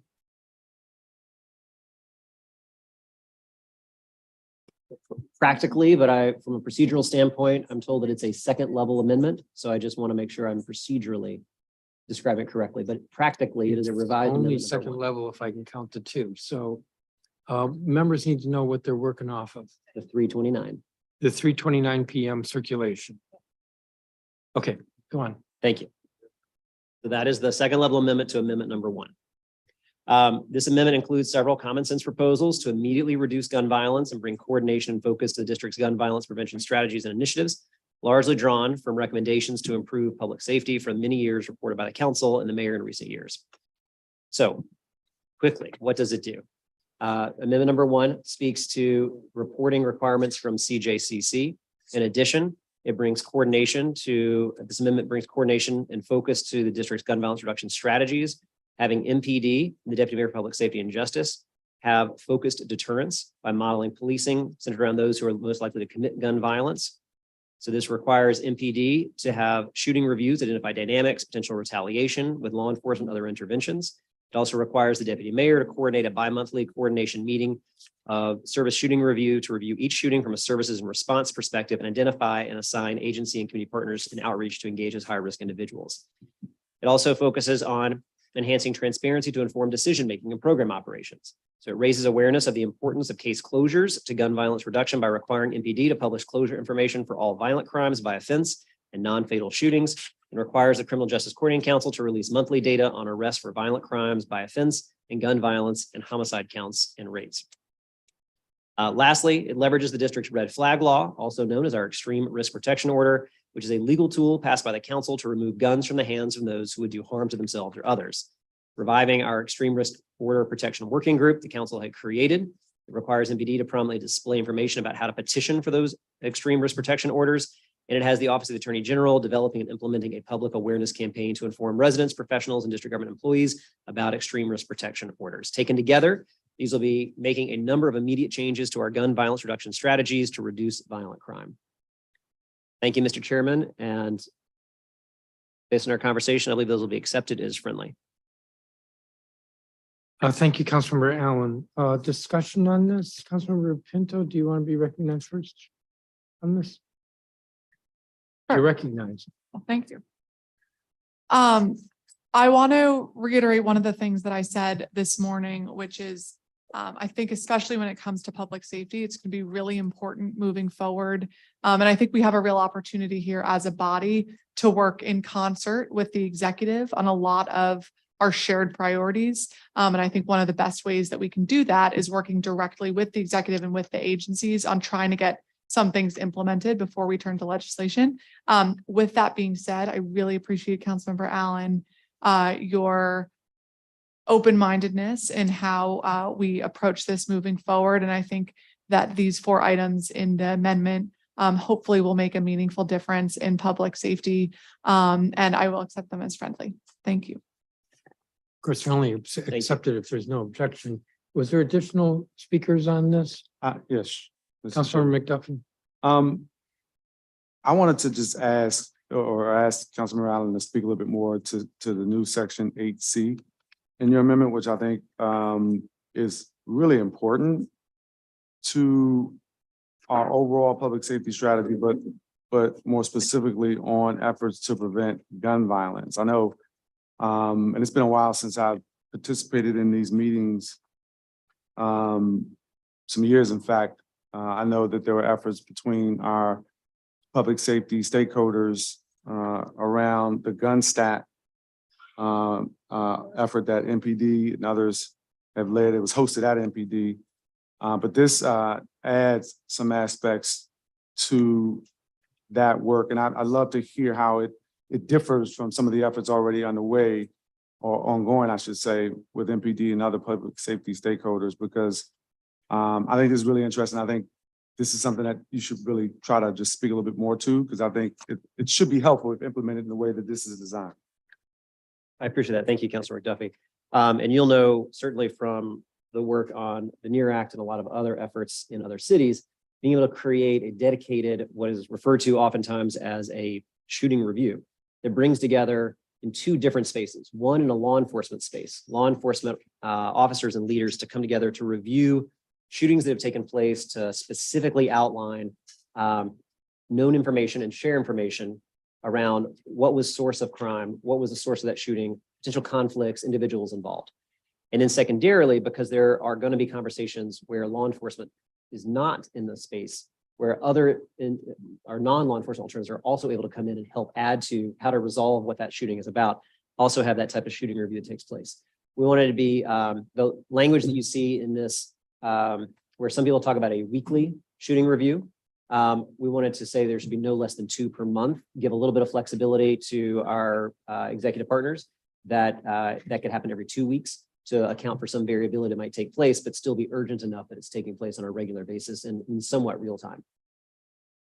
Thank you, Councilor McDuffie. Thank you, Chairman.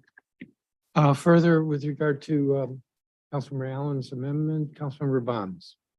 Thank you very much, Chairman, and thank you to Councilmember Allen for this addition to the measure that we are all seemingly supporting. I just have to say, this is about reporting numbers, and it is work with the CJCC.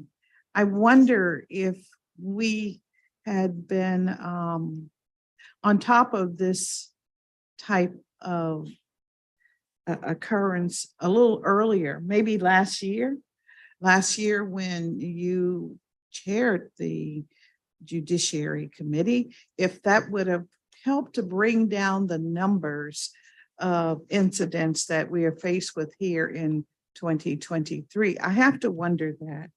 But I'm happy that we are looking in this direction finally. And so I thank you very much. And this amendment has been accepted by the chair of Judiciary now, and as a member of Judiciary, and as a member that served with you and your predecessor. I'm very happy that we're going to finally utilize the CJCC data to inform community so that we all are no longer in the dark. So I thank you very much. And I thank Councilmember Pinto for accepting this amendment. Thank you, Chairman. Anything further on the amendment? All right, if there's no objection, the amendment, this is the amendment that Councilmember Allen or his staff circulated at 3:29 p.m. That's the version. If there's no objection, the amendment is accepted. Hearing no objection, it's accepted. Councilmember McDuffie, did you want to speak? Just briefly, Mr. Chairman, there's been a lot said, and I agree with many of the comments already shared by my colleagues. But I did want to take an opportunity just to share my support for this measure and to acknowledge and thank Councilmember Pinto, as well as the mayor, for their work on this. You know, a lot of the work that happens to get us to this point happens behind the scenes. You had a hearing that allowed for a lot of people to testify and provide input to help shape what is before us today.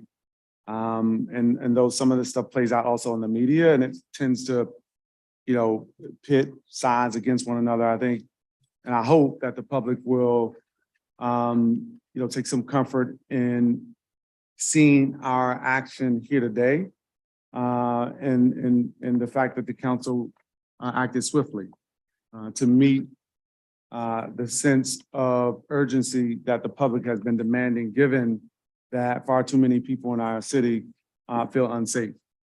And I really want to just acknowledge and thank folks for the collaborative effort that has led us to this point. We've already had a couple of amendments that have been accepted as friendly. that I think also speaks to our shared desire to keep the public safe here in the District of Columbia and visitors to our city.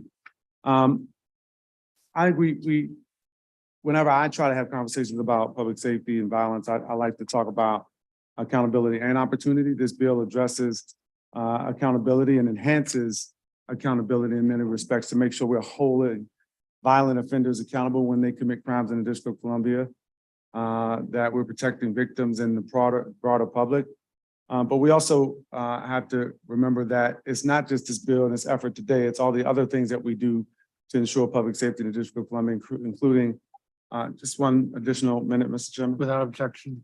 Including all the things that we do to create opportunity for individuals, particularly young folks in the District of Columbia.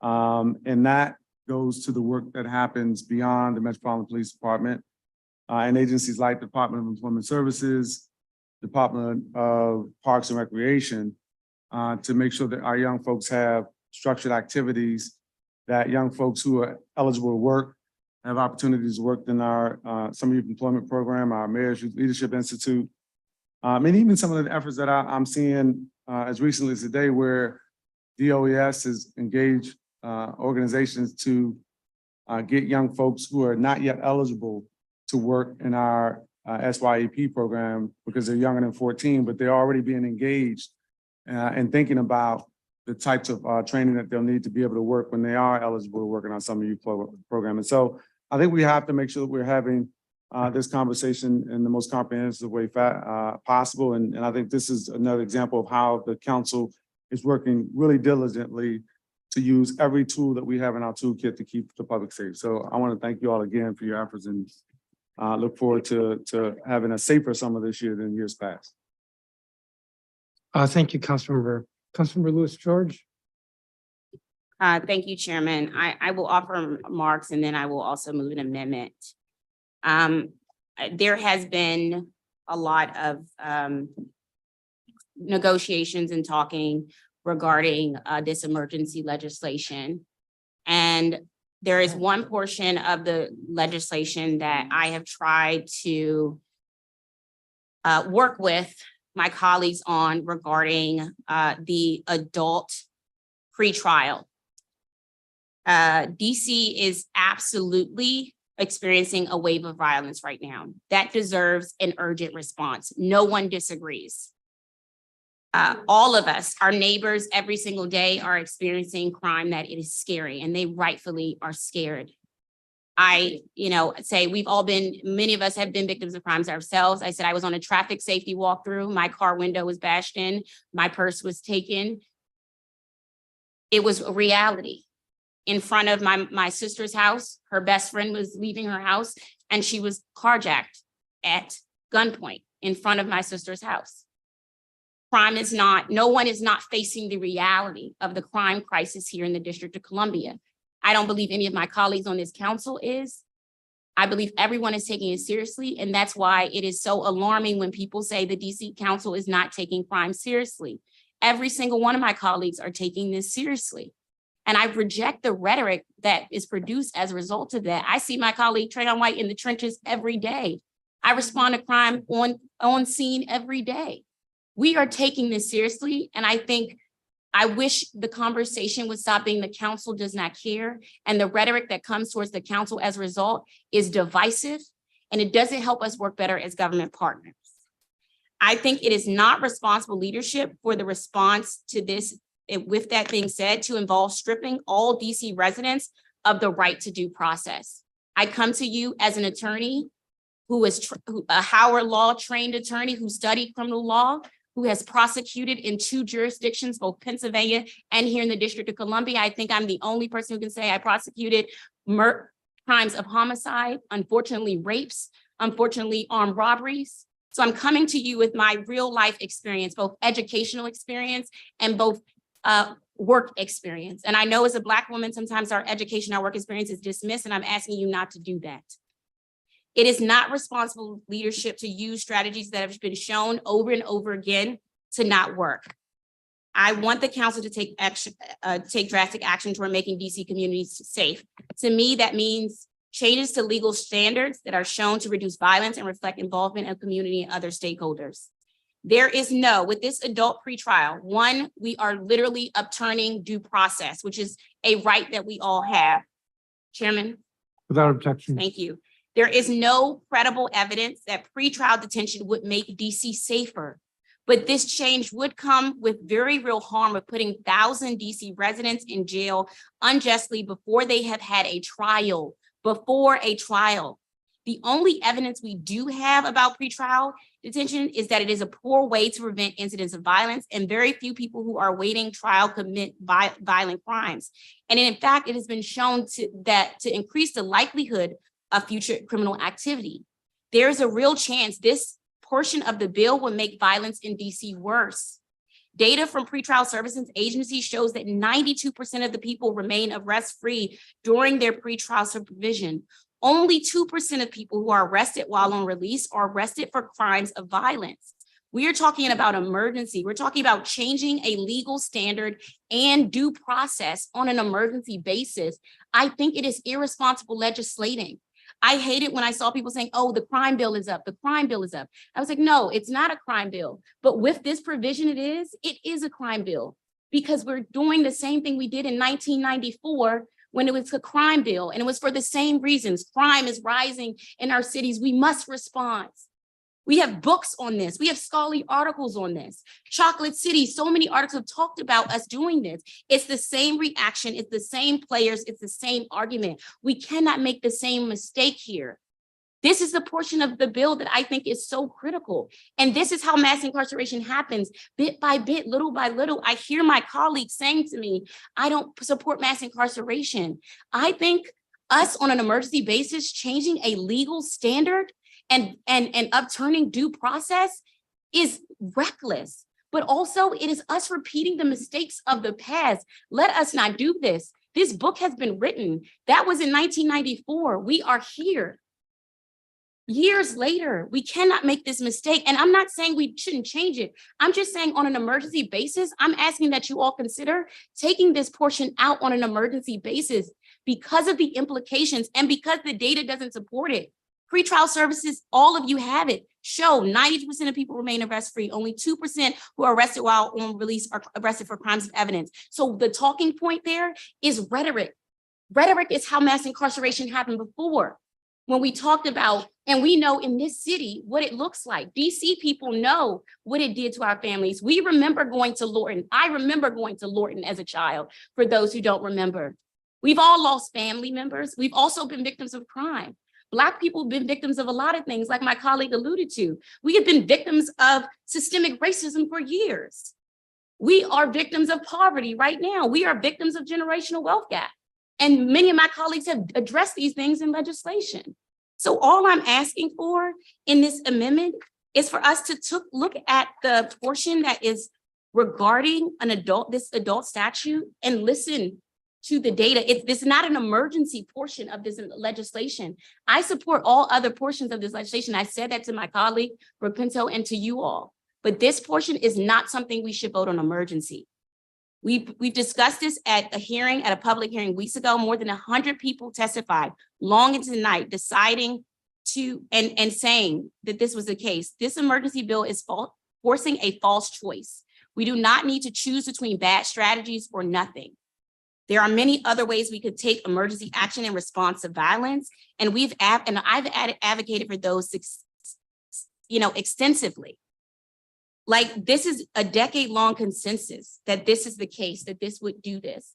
And I really want my colleagues to reconsider, and I'm moving this amendment, Chairman, that would strike the language on the adult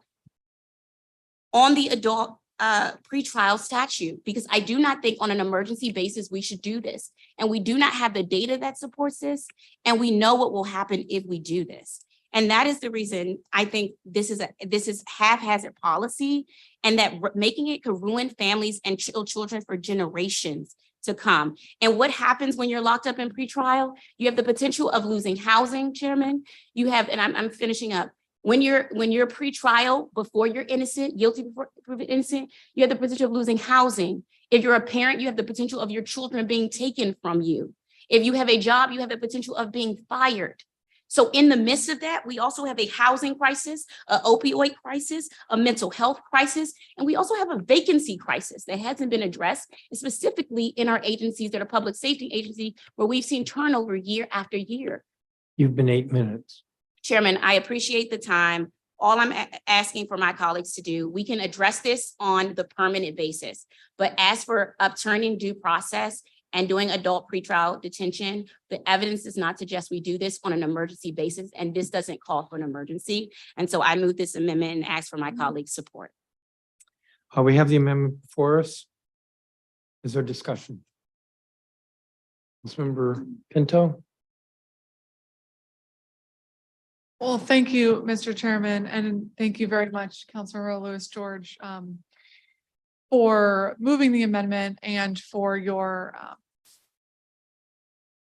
points that you raised. I guess, first, let me say I oppose this amendment and ask my colleagues not to support it for a couple of reasons. First, when we talk about this is not something we need to do on emergency, last year we had 203 homicides. 12 of those were suspects who were out on pretrial release, and 18 of the victims were people who are out on pretrial release. So those are the real numbers in human lives that we're thinking about when we make the decision that we cannot wait to act. That is the data that we're looking at. When you talk about due process concerns, we are expanding the category of cases that are considered danger to a community. We're not changing anything about the legal standard. So I would disagree with your statements there. Your amendment would also make it easier to hold a juvenile than adult because we're making changes to the juvenile statute. And so that would kind of turn on its head a lot of what I've heard from all of our colleagues, that we want to have a higher standard when we make a decision to hold a juvenile. You mentioned that there were not any studies suggesting this. There was just a study that came out of New York that found that expanding pretrial release for people who were charged with violent crime increased recidivism. So that's just one of the studies that we looked at, but it was most on point to kind of what you talked about. I'm very concerned by a comparative point to the 94 crime bill, because that was about penalty enhancements. This bill, we do not touch that. We purposefully made sure to wait for the permanent bill when we think about how we can ensure many of the lessons that we learned through the Revised Criminal Code Act of ensuring that there's proportional response to our violent crimes. And I look forward to engaging with you and others on that conversation to make sure that we're doing that in a holistic basis. So that was specifically not included in this emergency. So last, I would just reiterate that I believe this is an emergency. I do not think this measure is going to solve all crime in the district by any means, but I do think it is appropriate to say we have a crisis of violence right now, and to have judges consider if a crime of violence has occurred as one of the metrics to determine if someone's going to be held pre-trial is an appropriate standard. Thank you. Further discussion on the amendment? I'm sorry, Councilmember Bonds, did you want to be recognized? Councilmember Fruman, are you raised? Sure, You yeah. don't have it I on your ready. raised my hand, but then I saw other hands, and so I put mine down, but I'll go. Thank you very much. This really is a hard one, and I actually have quite a lot of sympathy to the arguments that Councilmember Lewis George is making. But I also do think I wish we were not doing this on an emergency basis, but it is an emergency. And we're on the cusp of what's going to be a hot summer, and the kinds of numbers that Councilmember Pinto talks about, I think we do have to keep in mind. And so I do feel a need to do something significant now, including increasing access to pretrial detention for adults. I wish the approach was more tailored than what we're seeing here. There was work done on the juvenile side, and you tailored it in conjunction with lots of folks. And I think it would make sense to be doing that same thing in this setting.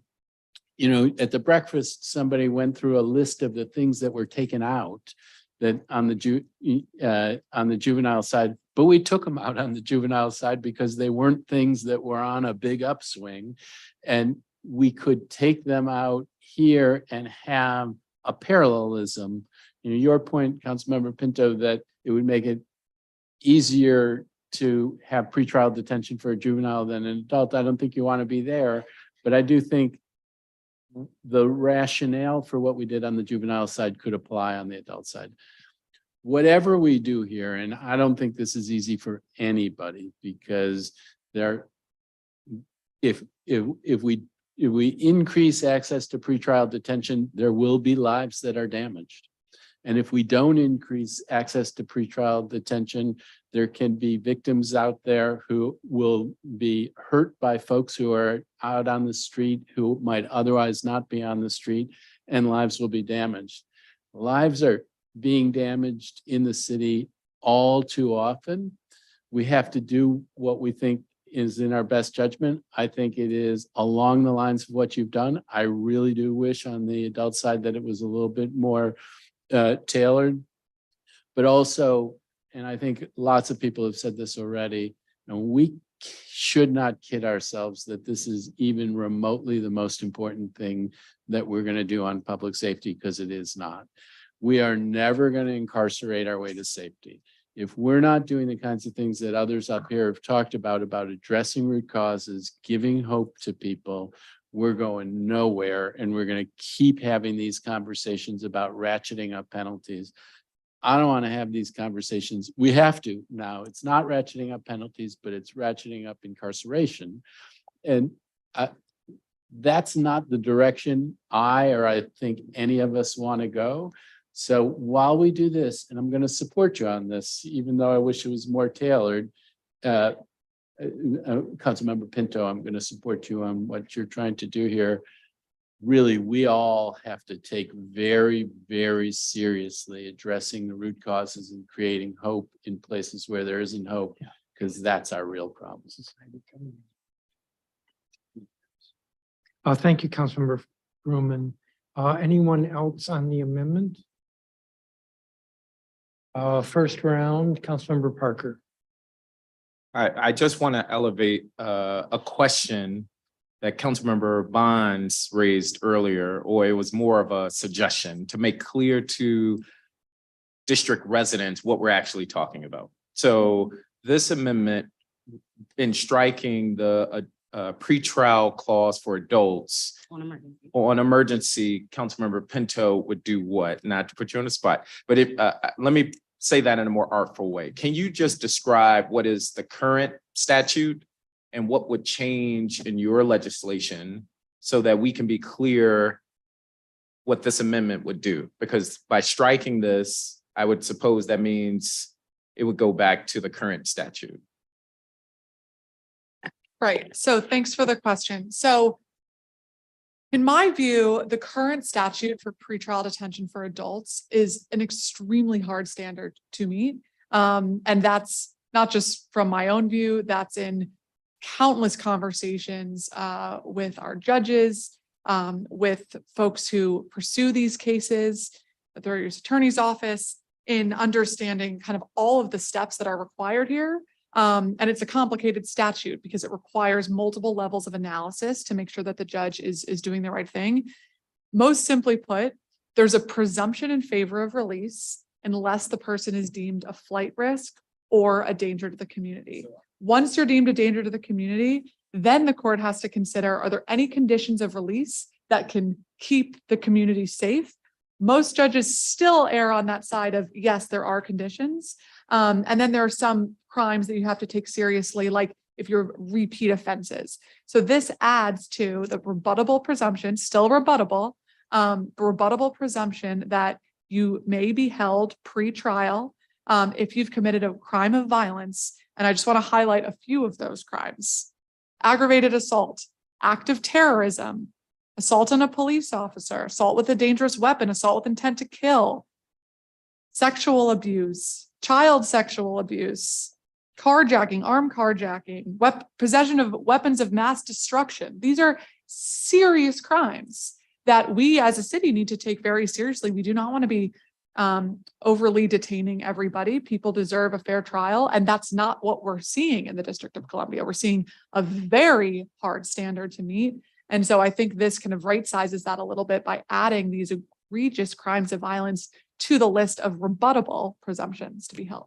That is helpful. So in my last 16 seconds, if this amendment were to pass, striking the changes to the pretrial detention for adults clause, it would go back to largely that extending to folk charged with having a firearm or who are at threat of fleeing the district, which is the current.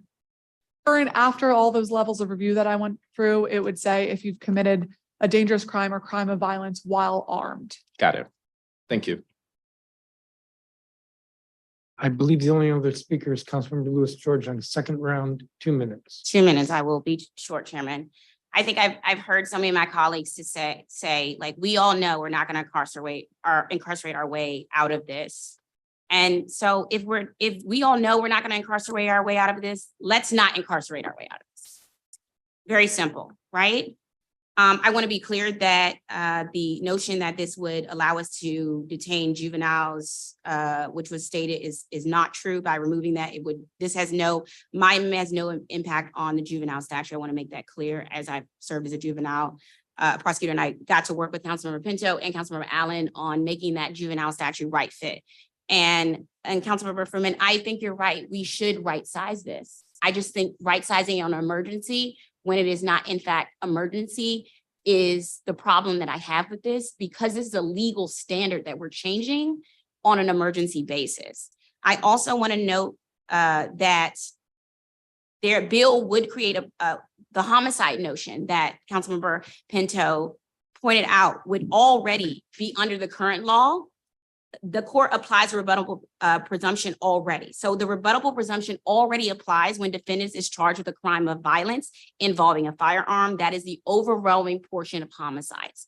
So the law as current written would cover those homicides. That is a case where a judge made a bad decision, and none of us can change judicial discretion. We can talk about it, but we can't change it. I think you're right. In those instances where somebody committed a homicide and a judge released them pretrial, that was a bad judgment decision. And I think we can all agree on that, but we are not the judicial branch of government. We are the legislative branch of government, and that's a different conversation.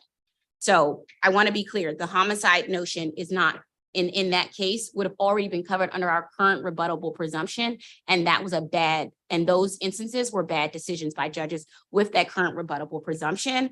I want to say, lastly, I think that is important that we do this the right way. And this piece of it is so critical. And if we make this wrong decision, we literally have the ability, have the ability to destroy people's lives. And I don't want to play politics with people's lives. None of us should want to do that. We need to be able to sleep at night knowing we're not holding someone, and it's going to affect their housing stability. It's going to affect their children's livelihood, and it's going to affect their ability to gain a livelihood through jobs. I'm just asking for my colleagues to let's do this on permanent or temporary, not an emergency, please. Thank you. If there's no further discussion, we have the amendment before us by a voice vote. All those in favor of the amendment? Roll call, please, Chairman. Madam Secretary, would you call the roll? Councilmember Fruman, To the amendment, no. Councilmember Fruman votes no. Councilmember Gray, Yes. Councilmember Gray votes yes. Councilmember Henderson, No. Councilmember Henderson votes no. Councilmember Louis George, Yes. Councilmember Louis George votes yes. Councilmember McDuffie, No. Councilmember McDuffie votes no. Chairman Mendelson, No. Chairman Mendelson votes no. Councilmember Nadeau, No. Councilmember Nadeau votes no. Councilmember Parker, No. Councilmember Parker votes no. Councilmember Pinto, No. Councilmember Pinto votes no. Councilmember Robert White, No. Councilmember Robert White votes no. Councilmember Trayon White, No. Councilmember Trayon White votes no. Councilmember Allen, No. Councilmember Allen votes no. Councilmember Bonds, No. Councilmember Bonds votes no. Mr. Chairman, there are 2 yeses and 11 nos. Thank you, Madam Secretary. The amendment fails. Further, yes, Councilmember Henderson. Thank you, Mr. Chairman. We have seen so much unimaginable loss in our city due to a rise of gun violence and crime. I'm not just talking about the loss of life, but for many residents, the loss of feeling safe, just doing basic things, going to a barbecue, driving through their neighborhood, taking the metro. It has had ripple effects across our communities and our city. To curb this tide of violence, we need cross-agency collaboration and partnership from community stakeholders. But we also must advance measures that can take the temperature down in some of our communities so that our diversion and violence interruption programs can actually take hold and work. This bill has the potential to do just that. But I want to be clear, this is not the first act by the legislative branch on crime. The council passed the NEAR Act, which established the Office of Neighborhood Safety and Engagement. We started the hospital-based violence interruption program to stop cycles of violence and trauma. We funded expanded out-of-school time opportunities, keeping recreation centers and libraries open longer. And despite the narrative, we've supported major investments in MPD, including expanding the cadet program to put more homegrown officers in our communities. I deeply care about all individuals being able to live, work, play, and simply exist in environments that are free from forms of violence, physical and non-physical. I also deeply care about ensuring that we're not perpetuating the same mistakes from the 80s and 90s, passing laws that explodes mass incarceration in the name of uneasy peace. I believe this bill strikes a balance. I appreciate Councilmember Pinto reaching out to members to seek input on areas of concern. I raised a couple of issues that made me apprehensive to support this emergency, and those were addressed through her proposed changes. I'm going to support this bill today, acknowledging it will not solve all of our problems. Accountability alone is not prevention. We must still have effective diversion and violence interruption programs, solving cases and swift arrests when incidents occurs, and actually seeing successful prosecutions. Legislation is not, I repeat, is not required to provide authority for any of our government partners to do better on any one of these fronts. Further, we must begin to acknowledge and truly tackle issues that overlap with our spike in crime, like our city's corresponding spike in drug use and overdoses. In 2014, DC had 83 opioid-related fatalities. Last year, we had 458. That's on top of the 3,600 plus drug overdoses that occurred in the district where the individual managed to survive. When people talk about our need to address the underlying issues that lead to crime and violence, this is one, and I don't think we talk about it nearly enough. Today's bill is not the end. We have much more work to do. Thank you, Mr. Chairman. Thank you, Councilmember Henderson. Is there further on the bill? I'm going to speak briefly to this. I'm, of course, supporting this legislation, but I want to say that I'm angry, and I am angry because, and I'm picking up on something that Councilmember Louis George said, and that is that the council is being blamed. The council does not care. That's what folks are saying. And I'm also angry because I think there are things that the mayor can do outside of legislation that would make a significant difference with regard to public safety, and she's not doing it.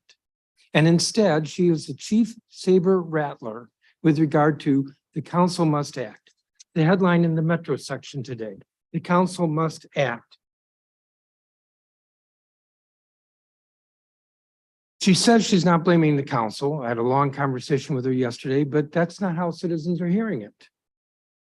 Today's legislation is useful. It's important. I support it. And let me be clear in my remarks. I am not criticizing the police.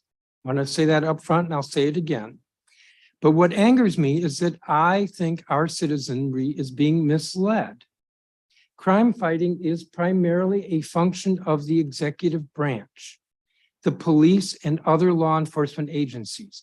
They make the arrests, they prosecute, they lock up. We don't do that. Most crime is committed by repeat offenders. A robber robs more than once. Shooters, unfortunately, shoot more than once or commit other violent offenses more than once. Recently, the chief told me about a carjacker who was apprehended and closed over 24 carjacking cases. Violent crime typically is committed by repeat offenders. So the single most important strategy, which we don't control, is closing cases. It stops the repeat criminal. It has a deterrent effect. Swift and certain justice has a deterrent effect. But if you don't arrest, if you don't close the case, there's no deterrent effect. This is not a legislative function, and we should not be faulted for this, which will make a huge difference in crime in the district. So I wish the mayor would stop telling people that the council is the solution. Last week, I got in trouble for saying in an interview that when I criticized the closure rate, let me be clear, I am not criticizing the police. Last week, I said in an interview that the closure rate was something like 50% for homicides. I was wrong. So my staff did a little bit of research. And what I found, and I said this yesterday at the press conference, is that when you look at homicides that occurred last year, where there was an arrest last year, the rate was 35%. 35%. Now, I was careful there. I said homicides occurred last year and arrest last year. So an assistant chief said at the mayor's press conference yesterday, well, that's not fair because if a homicide was committed in December 31st, of course it wouldn't be if there's no objection, a little more time. Thank you, no objection. An assistant chief said, well, but that's not fair because if a homicide was committed December 31st, of course, it's probably not going to be solved on December 31st. Okay, so I asked my staff to go and look. How about homicides closed within 12 months? Less than half, 47%. Less than half of homicides are closed within 1 year of their being committed. Now, the paper today, the article with the mayor, quotes an assistant chief saying, well, but if you look at the UCR data, it's 62%. Yeah, the UCR data, and I don't want to fault that because it's a useful statistic and it's a uniform statistic across the country, looks at homicides closed in that year, regardless of when the homicide occurred. So if a homicide occurred in the year 1999 and was solved last year, a cold case, it counts against last year's homicide rate for the UCR reporting. Nothing wrong with that. But I'm interested in, if we want to make a difference, the mayor should be interested in swift and certain justice. Swift means closing homicide cases quickly and robberies quickly and AWIC cases quickly. And that's not something that we legislate. Something we could do is provide resources to the police. I'm the first one to raise my hand, except unfortunately, I think others on the dais would raise their hand first as well. And I had a conversation with the chief the other day and I said, you know, tell us what resources you need to close cases because I'm all for that. The mayor was quoted yesterday at her press conference, faulting us, Councilmember Allen, I hope you don't mind, for our reducing by, you said $15 million the police budget 3 years ago. 3 years ago, she's still on that. Whatever resource, I'm pretty confident, whatever resources the police need to close cases, we will support that. You have to make the request. In fact, actually, Councilmember Allen, you and I talked about this the other day. There were a couple of things that the chief told you haven't been asked of the council to do to close cases. The mayor can do that, and don't blame the council and don't point your finger at the council and don't tell people that the council doesn't care. Because we do care. But if you don't ask for the resources to close cases, if you don't focus on the need to close cases, and the other part of this, and I've spent too much time on this already, so I apologize, but the other part of this is the prosecution. What's going on with prosecutions? So we all know, the Post did a story, roughly 2/3 of cases that are in arrest, talking about all cases, the U.S. attorney declines to prosecute. If you don't prosecute, you're not going to get a conviction, you're not going to lock the person up. That's pretty important, and there needs to be more attention to that, to closing cases and increasing prosecutions, more aggressive prosecutions, instead of pointing fingers at the council. I am not criticizing the police. The police need more resources. They need to identify them. We will support them. But I am faulting anyone who says, pause here, anyone who says that focusing on closure rate is asinine. Quote unquote. I am faulting that. So my point here is that the mayor has to I can't read my notes here. My closing point is this, that we need to focus on what will truly make a difference, significantly make a difference. This legislation will be helpful. I support this legislation. We need to move forward with this legislation. But we will get bigger progress, faster progress, if there's more attention to what is needed to close cases and getting aggressive prosecutions. And I'll leave it at that. Thank you. Yeah. Yes, Councilmember Bond. Didn't mean to provoke more discussion. I'm glad you did provoke more discussion because I think it's very important for us on this council and for the mayor and for our DC Attorney General to understand the value of us all having a say on this important matter. That's what the public expects, and that's what we should be giving to the public. I have said time and time again, it is way past time for us all to come together to discuss this matter. I'm delighted that today we are giving robust comments to this situation we're all involved in.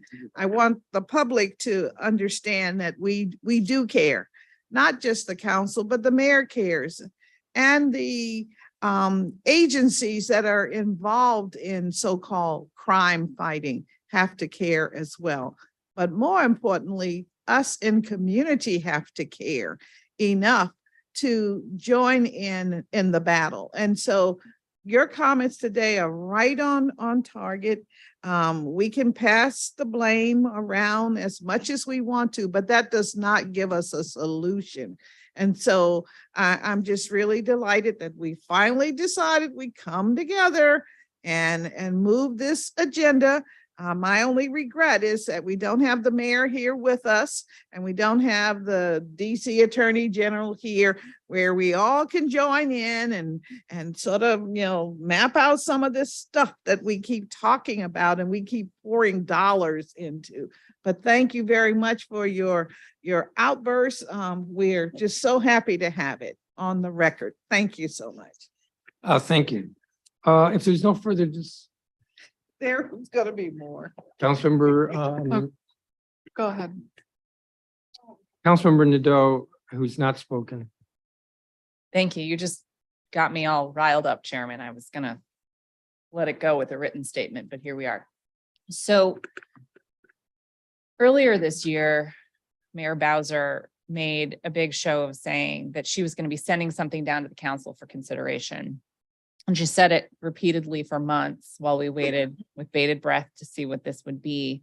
And ultimately, she sent it down in a timeline that was incredibly tight for us, and then insisted we should pass something before recess. And I want to commend Councilmember Pinto for her aplomb and hard work on these issues, because she not only held the 12-hour hearing that the mayor called for, but she also took what she heard and put it on paper and turned it into an emergency to try to make a difference and to show the mayor that we could pass something before recess, but something that was on our terms. Now, I'm out in community, just like the rest of you, and I'm hearing the same things about how all of this is the council's fault. Now, I've been on the council for 8 years, and the council has changed. People have come and people have gone. But the one thing that has stayed the same in the past 8 years is the mayor. Now, this council and the councils that I have been on over the past 8 years have been working incredibly hard to move us forward on public safety. I can't imagine anyone listening to this discussion believes that if we had not had a mayor, if we had had a mayor who would fully fund and implement the NEAR Act, for example, we wouldn't be in a better position today. If we had a mayor that was willing to implement the laws on the books, instead of coming up with her own programs that, excuse my language, are sort of half-cocked versions of the stuff that we've put into statute that aren't even fully funded. There's a lot of diversions in this discussion constantly, and the factor that links them all together is the mayor. We have led with good, strong policy. We have not had a good, strong partner. We are not the implementers, but we've put a vision out there to be implemented that we can believe in, that our voters and residents believe in, that is based in evidence, that is the direction we should be going, united as one government. And yet here we are year after year fighting for pennies to implement things that should be what we are investing all of our funds in, fighting over $6 million from the MPD budget that we had to use to restore cuts to victim services. Come on, let's move on from that and let's focus on solutions. We passed this bill today The mayor asked us to do something before recess and we did. But the mayor can do stuff any day. She doesn't need us to pass bills. She can implement the laws on the books. She can push our partners to do their jobs. She can ask MPD why they're not patrolling equitably across the city or provide data on what they're doing, or why the US attorney is declining 2/3 of the cases. By the way, our locally elected and accountable attorney general is only declining 26% of his cases. So we know that you can prosecute crimes in the District of Columbia. I've gone over time. I think I've made my point. But I want to reiterate, this council is united in addressing public safety issues, and we'll continue to do it in our many iterations. Thank you, Mr. Chairman. Thank you, Councilmember Pinto, and then we'll have a vote. Okay, I want to end on a positive note because this should be and is an example of our legislative branch and our executive branch and our law enforcement partners and members of the community coming together, not to get everything right, not to get every piece that everybody wanted, but in a way to collaboratively solve some of our public safety challenges. When we think about case closures, this bill will help make sure some of the things that we passed today, to make sure that police can engage in vehicular pursuits, to make sure that GPS data is admissible, to make sure that people for the most violent crimes are held, to ensure that there's an offense if you discharge a firearm into the public. Those are things to expand the camera rebate program. All of these things that we as a body are, I hope, about to pass are going to help with our case closure rates. They're going to help empower our U.S. attorney to bring more cases successfully. So just like we are frustrated when the rhetoric is around us not caring or doing the right thing, I think we should lead by example, that we are open-armed and willing partners with the executive. And this bill, I hope, is an example of that we can move forward in a deliberate way, and in a collaborative way. And I'm looking forward to the larger permanent bill to make some of the improvements to our public safety system that I know are important to all of us in government, in the legislative branch, the executive branch, our attorney general, our U.S. attorney's office. And I want to thank our U.S. attorney as well, who sometimes gets some flack. But I have found him to be a great partner, and his office in crafting some of the components of this bill to make sure that they have the tools that they need to appropriately bring these cases. So thank you all again. I think this is a good news day, that we are working together as a government. And I hope you all can support this bill today. Thank you. Thank you. So we'll proceed to a vote on the bill. Bill 25-395 as amended. We'll have a voice vote. All those in favor of the bill as amended, say aye. Aye. Are there any opposed? Please record me as voting no. Councilmember Lewis George will be recorded as voting no.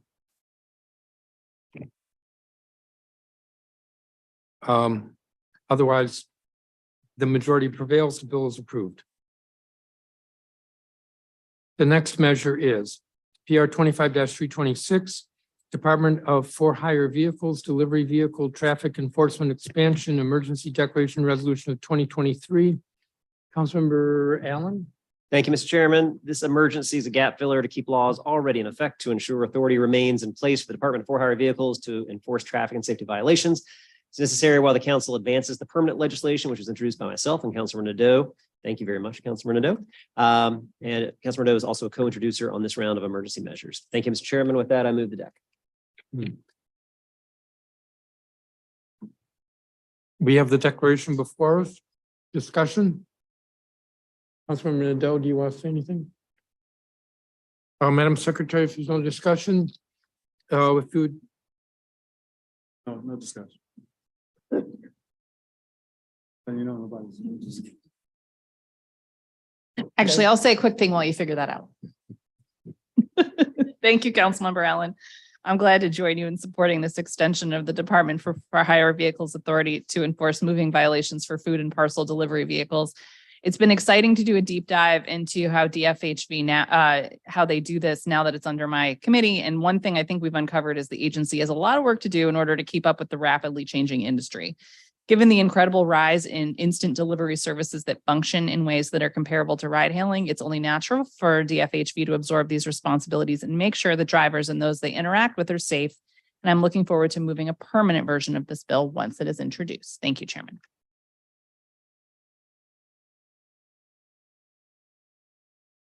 Thank you for providing that there's no discussion.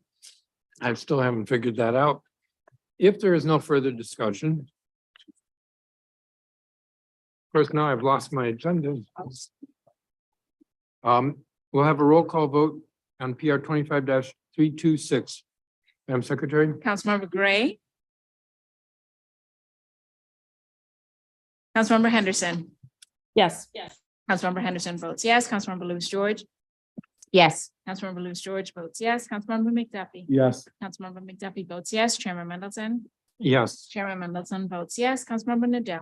Yes. Councilmember Nadeau votes yes. Councilmember Parker. Yes. Councilmember Parker votes yes. Councilmember Pinto. Councilmember Pinto votes yes. Councilmember Robert White. Yes. Councilmember Robert White votes yes. Councilmember Trahan White. Yes. Councilmember Trahan White votes yes. Councilmember Allen. Yes. Councilmember Allen votes yes. Councilmember Bonds. Yes. Councilmember Bonds votes yes. Councilmember Fruman. Yes. Councilmember Fruman votes yes. Councilmember Gray. Yes. Councilmember Gray votes yes. Mr. Chairman, there are 13 yeses. Thank you, Madam Secretary. The declaration is approved unanimously. We have the underlying bill, Bill 25-369. Councilmember Allen, So moved, Mr. Chair. discussion? All in favor of Bill 25-369, say aye. Aye. Aye. Are there any no votes? I don't see or hear any no votes. The bill is approved unanimously.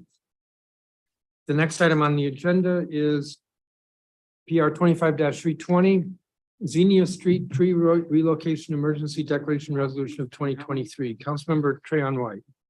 Thank you, Chairman, for the ability to speak to the Xenia Street Tree Relocation Emergency Declaration Resolution of 2023. This emergency legislation was originally designed to speak to the 22 trees that was supposed to be designated originally, identified by DDOT in its notification for the 600 block of Xenia Street, not the 400 block of Xenia Street, which they have been placed. We've noted that the American Bash tree could grow up to 60 feet tall and 30 feet wide, which the residents express issues with, both to myself, and I know you, Chairman, you visited there the other day, which is between some buildings. And this property is located in Washington Highland, one of the most dangerous neighborhoods, according to MPD data in Washington, D.C. Today, I will be withdrawing this bill based on a compromise by DDOT. And let me say this. As a city leader, it's my full understanding that I work for the people, not the other way around. And so we look for some of that same thought pattern from DDOT, which I don't see often.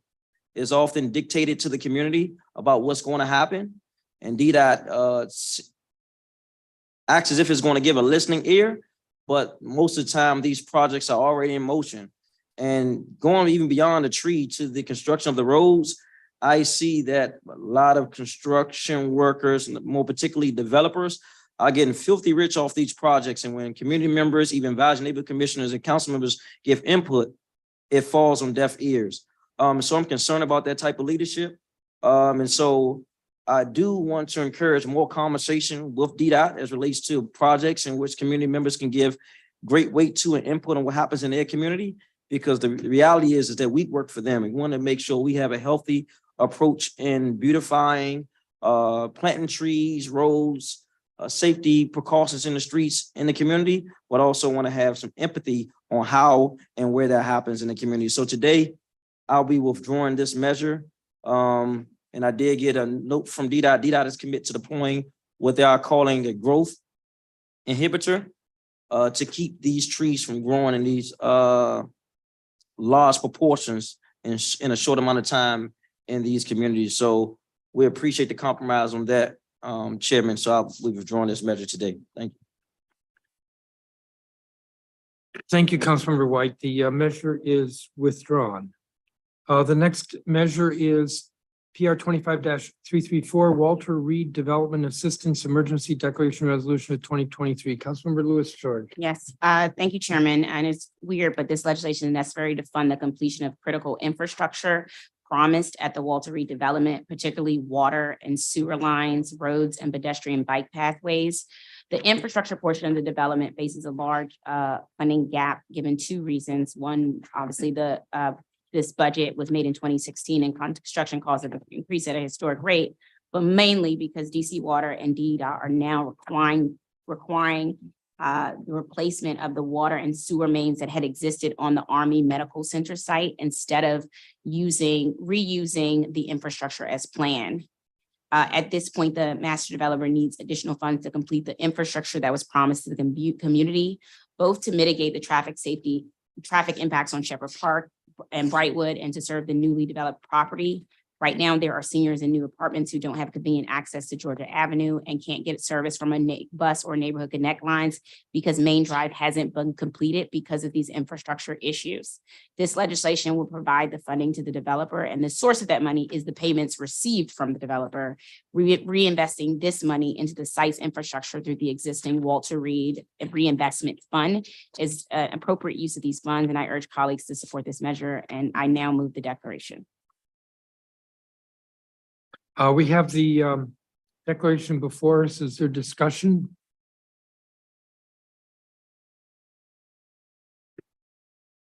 Nope.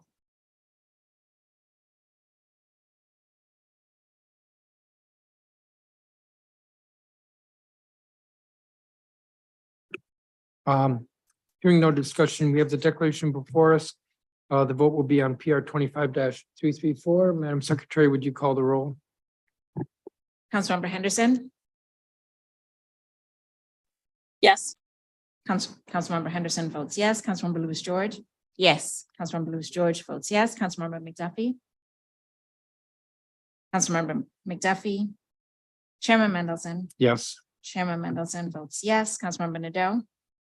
Yes. Councilmember Nadeau votes yes. Councilmember Parker. Yes. Councilmember Parker votes yes. Councilmember Pinto. Councilmember Pinto votes yes. Councilmember Robert White.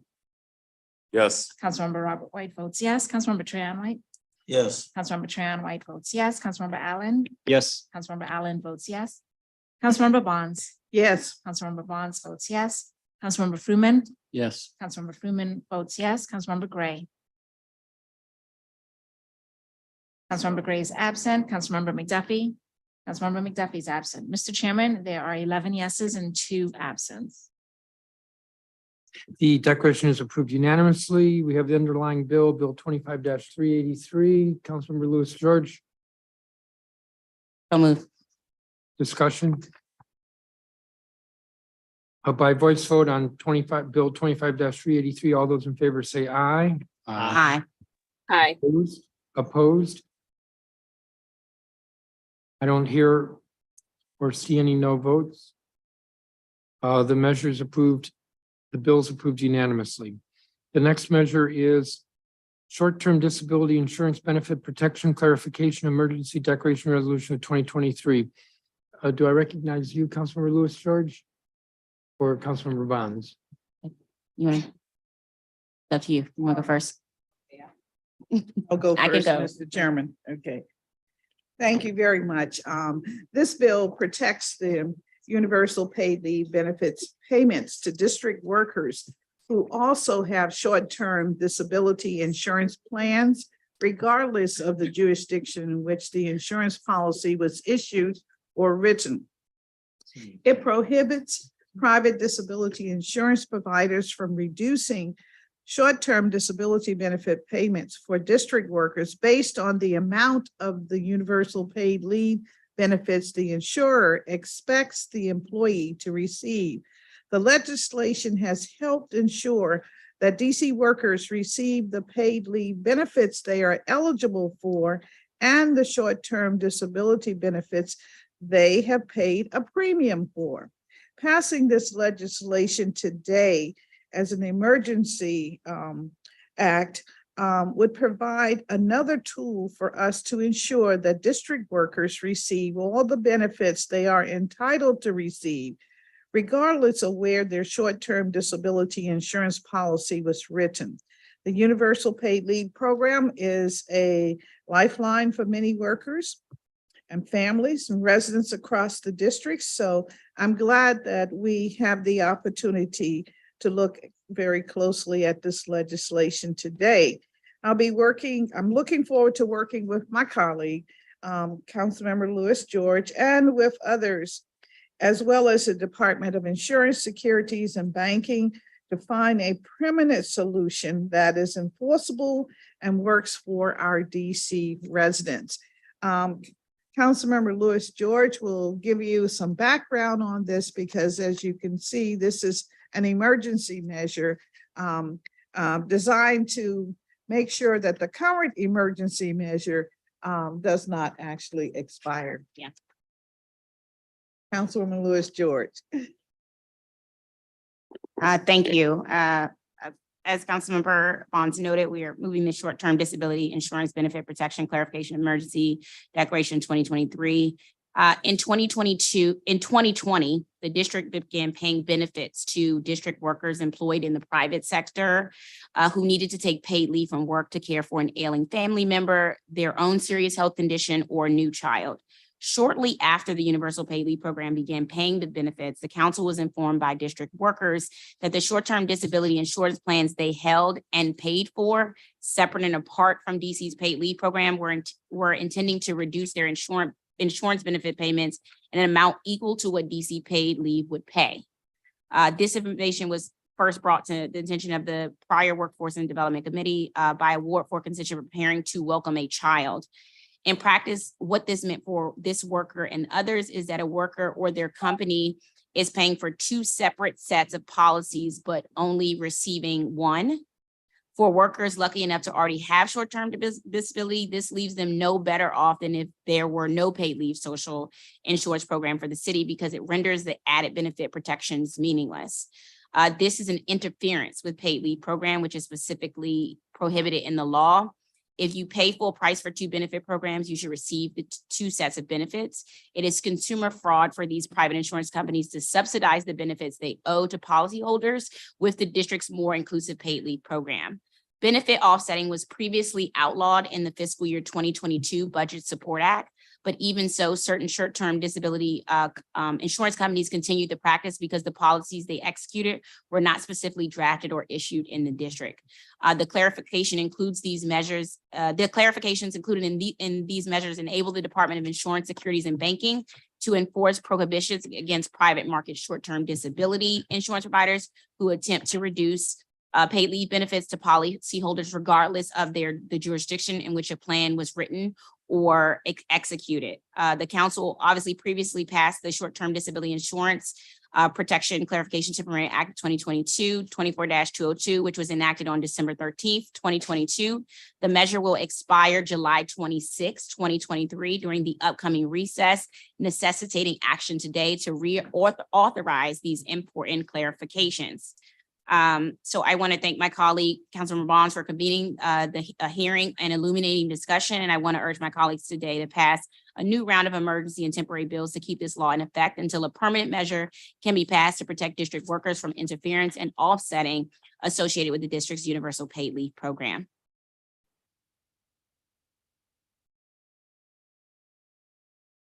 Thank you. Is there further discussion?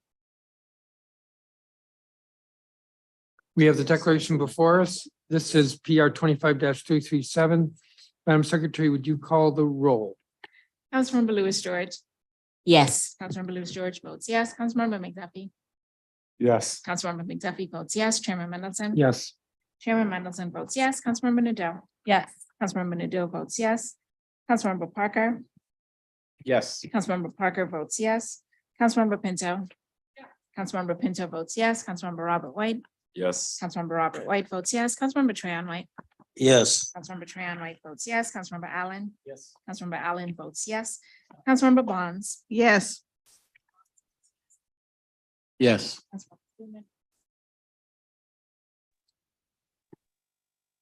Councilmember Gray.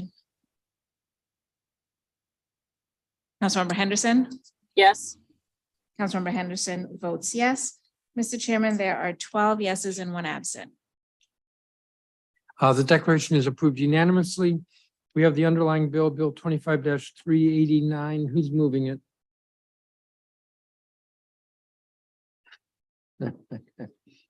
If nobody moves it, then we can move on. So moved. Thank you. Discussion? We are at number 20 out of, I think it's 23. We have the bill before us. Is there discussion? The vote will be on Bill 25-389. All those in favor say aye. Aye. Aye. Are there any opposed? I don't see or hear any no votes. The bill's approved unanimously. Oh, my goodness, the next one is me.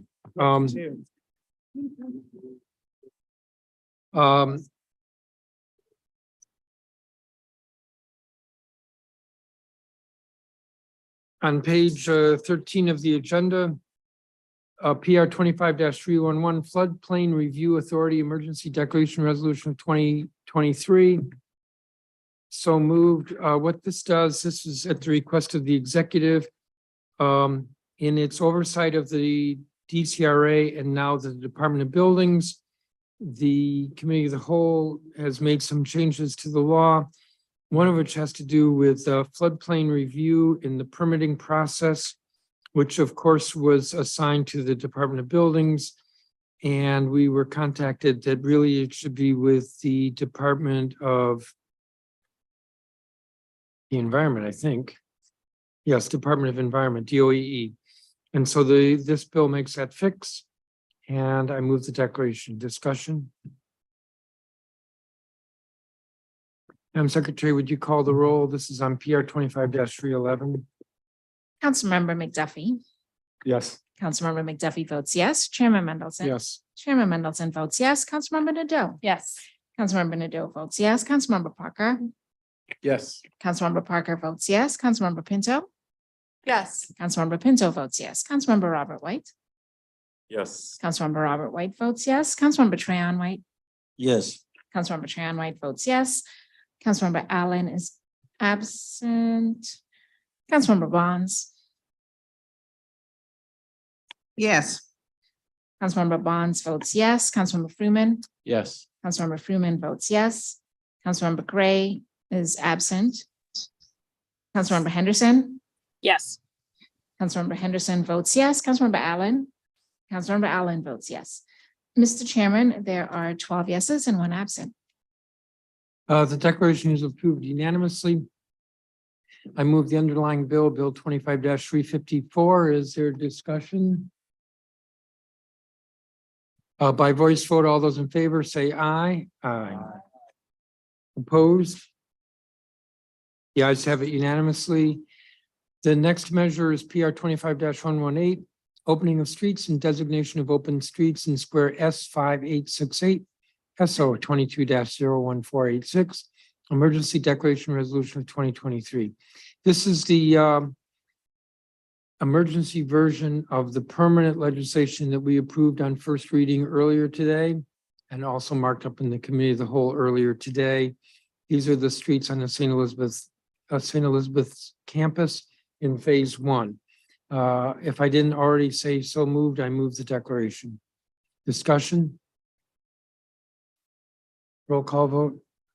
Chairman Mendelson. Yes. Chairman Mendelson votes yes. Councilmember Nadeau. Yes. Councilmember Nadeau votes yes. Councilmember Parker. Yes. Councilmember Parker votes yes. Councilmember Pinto. Yes. Councilmember Pinto votes yes. Councilmember Robert White. Yes. Councilmember Robert White votes yes. Councilmember Trahan White. Yes. Councilmember Trahan White votes yes. Councilmember Allen. Yes. Councilmember Allen votes yes. Councilmember Bonds. Yes. Councilmember Bonds votes yes. Councilmember Freeman. Yes. Councilmember Freeman votes yes. Councilmember Gray is absent. Councilmember Henderson. Yes. Councilmember Henderson votes yes. Councilmember Lewis George. Yes. Councilmember Lewis George votes yes, and Councilmember McDuffie. Yes. Councilmember McDuffie votes yes. Mr. Chairman, there are 12 yeses and 1 absent. Thank you, Madam Secretary. The declaration is approved unanimously. The underlying bill is Bill 25-143. So moved. Discussion?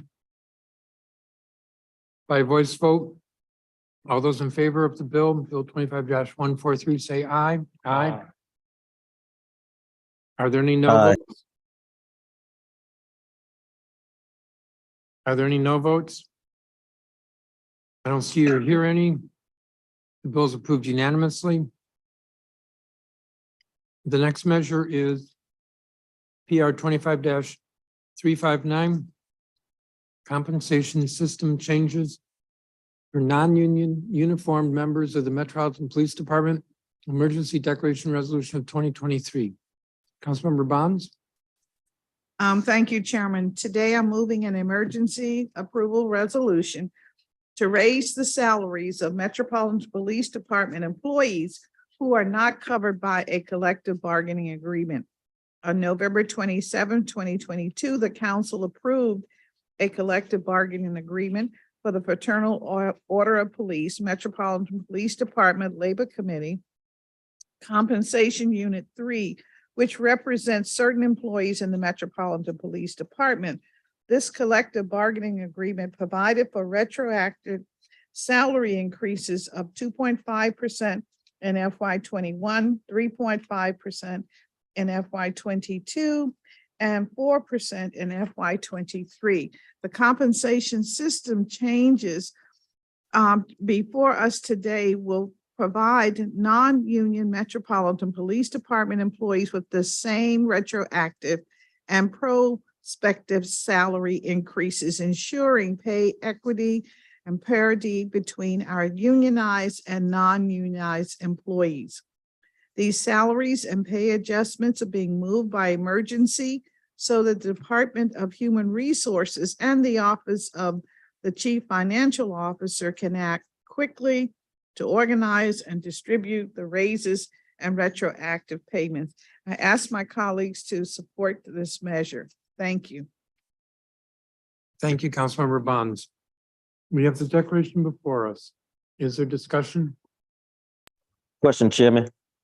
Councilmember Tran White. Yeah, Councilmember Bonds, are you stating that these wages have already been negotiated? Well, yes and no. What I'm really stating is that it has been the tradition that when the collective bargaining agreements are reached, those who serve in similar positions in an agency, their salaries follow suit. And so that is why we are moving this legislation today. This will affect 19 ununiformed members of the Metropolitan Police Department. Has there been a cost analysis done about what these increases would do and how much we have to pay? There certainly has, and it has been included in the budget that we passed for 2023, as well as that was the supplemental, as well as in the FY24. So I don't have the numbers, but I can get them if you need them immediately. All right, thank you so much. I would think it's more than 19. It's lieutenants, captains in the ranks above.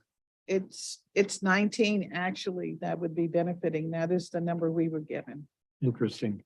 And there Yeah. should be a fiscal impact statement that came over with the legislation from the Yeah. chief financial officer. Further discussion? Let me. We have the declaration before us. PR 25-359. Madam Secretary, would you call the roll? Councilmember Nadeau.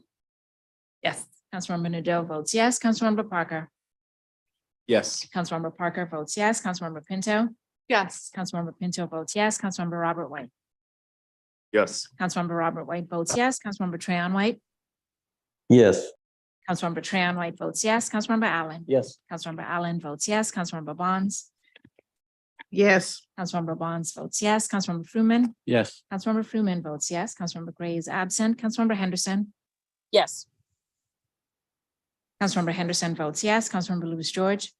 Yes. Councilmember Lewis George votes yes. Councilmember McDuffie. Yes. Councilmember McDuffie votes yes.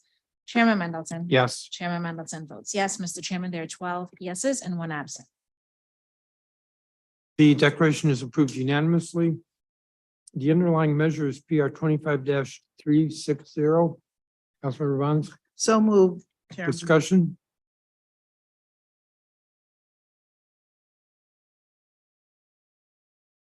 By voice vote, all those in favor of PR 25-360, say aye. Aye. Aye. Aye.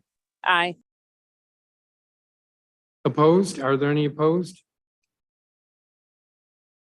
The measure is approved unanimously. Thank you. We've made a lot of progress. We're almost done with page 13, and now we get to go back to page 9. We have PR 25-339.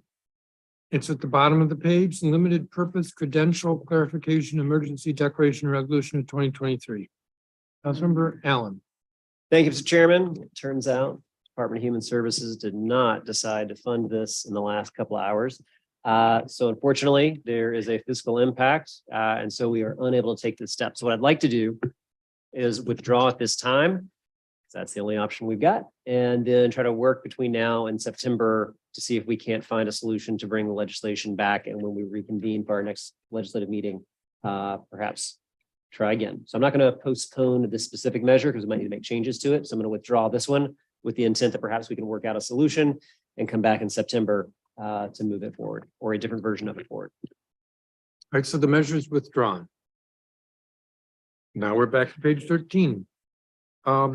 If there's no objection, we'll move the temporaries in block. And for the record, I'm going to read them, and I'm also going to check with general counsel on 3 of them. Bill 25-362 Advisory Neighborhood Commission Remote Operations Temporary. Bill 25-364 Foreclosure Moratorium and Homeowner Assistance Fund Coordination Temporary. Bill 25-366 Migrant Services and Supports Extension Temporary. Bill 25-372 Family Rehousing Stabilization Program Protection Temporary. Bill 25-375 Office of Unified Communications Transparency and Accuracy Temporary. Bill 25-388 Law Enforcement Vehicular Pursuit Clarification Temporary, with the amendment that was moved to the emergency. Looking at general counsel to make sure that there's no issue there. Bill 25-386 Vulnerable Youth Guardianship Protection Temporary. Bill 25-358 Public Health Emergency Credit Alert Temporary. Bill 25-378 School Student Vaccination Temporary. Bill 25-398 Middle School Career Exploration Pilot Temporary. Bill 25-382 Sexual Harassment Investigation Review Temporary, with the amendment, same amendment that was adopted to the emergency. Again, general counsel will let me know if I need to clarify. Bill 25-380 DC Water Critical Infrastructure Freedom of Information Clarification Temporary. Bill 25-392 Limited Purpose Credential. That's the one we just said no to. You want me to start over? Secretary is asking me to start over. Not going to do it. So I'm on page 14. I've already skipped number 9. I'm going to skip number 14. Included in this en bloc motion is Bill 25-368, Medical Cannabis Clarification and Non-Resident Patient Access Temporary. Bill 25-396, Prioritizing Public Safety Temporary, with the amendments that were approved to the emergency. Bill 25-370, Department of For Hire Vehicles Delivery Vehicle Traffic Enforcement Expansion Temporary. Bill 25-384, Walter Reed Development Assistance Temporary. Bill 25-390, Short-Term Disability Insurance Benefit Protection Clarification Temporary. And Bill 25-355, Floodplain Review Authority Temporary. That's all the temporary bills. If anybody objects to our considering them in block, be happy to read each one and have a roll call on each one separately. Nobody even smiled at that. 3 of them include amendments that were made to the underlying emergencies. And on the printed agenda, 2 of them didn't make it to the temporary stage, so they're not included. Any discussion?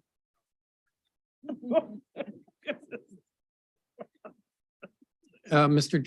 Chairman Pro Tem, if you don't want debate, you can move to close debate. We can have discussion on the motion to close debate.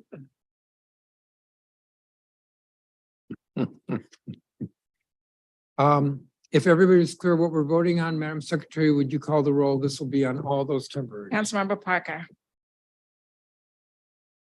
Yes.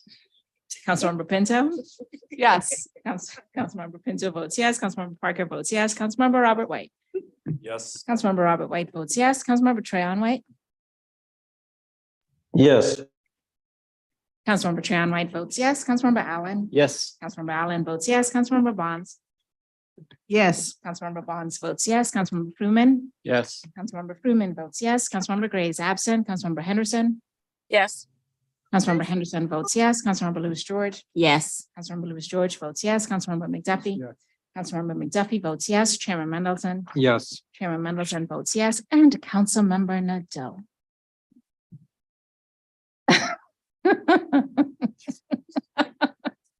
Yes. Councilmember Nadeau votes yes. Mr. Chairman, and there are 12 yeses and 1 absent. Since we're all getting a little punchy, should I leave a little time in case anybody wants to switch their vote? All right, I believe it's 18 measures are approved on first reading unanimously. Sorry, everyone, but I think we've come to the end of the meeting. And our next meeting, which will be an additional meeting, is September 19th, and it also will be a committee of the whole. And Madam Secretary, not that it's important, but what's the filing deadline? The Thursday before? And there'll be a lot of stuff. Yes, the filing deadline will be the Thursday before our Tuesday meeting, And with a noon. noon, 12:00, noon deadline. Mhm. So with that, the time is 5:43.